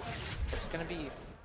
No, At the Roosevelt's same taking time, a lot of good space right. up towards mid. Kite's really been here the whole time to defend against it. And it's going to be the Nightfall coming across in tandem with the Paranoia, trying to slow down this hit. Mox from behind, no audio to know where they are. And Mox able to find 2, pops the overdrive in, finding 3 in the round. Finally able to take down! It's going to be the ace for Mox to secure a 6th! Mox is going absolutely insane. We can see him on the stage just jumping up, hyping up his whole team. 16 and 5. Mox is going crazy. Letting everybody know, picking up the slack when it was needed. Ricker's kind of slowing down a little bit. Nope, not gonna happen. Mox just absolutely popping off. This is what you need from your duelist, especially on defense. When you don't have a Sentinel to kind of, when you do have these 2 Sentinels, it's just absolutely oppressive when you have your duelist popping off like this too. And then we see an Outlaw buy right now. So this Outlaw could be huge because they have no full armor on the other side. That is super great, super high level stuff. Immediately. It looks like a full A rush though, however, from Roosevelt. Yeah, is Bar Mark picks gonna be off ready? one as Paranoia. He is ready and the wall goes down. This feels like so much delay. It does, and I mean, you're already on a lower buy. You're down 1. Spammer's good though. Water able to take it down, just jumping straight over that wall. Not quite ready for the timing in the Ghost. Mox does slide into elbow, trying to find anything, does not find the timing, holding that link space. There is a Viper split there holding it. Does Ein and Henry there? Do they jump? Mox gets 1, Mox gets 2, Mox gets 3. He just spams them all with the Phantom. Absolutely on a heater. You can hear him yelling. You know how much it means. A 7th. Oh my God, he's 19 and 5. Can you believe it? in the half. I've never seen a performance like this, especially on stage. Pressure's on. You got lights on you. This is exactly what you need. This is the performance that UWM needs to kind of secure it. As they say, this is where legends are made, and I think Mox is becoming a legend soon. I mean, some people get the land debuff. You know, you talk about crumbling under the bright lights. This is a player who is stepping up. Yes, he's the Lanimal that everybody needs on their team. Lanimal, I love that. Yes. Oh my God, I gotta start using that. The operator is getting pulled out by Rikuna again, but they are not B main. It looks like an A rush. Here's the thing. It hasn't gotten too many kills, but I think they're still getting so much value because the knowledge that they have that operator has kind of locked them out of contacting up in that area. Water just with a shorty walks into smoke, gets Marin. Now the site has already crumbled. It's going to have to be a full retake as kills go either way, though. The lurk from Mox is good. And it's a 4v4 coming down to it. The defender's going to be split. I really do like this. They're not being funneled into one area. They've taken space down towards mid for the first time. And Mox, that danger man, keep that in mind. Ein is very much aware of this. The Mox flashes, but Ein just picks him out quickly. Can he get traded from Rikuna? He does get traded. Turns Great into peek, a great 3v3. timing. Paranoia just a little bit too late to follow up on that. And following up with a second now, maybe coming online. The saturate's really good from Water though, and Henry able to find it now. Rikuna, pulls out the tour de force, but has no time. Water gets him with the 3K. That was almost sketchy. Down I think that was necessary to get. Keeping this half close at 7-5, only down 2. This is just basically a pistol and a conversion away from being a tie game still, despite how hard Mox has been carrying. Right. You know, it's really been the top 2 that have been the engine for UWM so far, and it's really been just kind of water and Hysteria kind of on these entries getting value from those first bloods. So we'll see how that pans out on defense. What kind of adjustments do you think Roosevelt are going to try to make here? I think this all comes down to the double sentinel on offense here, right? How can Roosevelt play around that? You know they can't push aside. You need to be able to hold it's going to be a war of attrition. You need to be able to hold it. Absolutely. It's going to be a matter of gaining space, using that Sentinel utility to kind of lock down areas in the post plant. I think it'll be difficult to get into those sites and get those spaces, especially if first shots don't get down. UWM just pushing out a main right now. Yeah, this is the aggression. I mean, Roosevelt, I'm so sorry. Yeah, this is Roosevelt just utilizing that aggression that the double duelist allows. You've been able to trade one back, though. I think they're aware that there's multiple people pushing down A main. Might look to accelerate over towards B, where it's just Xerix with it. Oh, timing miss on the jiggle. Stun not connecting, but the slide straight in. Xerix able to find it anyway, but the shots from the side, great from Rakura. Ein going down. It's a 3 versus 3. They have access to the site, but Xerix still in. Timing missed by Rakura, though. UWM has no smoke. Xerix can take free space heaven. This could be a bit of a problem. There's no way to shut this down. Will they take the timing shot? Xerix on Rakura. This has been a great hold from them so far. Now getting into the advantage. 3 versus 2. The retake gonna come out, but they're taking space over towards CT. This could be big. Mario will take down one, Xerix for another. It's just left up to Yuban in the 1v1, being chased down. Paranoia connecting, diving now back in towards the site. Where will Henry Zero decide to play? No teleport. It's gonna be a loud drop out from Heaven. Has to jump onto Yuban though. This is a crucial pick up for Henry Sierra to find on the defensive half. It's going to be 7-6. This is very important for Roosevelt to get that, right? Now it's going to be a 6-7. Hopefully they can win that round and turn it into a bonus, right? That's getting clipped. I'm so sorry. Why would you say those numbers in that order? Gosh. It's 7-6 on the scoreboard, too. It's not even... It's whatever. You brought that upon yourself. I'm going to be honest. We see here, Water is the only positive guy here, though, right? I think at this point, this is going to be the round where you start getting that momentum, start getting those free kills. I think the fact that the game is this close with Water being the only positive one really speaks to how well balanced that Roosevelt has been so far, though. You see, like, no one's really been slacking in comparison to the others. It's just kind of been the impact. I am scared about Mox here, though, with that Bucky just pushing up into the... Getting one in. Rakuna gets one with his Deagle. Mox is just getting in there, taking that whole site for free. They just have to play retake. Are they aware of Water taking this space quickly? They are not. Water gets kite, turns into a 4v3. They're still not at advantage, though. I really do like it, though. The guns are a lot better, despite the man disadvantage, but the spacing advantage. Oh no, Ricardo, the whiff with the stinger. It's been super awkward. Not hit a shot, but it's okay because he lives taking so much time off that. Now they've given up space towards mid. The saturate is great, but the Bucky is a one-shot kill no matter what. Good for one and done. But Henry following up double. Wait a minute. Could they be fighting back into this? Even numbers, but lurk up in the smoke. Are they going to be aware? Not at all. Rakura taking a great timing with the classic, able to find 3, making up for that whiff earlier in the round, picking up the Thrifty. These are the crucial rounds that you're going to need in order to advance. That is massive. These teams need to get good at playing against the Bucky. We have seen so many Thrifties, all because of one gun. Mox just ran it down, Link kills 2 people.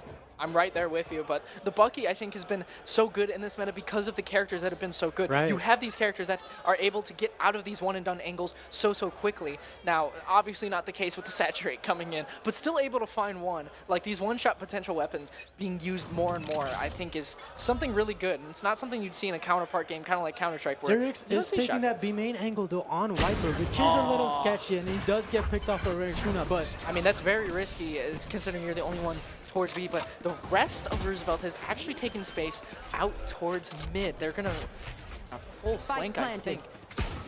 Shooting out the trip, and Ein's just gonna re-wrap back towards mid. 3-man flank. The Outlaw shots, okay, both wasted.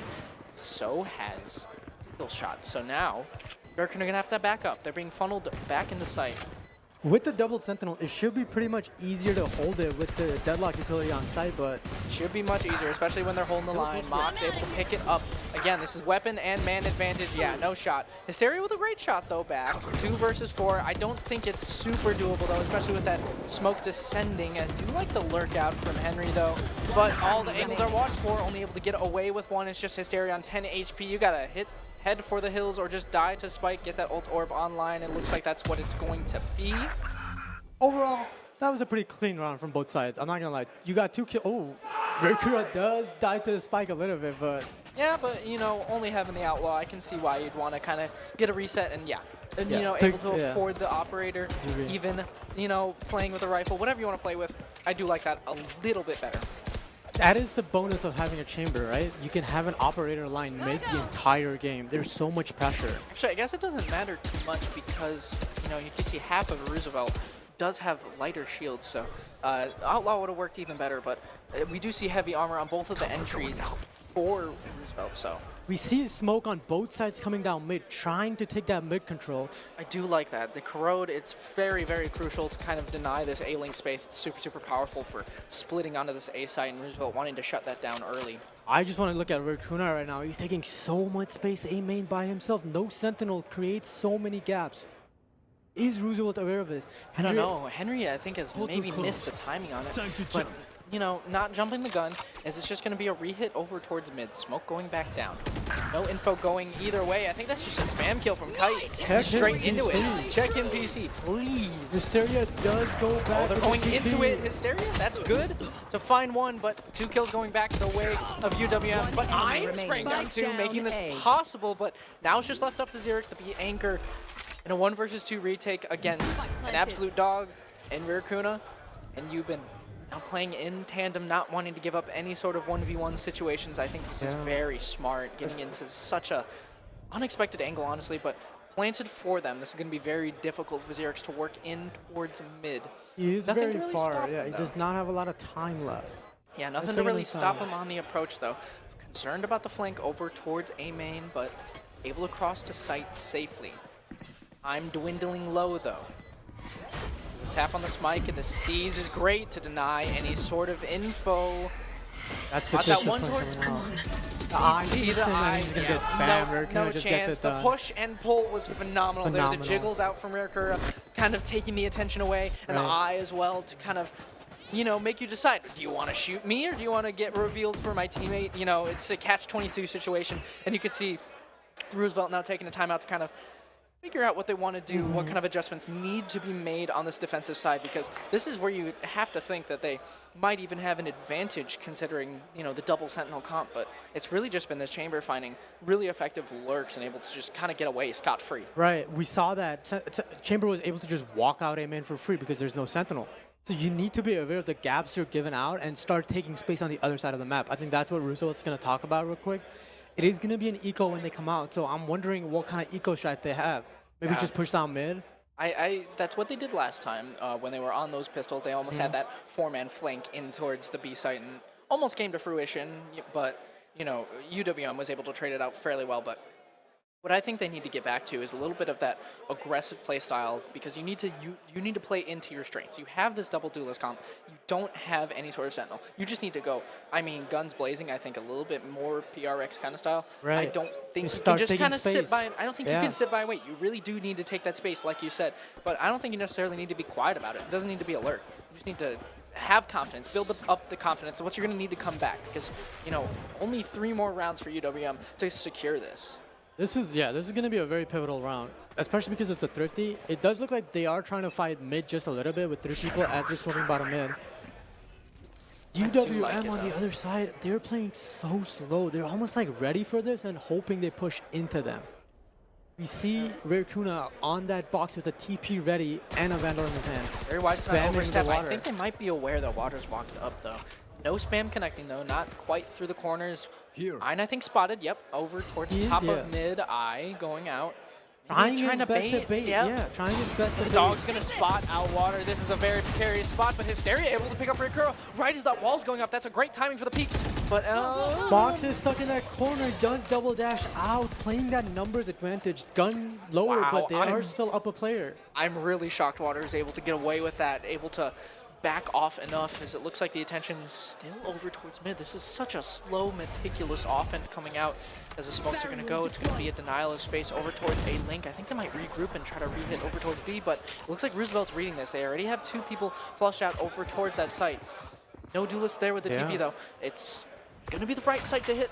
Ein's gonna be the hitman right now. If he can get a kill before 30 they seconds exit the left. site, he does delay it It's for trying to his teammates to rotate. Just trying to stall it out as much as they can. The hit about to come out at the man disadvantage, but Only 20 seconds left on the clock. They this have to Viper hit wall. this site. The Viper wall stall is so good. Mock's just gonna slide in.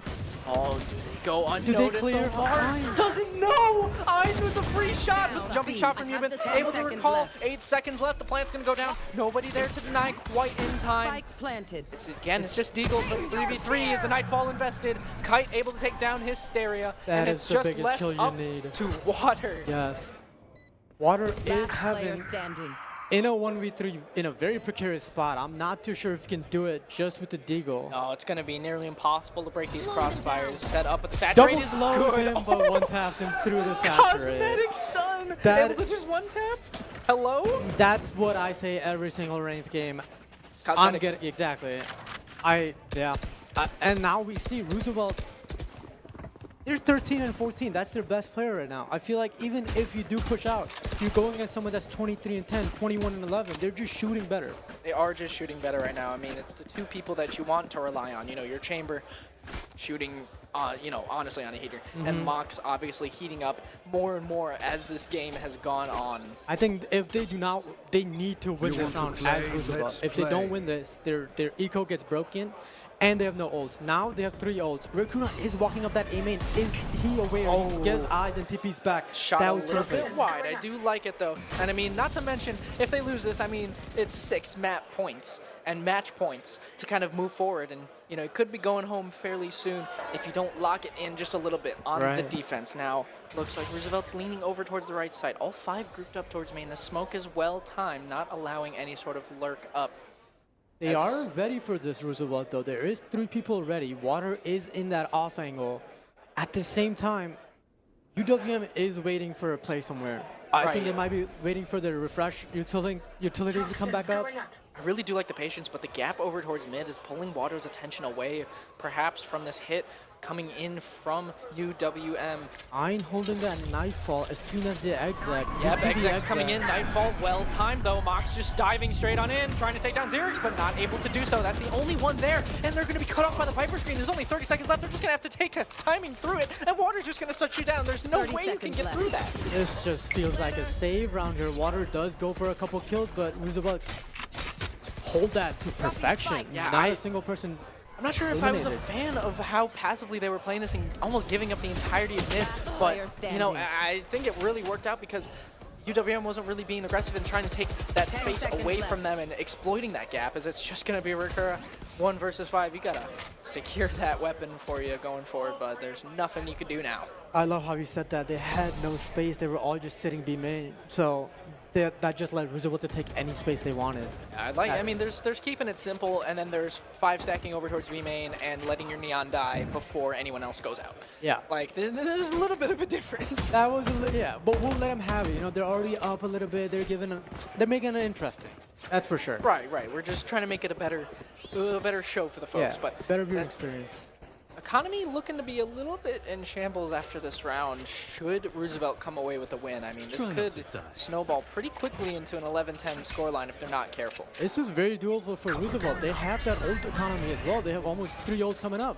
The Viper's Pit does Immediately. come out B main. Mox takes instant space in it. He's not even scared. He's taking all that space. Xerix is sitting back, pretty much aware of the fact that Mox can walk up. I do love where they're holding, but that is a very spammable angle. Is the clone not shot by Kite? That being said, no Sentinels on Roosevelt leaves that A main wide open. They could just walk out. We do see that Omen jiggling that A main angle, however.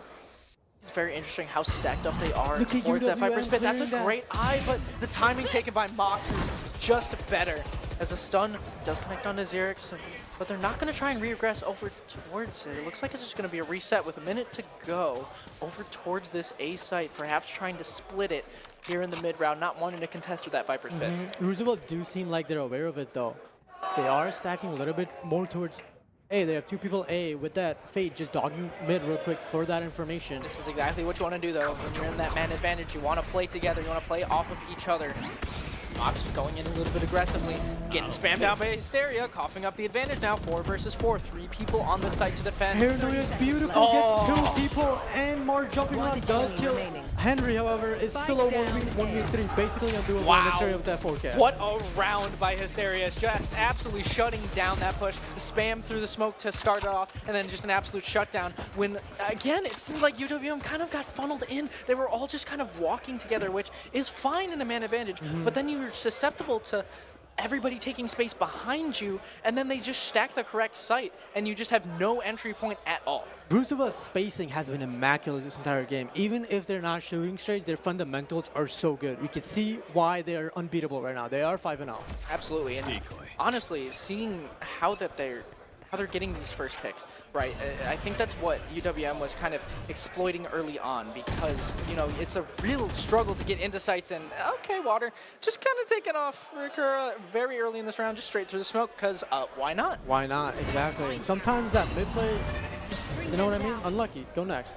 Unlucky, go next, but there really is no go next in this best of 1 format, as it looks like it's going to be more presence shown over towards B, as the forces from UWM are Can regroup Mox over make this Bucky sing Mox one more time? Mox is so He's alone. just running it down with that wall. Look at the space he's creating, but Henry's so good on that dash, just shuts him in the head. Yeah, I don't know about that play. I mean, you're so alone. You have no one to even follow up on a space that you're creating. I mean, chance to we're trade, getting the plant down, but everyone is so ready for this flood for the side of Roosevelt. I mean, this doesn't look very doable, especially if you got the paranoia for the entry. I mean, this is just setting up Hysteria perfectly.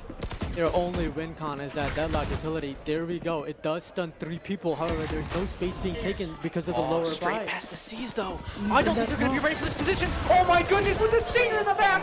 Oh, but a collapsing from Henry Zera in the back. Able to secure it for Roosevelt. That got dicey with that great positioning out from Zara, but able to secure it again. Roosevelt, like I said, this could snowball real quickly if UWM aren't careful. And again, the struggle of getting on site, I think it's just been mistimed. Mox has been playing so well, kind of had that confidence to kind of go in alone, but I think that's really just a misstep. You really want to be setting up your teammates for success when you are the only duelist and the only entry point, especially when you have 2 Sentinels. 100%, I do agree with that. UWM, I was just about to say, they need to take a breather. They already lost 3 in a row. They do not want to keep this snowball. Best of 1 means you need to keep your foot on the gas right now, right? Absolutely. 11-9. That's what we were talking about all of yesterday. Exactly. Foot on the gas. Keep these round streaks going. And I mean, that could also shatter the mental. That's why it's so important to take these breaks, take these timeouts, especially with so much pressure of a stage game, you know? Right. We talked about, you know, people rising to the occasion, people falling. I mean, both of the players that we have highlighted on UWM, Mox and Rikura, have kind of cooled off a lot as this offensive half has kind of been put to a halt by a stellar passive defense from Roosevelt. It just feels like Roosevelt is holding down sites even with only 2 people there. I'm not too sure what I would do as UWM. Maybe take that mid control? I think it's kind of that downfall of only having that single duelist in the current meta, and also having that duelist be a little bit too disjointed from the rest of your push. It's just not quite going to be effective, especially when you have perfect, you know, site holds and a crossfire setup on the sites themselves. With the timeout being done, they only have 5 seconds to make a play, actually. So we are getting quickly back into it. Roosevelt is playing just that default, that 2-1-2 with the Omen Blind or Omen Smoke bottom mid. Again, this is a very crucial round for UWM. Their economy could be broken after this round. So any damage from Roosevelt is going to be very, very crucial. Look going at into this endgame. taking that A main space quickly and turning Henry into nothing. I mean, that was a great shot, just straight up fading into the shadows. And now finally, a man advantage going the way of UWM Gold, but Zero is kind of look at Zero bringing in, but space, not ready. Not ready for that off-lane of Ricker, and Mars going to follow up on Ein. These are kind of individual fights that not in the advantage of Roosevelt to be taking, and that's a huge, huge mistake. It is now a 2 versus 5 to prevent map point here. I feel like the entire game we've been talking about Roosevelt's team play, and every time they take that solo fight, I don't think they've won it. So I feel like the best thing they could be doing is playing for that team play. Water does seem to be trying to find someone. Refracts back pretty quickly. Can they go through this as a 2v5? They do have ults active, but I'm not too sure if they want to use it here. Yeah, this is such a difficult crossfire to break, though. I mean, you can see Yuba just kind of waiting out and setting up Mox with the C's onto Hysteria. It's just Water against 5, and I don't think they can kind of flow their way out of this one. Maybe you'll pick up one, but 7 HP to work with. I mean, it is done and dusted. I do agree with that. He just needs to save here. Looks like he is looking for some exit kills, which is fine because I think their economy is pretty solid. Yeah, they are aware that they're kind of poor and Kura gonna go down. Okay, so now we're back into, you know, 3 surviving for the round on the side of UWM, and you're also getting match point, but 2 of your players might not be able to buy here. It might be a little bit dicey going into the next. This is super important for Roosevelt, though. They cannot lose another round. This is a do or die. Best of 1. You need to be playing everything to perfection. We do see a full buy coming across just the enough board. money. If they had lost that round, the loss bonus might not have quite been enough. Yeah. There is a lot of ults coming up, though. We do see Henry's Omen ult almost up, and then Hubin also has that Nightfall right almost there if you just pick up an orb. So I'd like to see them kind of just dump everything in the kitchen sink at this, just to kind of create an Overwatch round, I think it would be kind of fun to watch, but oh, water just goes over. Is it a bird? No, it's water dashing over. Thankfully, water did not fall, able to come on back, just play on the defense, and damage very much done into But Kura. look at water. He's still playing that A main angle, right? He's not giving it up. Even though there's a smoke there, now he's giving it up. But I do like confidence. Yeah, this transition has been super well. And Hysteria in this corner, able to kind of secure all of mid. No one able to lurk up, but it's very strong presence from Roosevelt, kind of cutting off this angle as it's just kind of lurks on either side, back to kind of a default state with a minute remaining. The problem with Roosevelt's setup right now is they don't have space. They don't know if they're B main. They don't know if they're A main. They do have space towards mid though, and that is cutting off. It's going to have to be one or the other, that they know for sure. So setting up 2 on either side is just walking out of A main though, does get picked off water, turns it into a 4v5. It looks like. But could that pick maybe draw, rotate away? No, it's not going to look to be as. Mox is trying to get into B side, has entry to the Nightfall coming down. Mox able to pick it up, pops the overdrive, looking to secure this round, and the ult as well, picking up Hysteria. It's just a 2 versus 4. Play for your life, Roosevelt. This is all you have. Convergent pass to work with on the retake could be extremely strong if used in the right spot, but time is going to be their biggest enemy. I do agree. And Henry's does get spotted on that flank. Oh no. Smoked off, spotted. This does not seem possible. If there is a guy, do you think it's Henry? This is a perfect spot to put that convergent pass in though. Finally trying to find an entry point, but this high-low angle from heaven as well is going to be dangerous, but Water able to pick up 2! A third round, spam down by Mox. It is just left up to Henry Zero. Onto the spike. We know that he's sticking it. He's sticking it. Oh my god, it just sticks it. It's a 2 out of 10. Henry's able to just stick it. Bros, don't fake. Mox runs out of bullets. Oh my god, that was such a crucial round. It was a do or die. If he just shoots him, it's over. Roosevelt's still alive. They're going to take a timeout to let. Oh my god, I think we need a timeout off that round. My heart rate went up when he could not hit that shot. Oh my god, as soon as I saw that reload come out, I jumped out of my seat. I forgot how to speak, and now they're... I mean, Mox was doing everything. He got a clean 3K. All he had to do was get him off the bomb.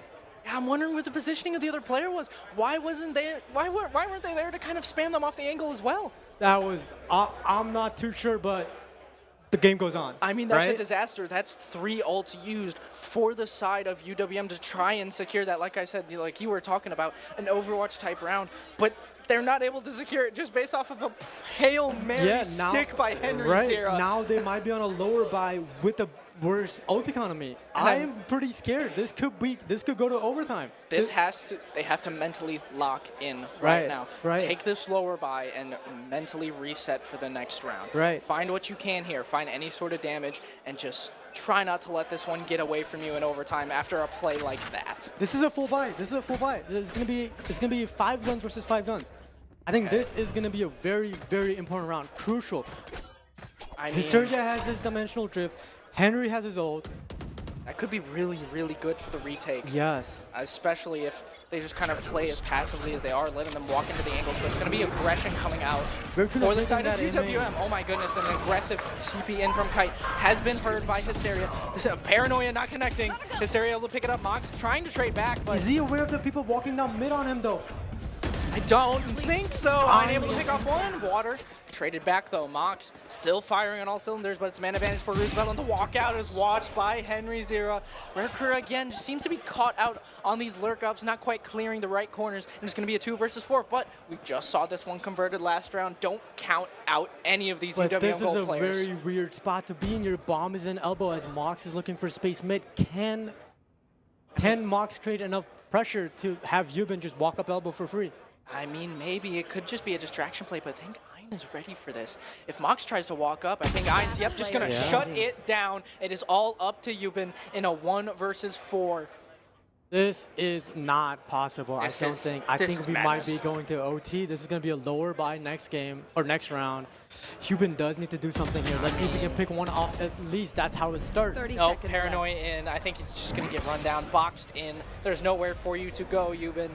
Get smoked off. There's 3 people holding that smoke. This does not seem possible. Human just needs to save this gun, maybe buy a rifle for his teammates. Yeah, 17 seconds left. Just have to save this into the next and pray that you can find an early pick, a main advantage. Again, that is what has been crucial. These first bloods and the conversions afterwards have been so crucial. I do like the play out of UWM though. The Omen ult comes out, Mox runs up mid, try to trade him, but the paranoia is just a little bit too wide, right? Yeah, just slightly too wide. And the fast flank from mid, I think, was really just kind of shut this round down in its tracks. And the final timeout coming in from UWM. They're going to talk about this. Again, it was Roosevelt that took the timeout after securing that miracle round. So they called that timeout as maybe a little bit of mental warfare, like, hey, we're going to make you sit on that and just think about it. Think about what just happened. Yeah, no, that was Roosevelt's timeout. So I really love that kind of mental game being played, especially on this stage match. Again, this is going to be slowed down a little bit like the final seconds of a basketball game, you know, taking as many timeouts as you need to kind of draw up a play, trying to figure out how to get your best players open and set up in the right spots. Right. I mean, if your duelist is 30 and 15, you want to make sure he gets all the help he can get. Right now, I'm sure the coach is talking about how to give that help to Mox, right? Here's the problem. This is going to be an uphill battle because of the ult economy. You can see 3 ults already online for Roosevelt to secure this, and they're very strong ults in the retake. So I feel like even if they do manage to entry into a site and get spiked down, it's going to be very difficult to hold it down, despite having 2 sentinels. Right. I'm scared for UWM here. I think if I am UWM, I pray for a first pick. Pray for a and then go from there. Yep. Does look like they have bought up. They do have 2 light armors. I mean, this is all you can do, throwing everything in the kitchen sink at this. You can see Rakura just 1 away from the ult, so maybe perhaps looking to farm that up early and get that Tour de Force out to kind of bring that element to it. It looks like a B trap with this deadlock net. The deadlock net does go out. However, there is nobody B main. Hysteria taking that mid control, but immediately TPing B. It's almost like they're ready for this B hit. But it's not quite coming out now. Again, it's just a slow, meticulous default. That's what they have to work with. They have 4-stacked this B side on Roosevelt's side. This is what I like, though. Like I mentioned, a lot of the ults that they have to work with are very good on the retake. So they're just super comfortable giving up the A site and just stacking B. Like saying, hey, if you want to go and take B, we're just going to shut you down. And if you go and take A, we're going to use all of our ults. Is the Dimensional Drift coming out now for the information. Knows that Mara is close. And the Nightfall as well. They're throwing everything to take this space over towards B main, make this map shrink just a little bit more. 50 seconds remaining, and UWM is still just trapped over towards but it their spawn. Like it's just Rakura again on this lurk, trying to get any sort of space over towards A, but again, it's being played for full retake. Mox has taken so much space as well on A.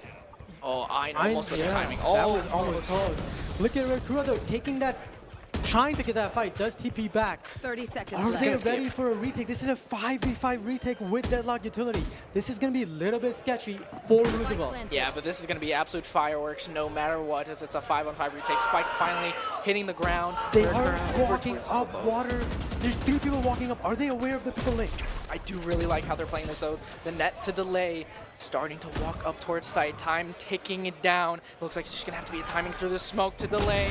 Breaking the crossfire. Great job, though, done by Kite and Mar to hold this down, preventing it from going to overtime. But now, Roosevelt has gotten access to the site. All 3 players in, and Waters watching this flank. The tap onto the spike, able to secure 1, but Mar able to find this area. Henry Zero sticking onto the spike, but all the players are going to go down. Mar with 3, preventing this from going into overtime. What a job done by UWM to fight and finally secure this, stopping the comeback of Roosevelt. That was an absolute banger of the game. That was a hopping up, you can see how much that means to them. We can see the UWM players absolutely ecstatic. I love that. That is the energy that you bring to LAN, right? They're so ready. I They're mean, so ready. 31 and 15. That was Look an at Mox. amazing job. Mox, just absolutely popping off. That is an as-pass performance if I've ever seen one. And I mean, to do it on stage in one of the biggest of stages is phenomenal. I mean, when you have an ACS of 366, you know you did something right. You know you're doing something right. Exactly. That is insane. I mean, feel like, but Mox has so much help, right? That dog coming in, double sentinels. I feel like UWM's game plan was so solid, but Roosevelt had that team play. Absolutely, and I think they really kind of remedied that kind of disjointedness that they were having early on, kind of with that Neon kind of going in alone and getting picked off. Right. They made those adjustments, they readjusted and played much more together, and kind of abusing that kind of utility that they can put up in the post plant on that attack side, and finally able to secure it out. That was an absolutely beautiful match, though. I think that's the best game we've seen on land, at least for this tournament. Yeah, that's the best game I've had the privilege of casting. Right, and that's only the upper bracket right now. We're not even in the final.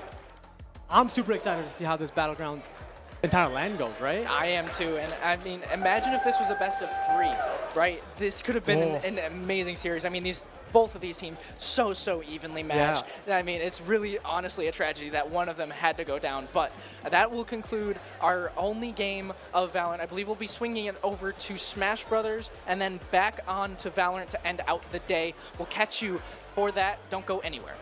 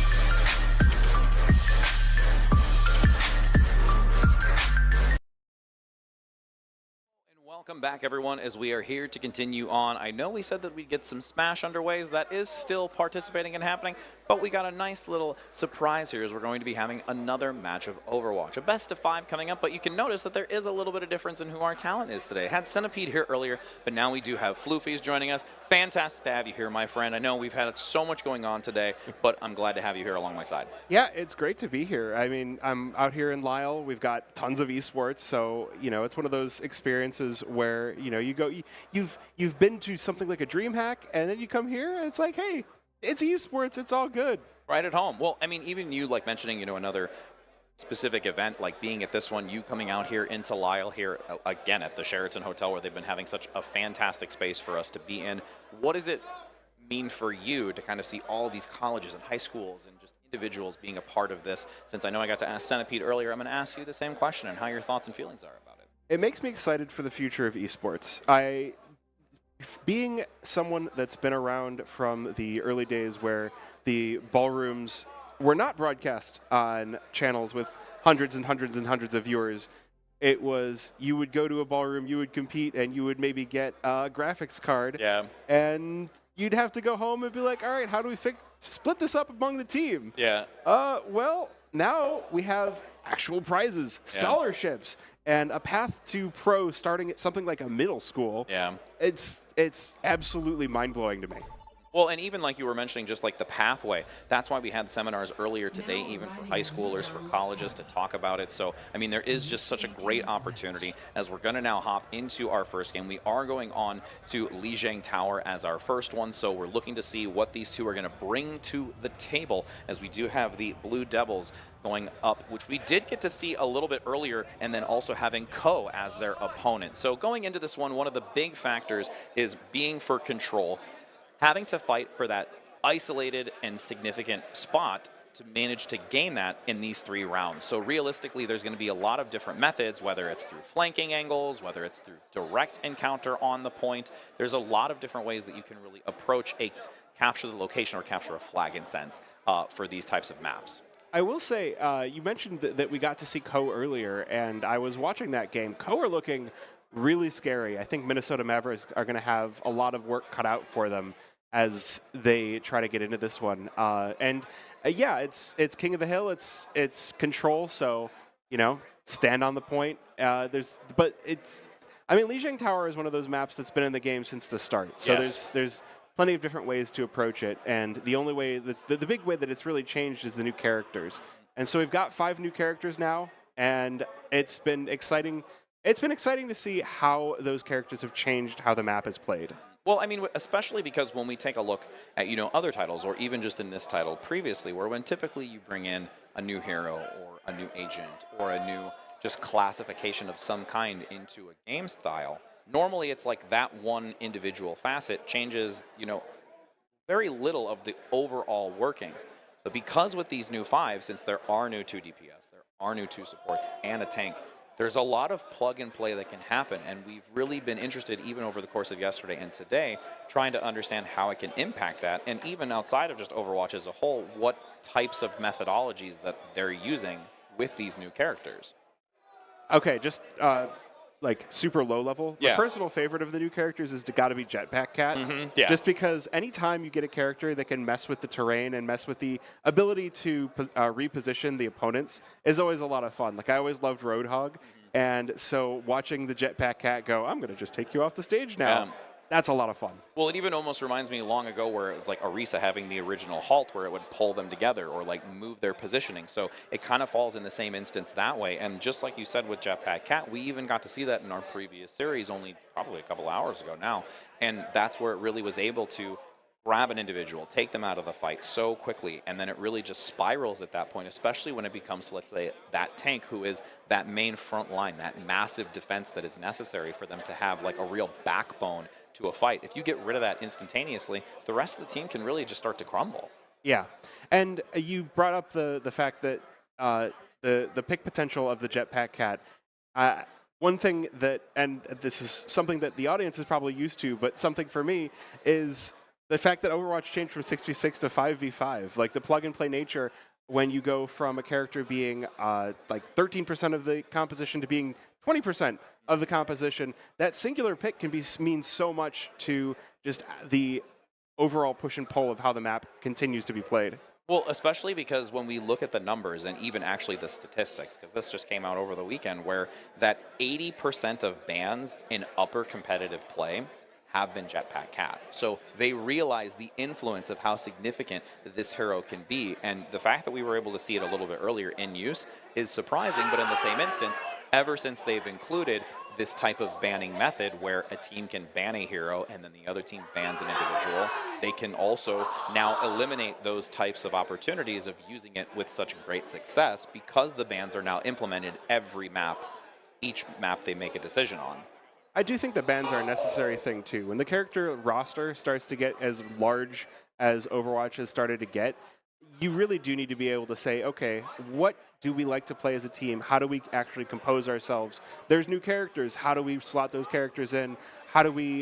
What counters do we really have when we are actually putting this roster together? 100%. And then when you even dig a little deeper into it, where it's one thing to talk about not only just the individual heroes to the roster, but it's also understanding the types of styles where there is this very dive-centric that is going to look to coordinate from multiple angles to dive in onto a point, whether that's with a Winston or having it with a Diva where they have that high mobility to get in for an encounter, or something that's a little bit, let's say, more rush or snowball-y in that sense, where you have a Reinhardt who is driving the force forward with the rest of the team and they can just move as an entire inferno ball.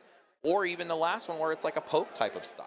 We've not really seen too much of a poke, at least over the course of this weekend, because everything has been so high tempo or so high paced that I think that's what really can catch teams off guard. And if someone is more hyper aggressive than the other, it can make a world of difference. Yeah, and it's funny that you mentioned Diva of all the tanks, because the more Overwatch that I've started watching this past couple of weeks, the more I've seen Diva being the one that gets banned out. Yeah. She can get to high ground. She has so much mobility with the boosters. She also has so much durability with the fact that she's got this enormous area of effect denial that just says you just don't do damage in this direction.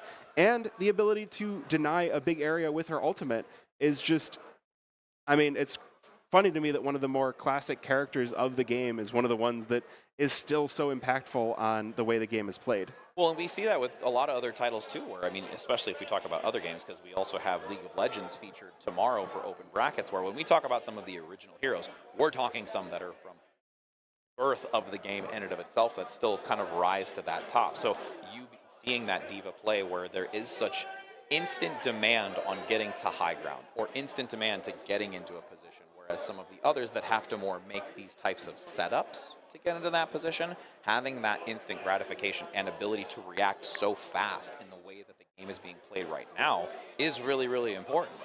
I do want to say with League of Legends, I saw a piece where apparently we have the first pro player that is younger than the game itself. That's wild. I mean, to be fair with how long that game is, and again, even, Overwatch is starting to get to that lengthy of a period as well when you think about when beta was. But yeah, that's crazy to think. So many years have gone by. It's something, I mean, hey, for Counter-Strike, one of the best players in the world, Zywoo, was born when the original Counter-Strike was released. That's crazy. Like, with esports, the longer they go, the more we're going to have a bunch of players that are like, yeah, this game came out before I was born. I'm going to sit here and be like, my back hurts. Trust me, I'm right there in the same world with you. But again, that's what's so nice about events like these. And I touched on it before we were going into this, but since I know we're having a little bit of a tech pause for the moment, that realistically, we had seminars where it was, IT representatives or technology representatives from companies within the area, Exxon Insight, and, a variety of esports other groups that are a part of it, that they are allowing these students to learn more about what opportunities there are, not only while they're in school, but also once they conclude their academic time, that they can actually find something of value for their careers in the future. Yeah, I think that it's great that a lot of people will look at esports and be like, that's just playing video games, you're just watching video games, you're talking about video games, but at the same time, you're learning how to be on camera. You're learning how to behave as a professional. You look at it as this is kids' sports, but at the same time, there's still competition involved. There's still the I mean, there's skills outside of it that you're still gaining. Well, and when we talk about, too, from the skills aspect or just what it actually means, when you look at conventional or traditional sports and compared to esports, there is still absolutely team-building skills. There's communication skills. There's attention to detail. There's rapid, fast reaction times in a lot of this, where you're having to learn and utilize so many sensory nerves in that sense, even though it may not be, let's say, as like physically intensive in comparison to traditional sports, but the fact that the mental capacity or bandwidth that is required to be able to do those types of things in this environment and at this caliber is something that is so important to just understand the weight that goes in and the emphasis on why this is so important to them and why they put so much work into it. Yeah, I mean, you mentioned the timing. I mean, just the idea of you have to capture the timing of when the point itself unlocks, when different abilities are going to be available, when how much time it's going to take to charge up your own abilities, the amount of time, how much resources you've lost by allowing your opponents to charge the abilities. There's just so many different timers to keep track of that it is really, it's a lot more than just, point and click. Yeah, no, and that's why a lot of teams, when you really look at who has fundamental roles in the group, it's not only you have your role of playing a specific hero, but there are those that are ult tracking. Like they are specifically having that additional on top of what they may play as a support, or like their in-game lead. And they're just IGL, who is the one that is directing the entirety outside of it because the coach can't be there to communicate and really only be able to do that between map or between rounds. Those types of things are also where there's so many additional facets that when we talk to, parents and how is it that, this can be sometimes beneficial. It's like realistically the amount that goes into this just as a whole is so significant, and for us to be able to now have it in this capacity on this scale for us specifically here in the Midwest is a really just great opportunity and rewarding experience, not only for, of course, us who gets to talk about it, but the students who are participating in it. You bring up the Midwest as well, and I think it is great that we do get to have this in the Midwest, because I think a lot of esports does get focused around cities like Dallas, Houston, New York, Los Angeles, San Francisco, and to be this close to Chicago. Admittedly, we're not in Chicago, but it's good to have that representation all across the country.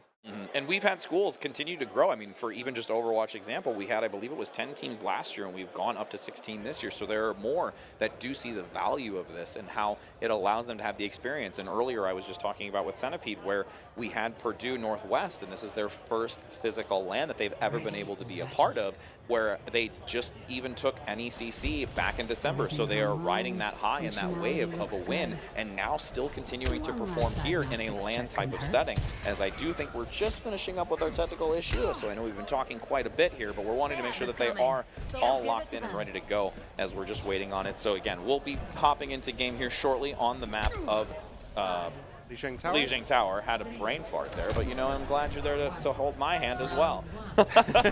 Well, I mean, I played a little bit of Overwatch back at the beginning, and this is one of the maps that I get to remember from the beginning, so it's nice to see that it's still in the game, it's still a part of things. Absolutely. And, we're going to have them go to point right now, and they're going to be able to play forward. You can see some already great aggression coming out already for this, as we do see some early pickups. You've got, it looks like it's going to be MNSU in that blue there for you, as it's going to be Co in red. All right. Yes, we did actually have it, so now it's going to be Co managing to try and come back. We do have MNSU now on the defense holding here, as it's going to be Minnesota Mavericks that we can see pushing back up to the point. Co really just needs an opportunity to try and push into this. They're looking to bring Orisa into this and try and lead to attack onto this point. 20%. You can already see that Invictus is down for Minnesota, so it's a numbers advantage here for Co, and they want to try and put pressure onto this point. There is a flanking angle for the Echo, trying to find a decent pickup, actually gets it, and this pincer maneuver really made such a world for Co. Yeah, the nice part about the point is you do have so many different angles to attack from. In Minnesota Maverick, you saw them just get pincered in. They didn't have a whole lot of opportunity to establish a perimeter before Co were able to respawn and fall in. And now, as they attempt to try and regroup, Minnesota's going to look to wait for all five, since there was a very late takedown on that, and seeing how they want to navigate through. Most of the time, Ko is going to look to try and get a decent pickup on the side. Can't quite find it, as you still have Ko holding close to this position. 30% already and looking to climb. Realistically right now, Minnesota isn't finding an opportunity to enter into this fight cohesively, and they're just continuing to be chipped away. Damage from the Orisa onto the Zarya is forcing her back. She's not able to get these barriers up to mitigate the damage. But again, you can see such an instant play right now. You've got Ko using this Echo and finding 2 early picks on DPS, which just crumbles Minnesota. Well, even the more dangerous thing is, aside from your team just being wiped there, is now you can see the ults completely fully charged for Ko, where Minnesota Mavericks are still in this disjointed state. Only Ying has the ult on the support, so it's going to be really tough to get the push back in, as now Ko is going to be, they're even pushing close to the spawn, so there's just not going to be any inroads for Minnesota Mavericks to get back. Well, and the biggest part too with Ying having that ultimate, like you mentioned, is that the Kitsune rush can be so monumental to try and counteract against it. They're going to lead into it, but Ko is going to now counteract with one of their own, crossing paths where everything is so focused on that specific area because it allows them to get the extra damage. Great reaction there coming out, getting an elimination early, a triple kill onto Minnesota right now. Eric is doing a stellar job from Ko. He didn't even use his ult there. He's just being a hit scan and being a menace to Minnesota Mavericks. And they're just, the picks are cut. It's not even picks because every single kill is just followed up so perfectly by the rest of the team that it's just kill after kill after kill. There's no space. Minnesota Mavericks, they haven't been able to establish a foothold since the word go, and it's just been Ko forcing them out this entire time. And one of the big things is the grab needs to be used, attempting to try and lock them down, seeing if Purpose going down will be able to pick it up, but unfortunately Minnesota has already lost 2 early, Tank specifically, so it's solely reliant on 3. The supports do not have enough damage to try and counteract against this, so Ko is going to be able to take this first round 100-32.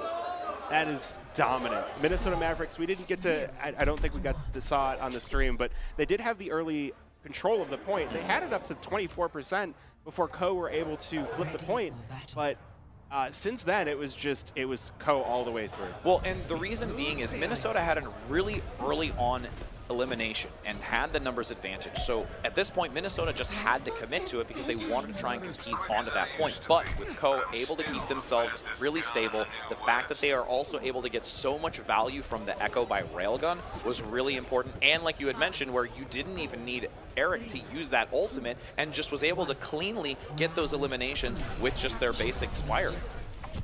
Sometimes you just gotta aim better than the other guy. Yeah, and we see that a lot. Yeah, we see that a lot when it comes to a lot of the hit scans. Big javelin off the edge there. Yeah. Wonderful cross-map lob coming out from Ko. That absolutely caught Invictus off guard. And now, once again, we find Minnesota down 1 early. So this is where Ko is going to look to sweep around that pagoda as there is an attempt to get back Invictus. But by the time Invictus is there, Boost goes down as well. So this is constantly a numbers disadvantage, and it's really important for Minnesota to not allow themselves to be vulnerable in this moment. And now with Ko, unfortunately, having to draw back a little bit, they're giving ground. Minnesota, even despite losing Invictus early, actually comes back to take it first. Yeah, the big thing here is with such a claustrophobic point, there were so many opportunities for Minnesota Mavericks to take in more individualistic duels. And so we saw the trades coming back in with the DPS from Minnesota, and I mean, not enough firepower to remain. Not at all. And now you can see that Minnesota is still holding strong, watching across this bridgeway, seeing if Ko is going to invest into this. One of the biggest challenges is just getting through this because the vortex from wind is so strong to get the slowing, and if they're even close to the edge by mobility, it'll just pull them to their demise. Invictus does get a shot onto Railgun, who previously had such dominance on this Echo, but is now not finding dividends. Kitsune Rush comes across the center. V gets that extra boosted damage, and somehow, some way, Chunkles gets the surviving healing necessary to be a dominant force on the front here.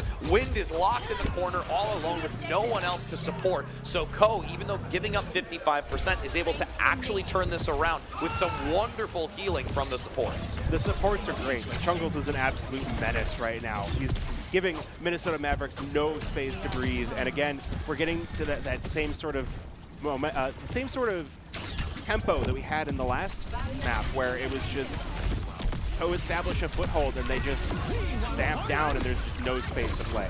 And Cloud looking to try and utilize the ultimate to knock back more members, but unfortunately there are too many still remaining. Numbers in health dwindling as well. The duplicate on the Ramatra having the annihilation. Once again, that is how significant this echo can be if you target the correct character on that opposing side, allowing Mavericks to attempt a recontest here, but Co still holding strong, claiming it, and managing to soon surpass in percent.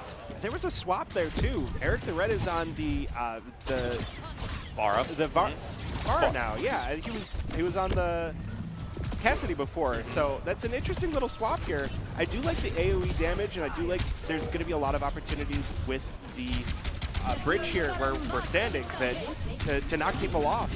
So this could be really powerful to keep Minnesota Mavericks just away. And the Photon Barrier already being active, looking to try and divide the point, so you can see Minnesota rotate in onto it. D.Va, as you mentioned, having that defense matrix, mitigating a lot of the incoming fire as you do continue to see Chunkles up front, but because they've managed to get their minor ability, they now have the addition of that shield to prevent incoming fire. Kitsune Rush now across the center, managing to boost that damage for Wind up front alongside Invictus and Foos, but haven't fully committed into the Deadeye, so they are going to look to draw back. They've given it up to Minnesota, and Co's going to have one last shot to get back into this. Yeah, it's getting really close now. I do like what the Symmetra's been doing. There's the teleporters and the turrets doing a lot to keep Minnesota Mavericks down, but they're not out. They're staying really tenacious, and now they're getting to push in. Now they're keeping Co even all the way away from the point.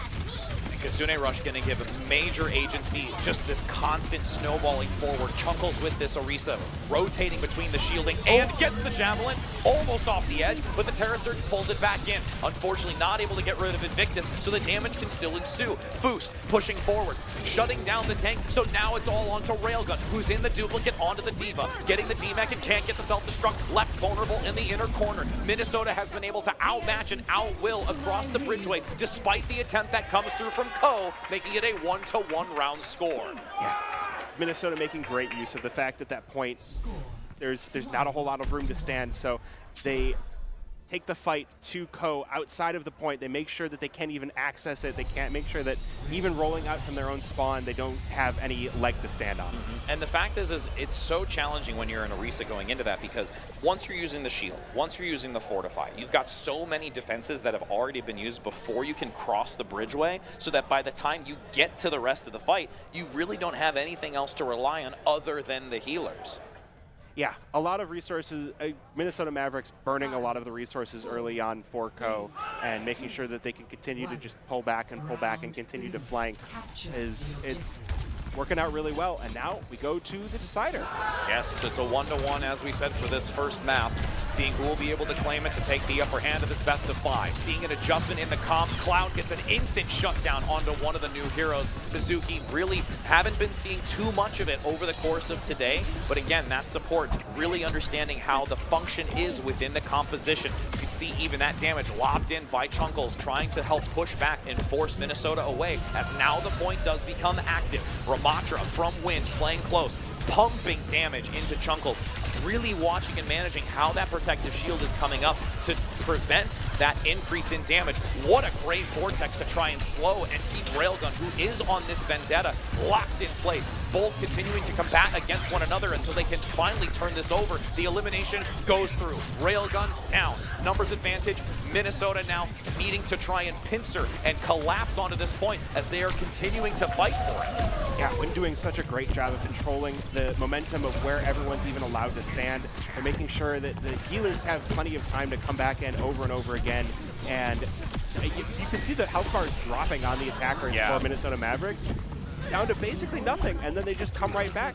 The shields, there's just no room for Co to get in anywhere, and you can see even they're being chased back to their spawn again. So Minnesota Mavericks, they've gone from taking the point to now taking further map control of Co's area of the map. Yeah, Cloud and Ying doing a stellar job, really fluid healing and constantly giving assistance to Win. And again, it's also, like you mentioned, with the shielding aspect, they're really bobbing and weaving around it to keep it having maximum potential for them to prevent that incoming damage. B is who I'm really focusing on. There is a teleporter coming now from Foos to reposition. It's going to be, again, another hyper-focus onto the back line. Mizuki and also Eric go down, both unfortunately finding themselves getting caught out because the teleporter completely put them behind their opponent and just catch them off guard. Yeah, that's great moves out of Ko to take the flank there versus Minnesota. I mean, having the teleporter to establish a two-pronged attack so that Minnesota Mavericks can't utilize this shield on Win. But the thing to look for now is look at the ultimates for Minnesota Mavericks. And there's 3 ultimates up, and Ko does not have a single one. Chunkle just used it and is about to die, just gets killed by Invictus. So even if Ko do manage to take away some positions, they're still not going to have the resources to establish a foothold. So and the biggest factor, too, is Win using the Annihilation was such a massive zone denial. And again, even though the grab was used, like you mentioned, from Chunkles, it really just didn't gain any value because even if somebody was locked down from it, the area from Win's Ramatra was just so well dominated. Even here, looking for a flank, funneling damage into Chunkles now, attempting to swap onto this Mauga. It is a basic bullet magnet to take all of that damage, and unfortunately there just isn't enough healing between V and Air from Ko to survive through it, as now they're approaching the last final percentage. Minnesota locking down on the point. They've isolated them away. There's an attempt now to swap Chunkles onto Doomfist to get that extra mobility back onto the point, trying to see if they can lock down an elimination with Invictus getting Railgun. Pharah eliminated from this position. Railgun now from Ko attempting to counteract against the lost member, but Win is still fortified and ready to go. Back in the face of Chunkles, low, supports attempting to keep him alive, but can't quite do so. The health bar continuing to bob and weave until finally they force them away, and that is going to be a victory here for Minnesota Mavericks. Gosh, you could just see everything going from bad to worse. The percentage was building and building. 90%, 95%. The swap on a Doomfist, I like the idea in theory, but you then lose the ultimates and you get that spot where everything gets really disjointed and really difficult to coordinate. I mean, great start. I mean, the hard part too is like you're talking about switching onto the Doomfist. In situations like that, very viable because in the moment you're looking for, let's say, somebody who has high mobility so you can get back to the point faster and allow them to try and deny them concluding that map. But in the same instance, you did still touch on it where technically when you swap hero, you lose that percentage. So those are the different types of facets when even just in the earlier parts of the map, if you're making those consistent switches to different heroes, you're losing out on the ultimates that they're trying to generate. So you're always almost kind of a leg behind and finding out whether is my ultimate charge just as valuable as me potentially taking a different hero to the mix and seeing is that going to cause more of an impact. Yeah, I do like the idea of going, okay, we're getting countered, that we have to change something. Sometimes you just have to cut your losses. So I do, like, it's a pro and a con there when you do get that chance to switch. Sometimes you have the opportunity to put your opponent off kilter. Even if they've got the ult, maybe they weren't expecting a different hero into the mix there. So you get the opportunity to possibly catch them off guard. Well, and that's the other thing too in the collegiate sense, especially when we have such a hero pool of this size and the ability to swap so rapidly between every elimination, is that when you're in stakes like this with a best of 5, yeah, it's better to maybe try and see what's working earlier, because then you can at least trial and error something in how you're playing a hero or how responding to a hero, so that before you get into your next map, which we're going to be finding out soon as they are looking to pick the map and also what the bans are, is do they opt to then try to stick with these new heroes that they have brought to the table at the start of a new map? Or do they have some other just time and methodology? Because like I was even talking with Centipede earlier in some of the collegiate sense, when we get to this part of it in the lower bracket or in the upper bracket later on, not all of the schools really show what their comps are capable of. Because if they show it earlier in the competition, then their opponents can scout that out and know what to expect. So sometimes they kind of hold their hand a little closer before they're going to show what they're actually looking to bring to the table. Yeah, the idea of saving strats for the finals is a time-tested tradition, I would say. But there's always all right, we were saving strats for the finals, and then we lost. Yeah. Oops. So it's that ebb and flow. Yeah, but you're right that there's a lot of opportunity to flex and change and move we've got winners brackets, we've got losers brackets, so there's still time if you do manage to lose in this. We're in the upper bracket right now, if I remember correctly. Yes.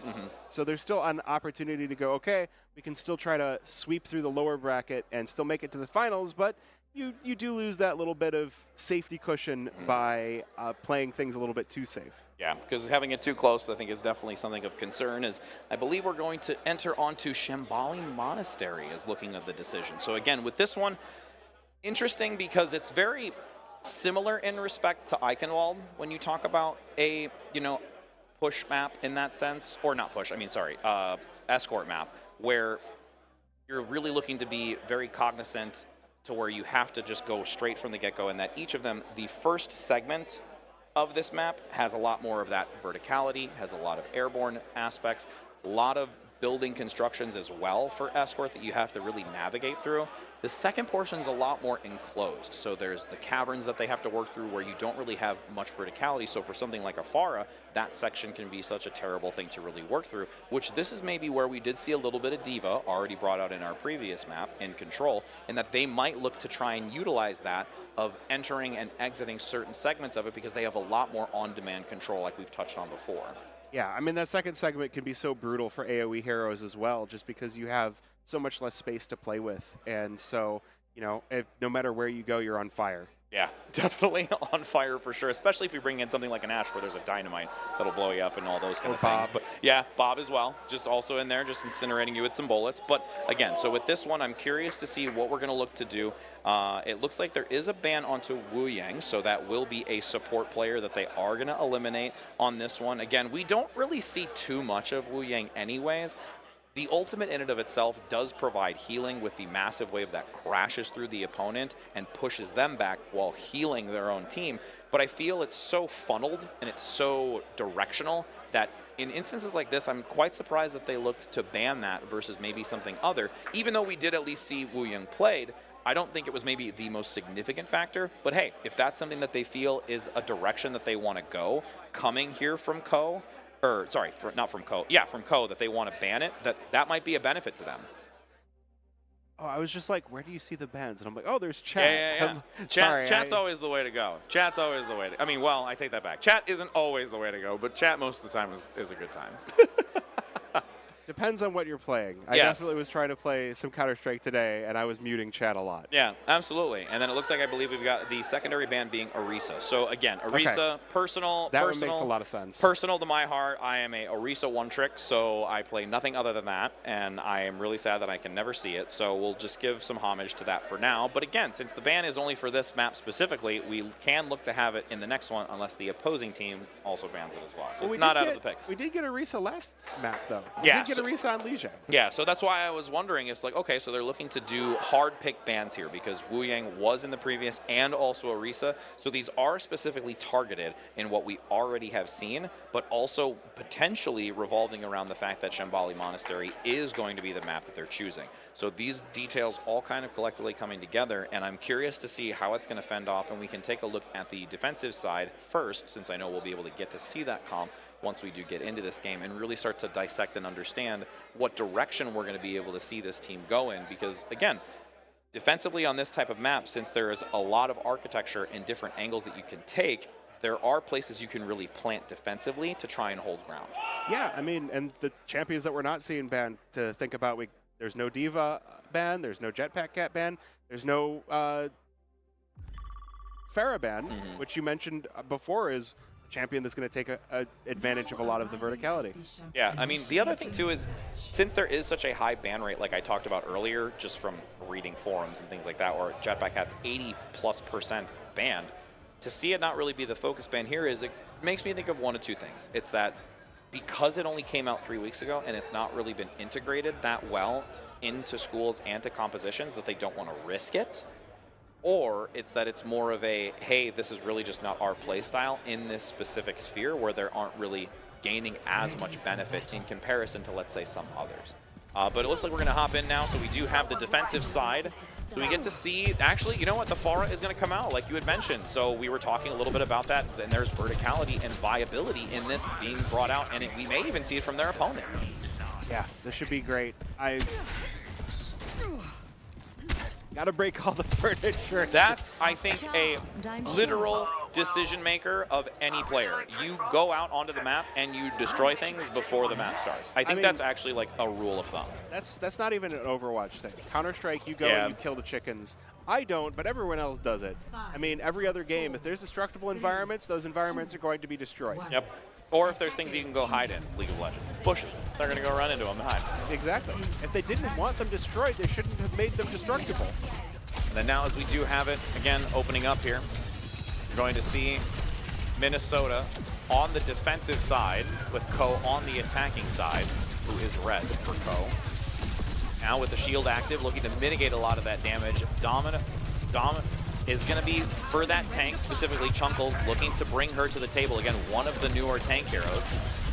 Seeing how much damage she can really put out. Domina puts so much damage out if she's left in the open or has it in the right hands. Yeah, I was getting to watch a little bit of Domina just on stream to see what kind of stuff she can do. And she does seem to be kind of getting popular as one of the characters that was just one of those brand new ones.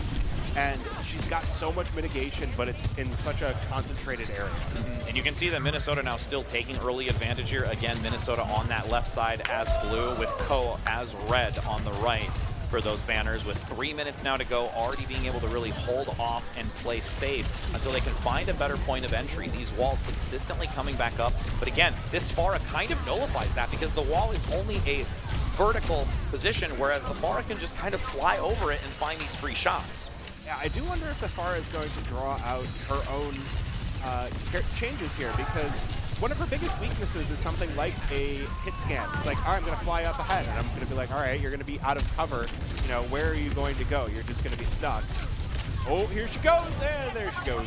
Attempting to do so, and, you know, I mean, they're doing the best they can. They actually are putting Minnesota on the back foot now, and the fact that they've been able to do it for the first couple of minutes is really, really great. Yeah, and oh my gosh, you got those eliminations so early. Now, Ko is going to have so much time to push. They might even get to the first point before the reaction gets to come in from Minnesota. Now as we're moving into this checkpoint, they have to just pivot around this bend before entering into that cavern section. Most likely going to look to drop down as it's just about to touch. Nice knockback for the moment. Almost actually denies it with 1.3 meters. So you do have still a decent opportunity to counteract against this. Kitsune Rush comes in, and realistically, Ko is actually taking full control of this, and this map pick is really benefiting them. Oh, its team kill comes through. The battle ignites me. I mean, again, here's the thing is, most of the time that you've been seeing Wind go in aggressively, it's had to be more on a rash decision. It's not really as calculated because they're attempting to try and block it, whether it's on the timer or they've been dislodged from their high ground position. See now as they try and push this corner. Ultimate's online. Ko is slightly ahead since you had Foost use that rocket barrage earlier. Not really able to gain much out of it, so I'm curious to see if... Oh no, that's unfortunate. Railgun gets a shot onto Cloud, so you lose that support. And again, now you're solely having to rely on Ying, and this is just causing so much stagger and putting Ko in a dominant position to press forward and to get another checkpoint here. Minnesota really has to lock in right now. It's almost better to get these couple of kills rather than going for the full team kill. A couple of picks is being so valuable because what are you going to do with those 3 more characters? You're just going to bleed out more. You have to fall back, and it's buying so much extra time for Ko. Now you see almost a second point, second team fight about to come out, and it's full ultimates here for the side of Ko, but they've burned them, and Chunkle's the first one to fall. Yeah, Minnesota was able to find a position that they could actually plant, and the biggest thing, again, with Wind on the Ramatra, the Annihilation is really such a defining factor when you're talking about really controlling a zone or a space, and being able to get onto the payload just before that checkpoint and lock the team down, and even just force them away into an unfavorable position is what allowed Minnesota to be able to hold this before that checkpoint. So now we have to look, with the 2 minutes and 30 seconds to go, how Ko is going to have to enter into this cave, which it's not so easy to do with so many narrow doorways. Ooh, here we go, coming in with Ko on Railgun, or Railgun on Ko. You get the shots that he's looking for. He's just repositioning to the side. Nice job. Overclock from Invictus does help. It gets Chunkles out of the way, so the tank is eliminated, but it's not really like a very easy fight for them. They have to fall back and regroup because once they lose the Domina, they really have no leg to stand on. See now as they're moving over this, with the Pharah, again, trying to find an angle, utilizing that verticality like we mentioned. Still seeing if there's any sort of narrow sightlines that they can work these rockets in to get that area of effect damage. Also attempting to try and get Railgun another rocket barrage. Barrier slowly being broken, segment by segment. Nice turn onto the inner side. You've got that Wind Ramatra dropping the Vortex to try and slow their retreat, getting rid of that healing siphon. So now with even this Kitsune rush from B, there's not really too much that can help Ko since they've already once again lost Chunkles. And this has been something that we've seen before, where losing the tank early doesn't give them, again, any fortification. Yeah, it's getting really bad for Ko. Now, Minnesota Mavericks are starting to establish a home on top of the cart. They're not even giving Ko a chance to even sniff that, and the map control is continuing to push forward.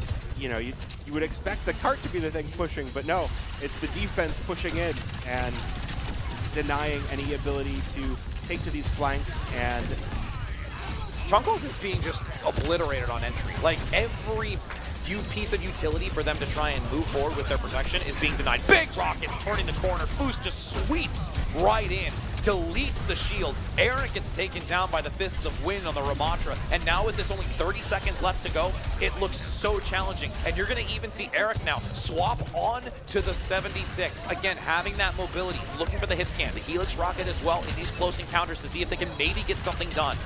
Yeah, I wonder if this is some tilt coming in from the last map, because we saw the reverse sweep coming in on Lijiang, and now coming into this, it feels like Chunkles is getting caught out of position, Eric gets caught out of position, and even with that strong start, there's a lot of individual picks coming in and a full team kill. So Wind just literally takes full control of that. The Annihilation plus the fists were absolutely dominating in this position. When you are such in this tight space, there's only 30 seconds left to go. The Annihilation having so much damage in a very tight enclosed area, and that fight, the second that it becomes active, is only a downhill spiral for Ko. They had a great opportunity and idea to swap to 76 because, again, when you have Iliari for the ultimate, allowing her to become airborne, the Pharah also being airborne, that hit scan from 76 and the Helix rocket allows you to get so much value from that, but it was just, I think, too late for it to actually impact the match.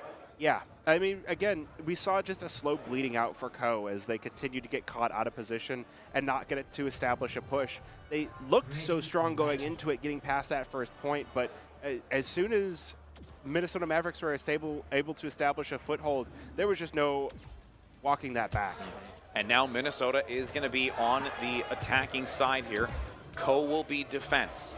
Take a look already at that composition. Chunkle is going to be on the Wrecking Ball. So with this, we've seen that before. And the tactic of Wrecking Ball, kind of like I had mentioned, where the D.Va has that on-demand positioning, but with the Wrecking Ball, you have to be tactical. You need to know how to latch onto the wall to get into a position for a pile drive for the stun, or make sure that you get enough enemy players inside of your radius for a protective shield that gives extra survivability. So actually going to swap now onto the D.Va. Okay, so I said one thing, and then they finally went back and they decided to change it. So those are the two variations, and they're deciding to go for more on-demand. Yeah, I was listening to you talk about the hamster ball, and I'm like, that's a D.Va. Yeah, and they bait switched me. Yeah. Okay, all good, all good. All right, well, we'll see if now Ko can match up to the defense that we just saw Minnesota put down. Right now, though, I mean, it looks pretty even. It looks like the healers are doing a good job keeping this one at a pretty good stalemate. So we're gonna have the pick come in. Railgun coming in on the flank. Big gets shot, taken though. down. Yeah, Boost finds this angle, gets a couple of decent rockets onto Railgun. So now Minnesota is going to just really start to snowball. And the thing is they're doing it so much earlier. When it came to Ko, there was a lot more resistance by Minnesota defensively, so they were able to dwindle the clock by a minute or two. In this case, you've already got Minnesota taking the advantage early and starting to really utilize that additional timing that they could have if they continue with this momentum. Well, it's going to be a difficult spot to find a foothold. It's almost, it's a bitter pill to swallow, but you might even want to establish a defense at the first point rather than trying to catch the card as it's moving. Let it get here, and then then try to stop it. Well, they're going to take an interesting flank. You see Chunkles go way on the backside to see if there's an opportunity of finding any of the supports, but unfortunately, you have MSNU right there with Wind, able to just start doing the additional damage alongside Invictus, just consistently breaking down that health value, and now they've reached the checkpoint with just under 5 minutes to push through caves, which is almost double what was happening with Co. Yeah, this looks like an absolute flip on from what we saw in Lijiang Tower. Starting out from the beginning, it's a slow start for the Minnesota Mavericks, but a very quick second map here. Now pushing with 4 minutes and 30, they're going to swivel around the corner, and again, the big thing is for how Ko is going to move into this, they need to be aware that, oh, and Chunkles actually is going to mirror it. I was watching more of the offensive positioning for Minnesota, but realistically, the fact that they're going to try and match the ram for ram is a really good idea. I like that they're bringing this to the table because the shield is going to be great. You're also going to have the annihilation if you collectively join to it, but is the Kitsune Rush going to be overwhelming? B managing to push forward with it. Ying responds. So is Wind. Everyone throwing their ultimates into this because Minnesota is so far ahead. The Captive Sun, a collective. The chipping damage allows Minnesota to get to this golden box of victory and now put them on a match point over Ko. Gosh, that didn't even look close. It was really tough for Ko. The fact that, I mean, the Ko did a great job on their attack, but it just, I don't even know what they could have done once they got to that second point. There was just no spot where it felt like they had control of the team fights. There was no spot where it felt like they had control. They had even the numbers advantage to get things moving. Well, and the big thing too is more so because a part of it is they did swap onto the Ramatra. They changed it up from the Diva, so they lost that value because they wanted to, like we mentioned, touch on potentially changing the composition to see if they can match against it. But the problem is when they were playing a little bit more passive, Minnesota is a team that is not going to allow you to get that time to recover or recoup. They're going to play aggressively. We've seen them last year play in the same type of style. Now they're still showing it here again. So Minnesota really wanting to try and demonstrate that they are a force to be reckoned with. And again, when it comes to Ko, they stepped back, looked to try and see how they can evaluate, which again is still very important. Adaptation is real. But what had happened is since there were so many ultimates that were accumulated by Minnesota and that they realistically didn't have to use them in any of the previous fights, they could basically just collect all of them and then unleash them, because at that point they only knew that they had a few more meters to get because there was no real contention prior to that. Yeah, you bring up the ultimates and it was just a slow suffocation. The Mavericks they were keeping the pressure on throughout the entire game, and we kind of touched on it in the pre-show, or not in the pre-show, but like in between maps. We were talking about the idea of switching heroes to try and counterpick, but losing the ultimate in the process. Maybe you throw your opponent off kilter, but you lose resources in the process. And with Minnesota Mavericks, not only retaining those ultimates, but retaining the positioning and forcing Ko to roll back out to them, just a slow suffocation for Ko and bleed out. Yeah, and at this point now we're looking to get onto, again, that match point. So waiting to see what this third map is going to look like and what they'll look to dive into. So again, really wanting to see what they're going to pick. I would be interested to see if we're going to go back to a flashpoint, just because that has been something that we've seen, again, consistently over the point. Also because there is a little bit more of the RNG aspect of it. When we go into flashpoint and they have to capture 3 of the 5 points total, starting always at the central, but then it changes within the other 4. So you don't know exactly which one's going to open next. So we see a lot of tactics where they try and catch them between rotations. That's a map that I think might be very viable if they wanted to go for that. Wouldn't be surprised if it was a Junker Queen, or sorry, Junk Queen. Wow, I'm so good at words right now. It's been a day. You know what? It's late. You were here early. Yeah. I will give you that. But again, that being one of the maps we've seen before as well. Looks like we're going to still get another moment or so as we're reconnecting one of the players, so we'll give them some ample time. But realistically, at this point, Minnesota has been a consistent force. And like they're really wanting to try and redeem themselves from last year because they put on such a performance, and that unfortunately they came up short with Cincinnati, if I'm not mistaken, being able to take the grand finals later on throughout the match. So here they want to be able to demonstrate and show how they are still a massive competitor, especially as a reoccurring team compared to some of our others who did not partake, even though we do have more schools, 16 out of the 10 from last year. Yeah, I will say, earlier today, as I was watching them, they were looking really sharp. They went completely flawless against their opponents. So I think that they're going to be kicking themselves a little bit, having that slow resource battle, just kind of attrition is really the word that I'm kind of looking for here. That went against them, and I mean, they've been here. Speaking of being here a long time, they've been here since this morning too. I know, right?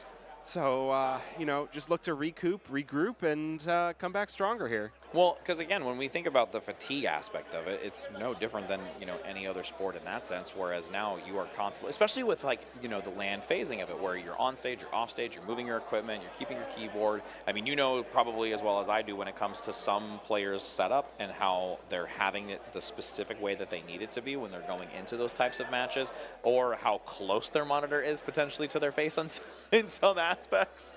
You want to hear something cursed? I found out that there was a player recently that wets his mouse pad before playing. Really? Yes. That's interesting. I would have to look up the name again, but I guess he just spilled something on it at one point, and then felt he played better. But, Interesting. I think it's really fun, the number of different setups we see. We'll see players that'll come in, and they'll measure out the desk, and they'll be like, it has to be precisely this high, and the keyboard needs to be here, or you'll see the player that has the monitor like right in the face.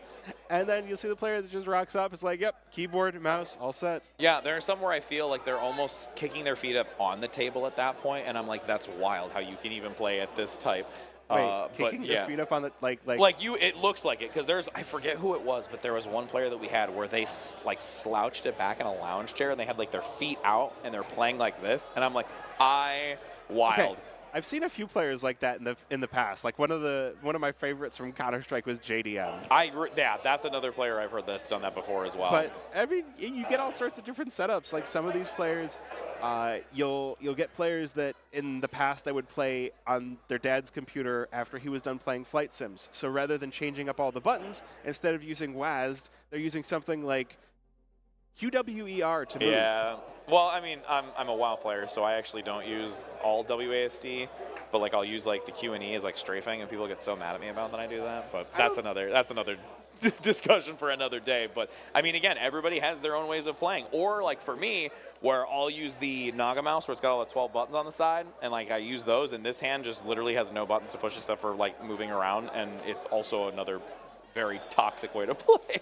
I used to have a mouse like that, and then as I was getting more into the FPS scene, I went for a Vaxi. Nice. So I went for one of the super lightweight, wireless, and just 2 buttons on the side. That's all I need. I have one for inspect weapon, which is very important. You want to be able to be like, ooh, look at the pretty skin that I've got. Yeah.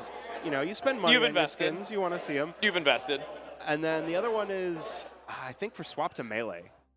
Speaking of, I would say these are actually pretty standard setups. Hey, there's a keyboard that's more on a 45 on the far left. Yeah, there you go. Thanks, Prod. Look at Prod. There we go. Right there for me. Yeah, has that angle. Now we're just scoping out to see whose setups are wicked. Everybody else looks pretty cool, though. That's the thing, though. And maybe we just don't have, the overly intense ones. I'm so happy that Prod is trying to find one for me, one of the wicked, outlandish ones. But everybody's pretty good.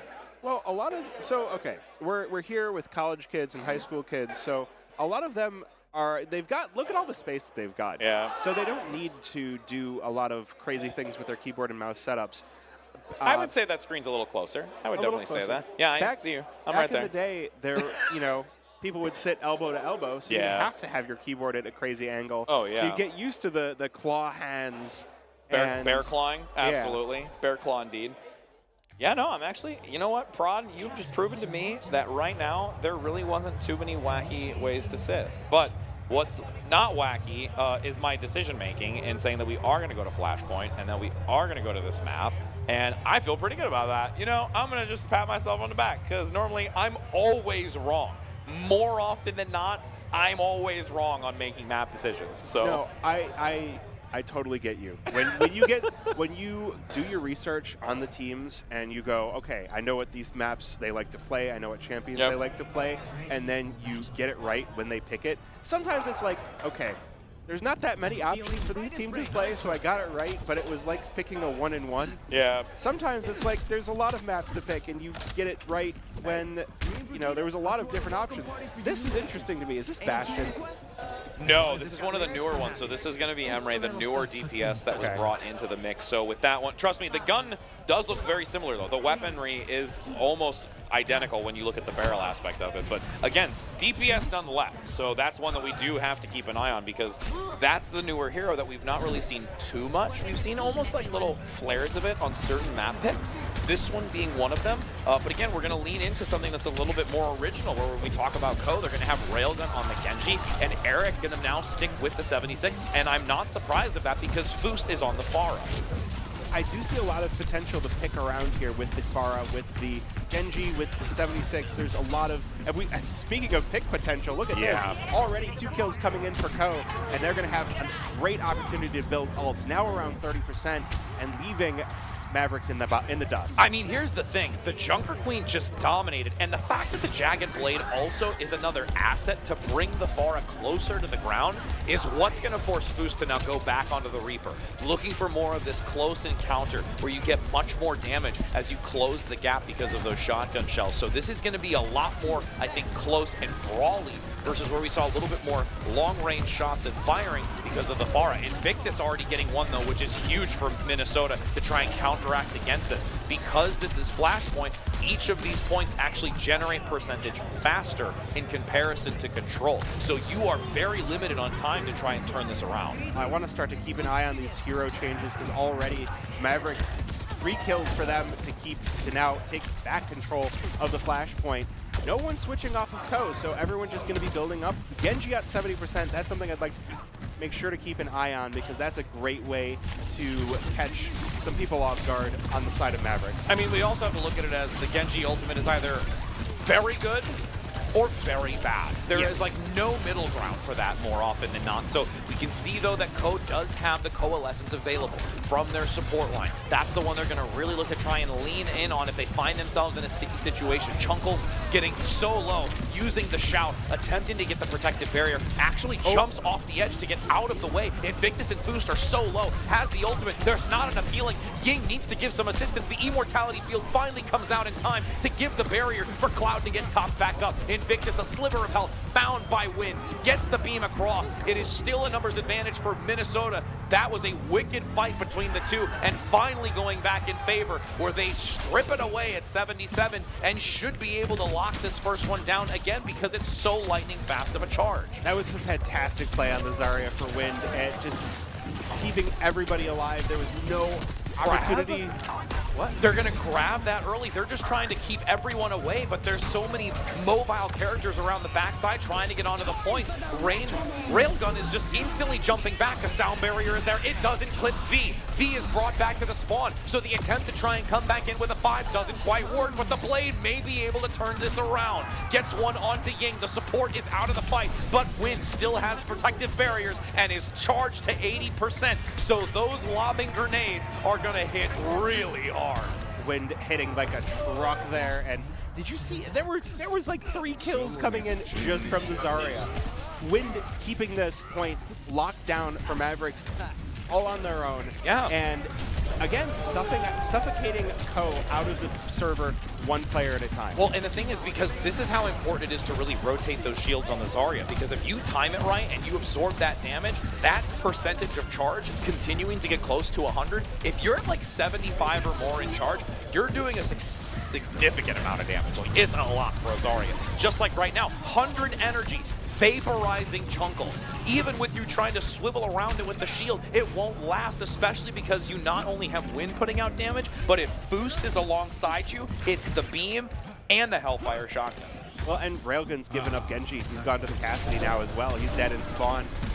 Built up to 35 ult, so that's something to be happy about, but already Minnesota Mavericks, they've taking 20% control of the point and building. And the ultimates getting close to 100. Oh, man. Coe going to have a real tough time getting back into this one. Though that's really important. V is able to get rid of one of the DPS, so realistically, the two significance is Wind and Invictus, and that charge pushes it back. Beautiful grab. Immortality Field comes out by V, though, to give them an opportunity to recover in this, and Cloud acts in kind, giving the sound barrier to make sure that they have enough protection. Tactical Visor in the distance from Eric, giving some extra shots onto the front line with Invictus going down. It's still 70+% for Minnesota. They are generating as much as they can to keep this. Foost getting back in the fight, getting the swift step to be able to join in from their shadow step, and that is allowing Minnesota to look to take this second flashpoint and put them on a map and match point here. I don't think Coe's going to have enough, even realistically, to touch onto this. They've gone down below. Chunkles is there. Overtime is active, but you've got Boost right there, once again, looking to blast that health value away. You see a sound barrier come out again, but unfortunately, because it was so dedicated to Chunkles and Eric down below, Railgun doesn't get the shield. So the overtime is now fading, 99-0 for this second flashpoint. And you've got Chunkles charging back in onto the point. They've actually been able to swap it. A miraculous turnaround here, despite it looking utterly chaotic at the beginning. That was an amazing Reinhardt dance. The fact that he stayed alive through all that, you can see his shield just like left, right, center, up, down, and he stayed alive through it. There's something to be said. Credit to healers as well, because the fact that he stayed alive through all of that pressure coming in from so many different directions is enormous. Well, not even just for the healing part of it, it's the fact that the Baptiste was also putting damage in as well. And when they're getting back into this for another attempt, you've got this great pickup again by Boost, but sacrificing their own life. So it's this constant trade-off right now. Well, I mean, the fact that the flashpoint is built to 60%, it's looking like it's maybe doable here for Coe. You mentioned that if Mavericks had secured this, it would be map and series point, and I mean, Coe, they have to know that at the back of their heads. They're backed into a wall, they're backed into a corner, the claws are out, and they're doing a very good job of now keeping Minnesota Mavericks back. They haven't actually been able to establish a foothold at all on this point. Coe this point might belong to Coe in the end. Now it's contested, now the overtime.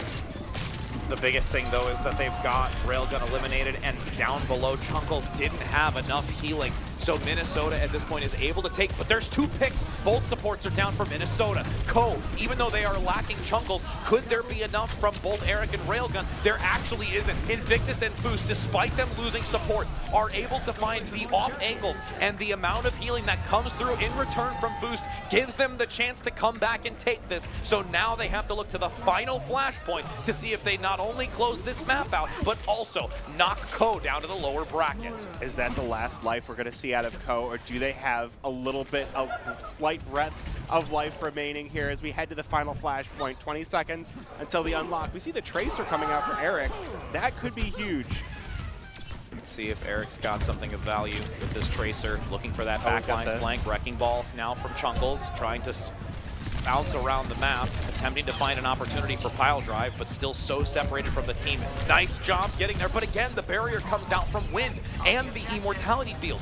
Minnesota is such in a great position to be able to hold themselves together and protect one another. But Ying is going down, doesn't have the amplification matrix. Grab is going to lock down the Wrecking Ball, who is getting so low, and Foost gets just enough shots on the backside of it to take them down, with now finally claiming this and rising from that 0%. That Gravity Well is that's the Overwatch I remember. The Gravity Well, the AoE coming in from something like a Junkrat and just blowing up everything. We see the Reverb getting picked up as well, but that ultimate wasn't even needed in all of that. Just being able to put down the damage with the shotguns was enough. Oh, and no! Once again, just continues. Foost right now had not only the awareness of going in on that because of where Railgun was positioned, but there's also this really great, well-positioned understanding from Wind in when to give those barriers. That's what basically allows Foost to do what they want, because they have the extra assist in a distance. They have the assist and they have the health. I mean, when you're a Reaper, you're a squishy little guy, but you have to be getting those kills to be getting the health resets to keep going. And with the shields, there's just no opportunity to even answer this Reaper. And now we're in the final moments. 10% remaining for Minnesota. They want to close this out. Boost gets a pickup. The Death Blossom takes out a second. Aaron has to force the recall. There is a pulse bomb available, but again, the damage might already be too high. Sound barrier just is there for celebration as the overtime will dwindle. That is Minnesota managing to take all 3 maps over Co, and they continue to move through this bracket. Does that count as a reverse sweep after losing that first point on Lijiang, or is that I don't just think so. I don't think a that full... counts, but we'll allow that to be, you know, recognized in that sense, as we do have a recognition from Chunkles on that Junker Queen. Again, this was nuts regardless. The fact that Co was able to find something like this with the Junker Queen play, I know they may not have won the match, but there's these little highlight plays of where you recognize that there is still some skill and some active play when it comes to these really unique hero selections that we don't get to see too often. So round of applause again for them finishing up on stage there, as that will be able to conclude the last Overwatch match that we do have for today. And realistically, again, we've got a couple more other titles that we'll look to have for the remainder of today and before even going into tomorrow, where we start to get into the real exciting moments of where we have the grand finals, we have the semifinals for some, and then leading into grand finals. And that's like Super Bowl Sunday. Like, that's where we're going to have everything going and having a wonderful time all around. But I mean, Floofy, it has been a fantastic opportunity to be here alongside you and get to have you a part of this, and just again this experience here at the Midwest Battleground. It's been great to be here, and again, it reaffirms just how great the esports as a whole community can be when we all come together to do something great. A lot of times you'll see tournaments for just one, but it's always fantastic to see a variety and to really come together and support each other.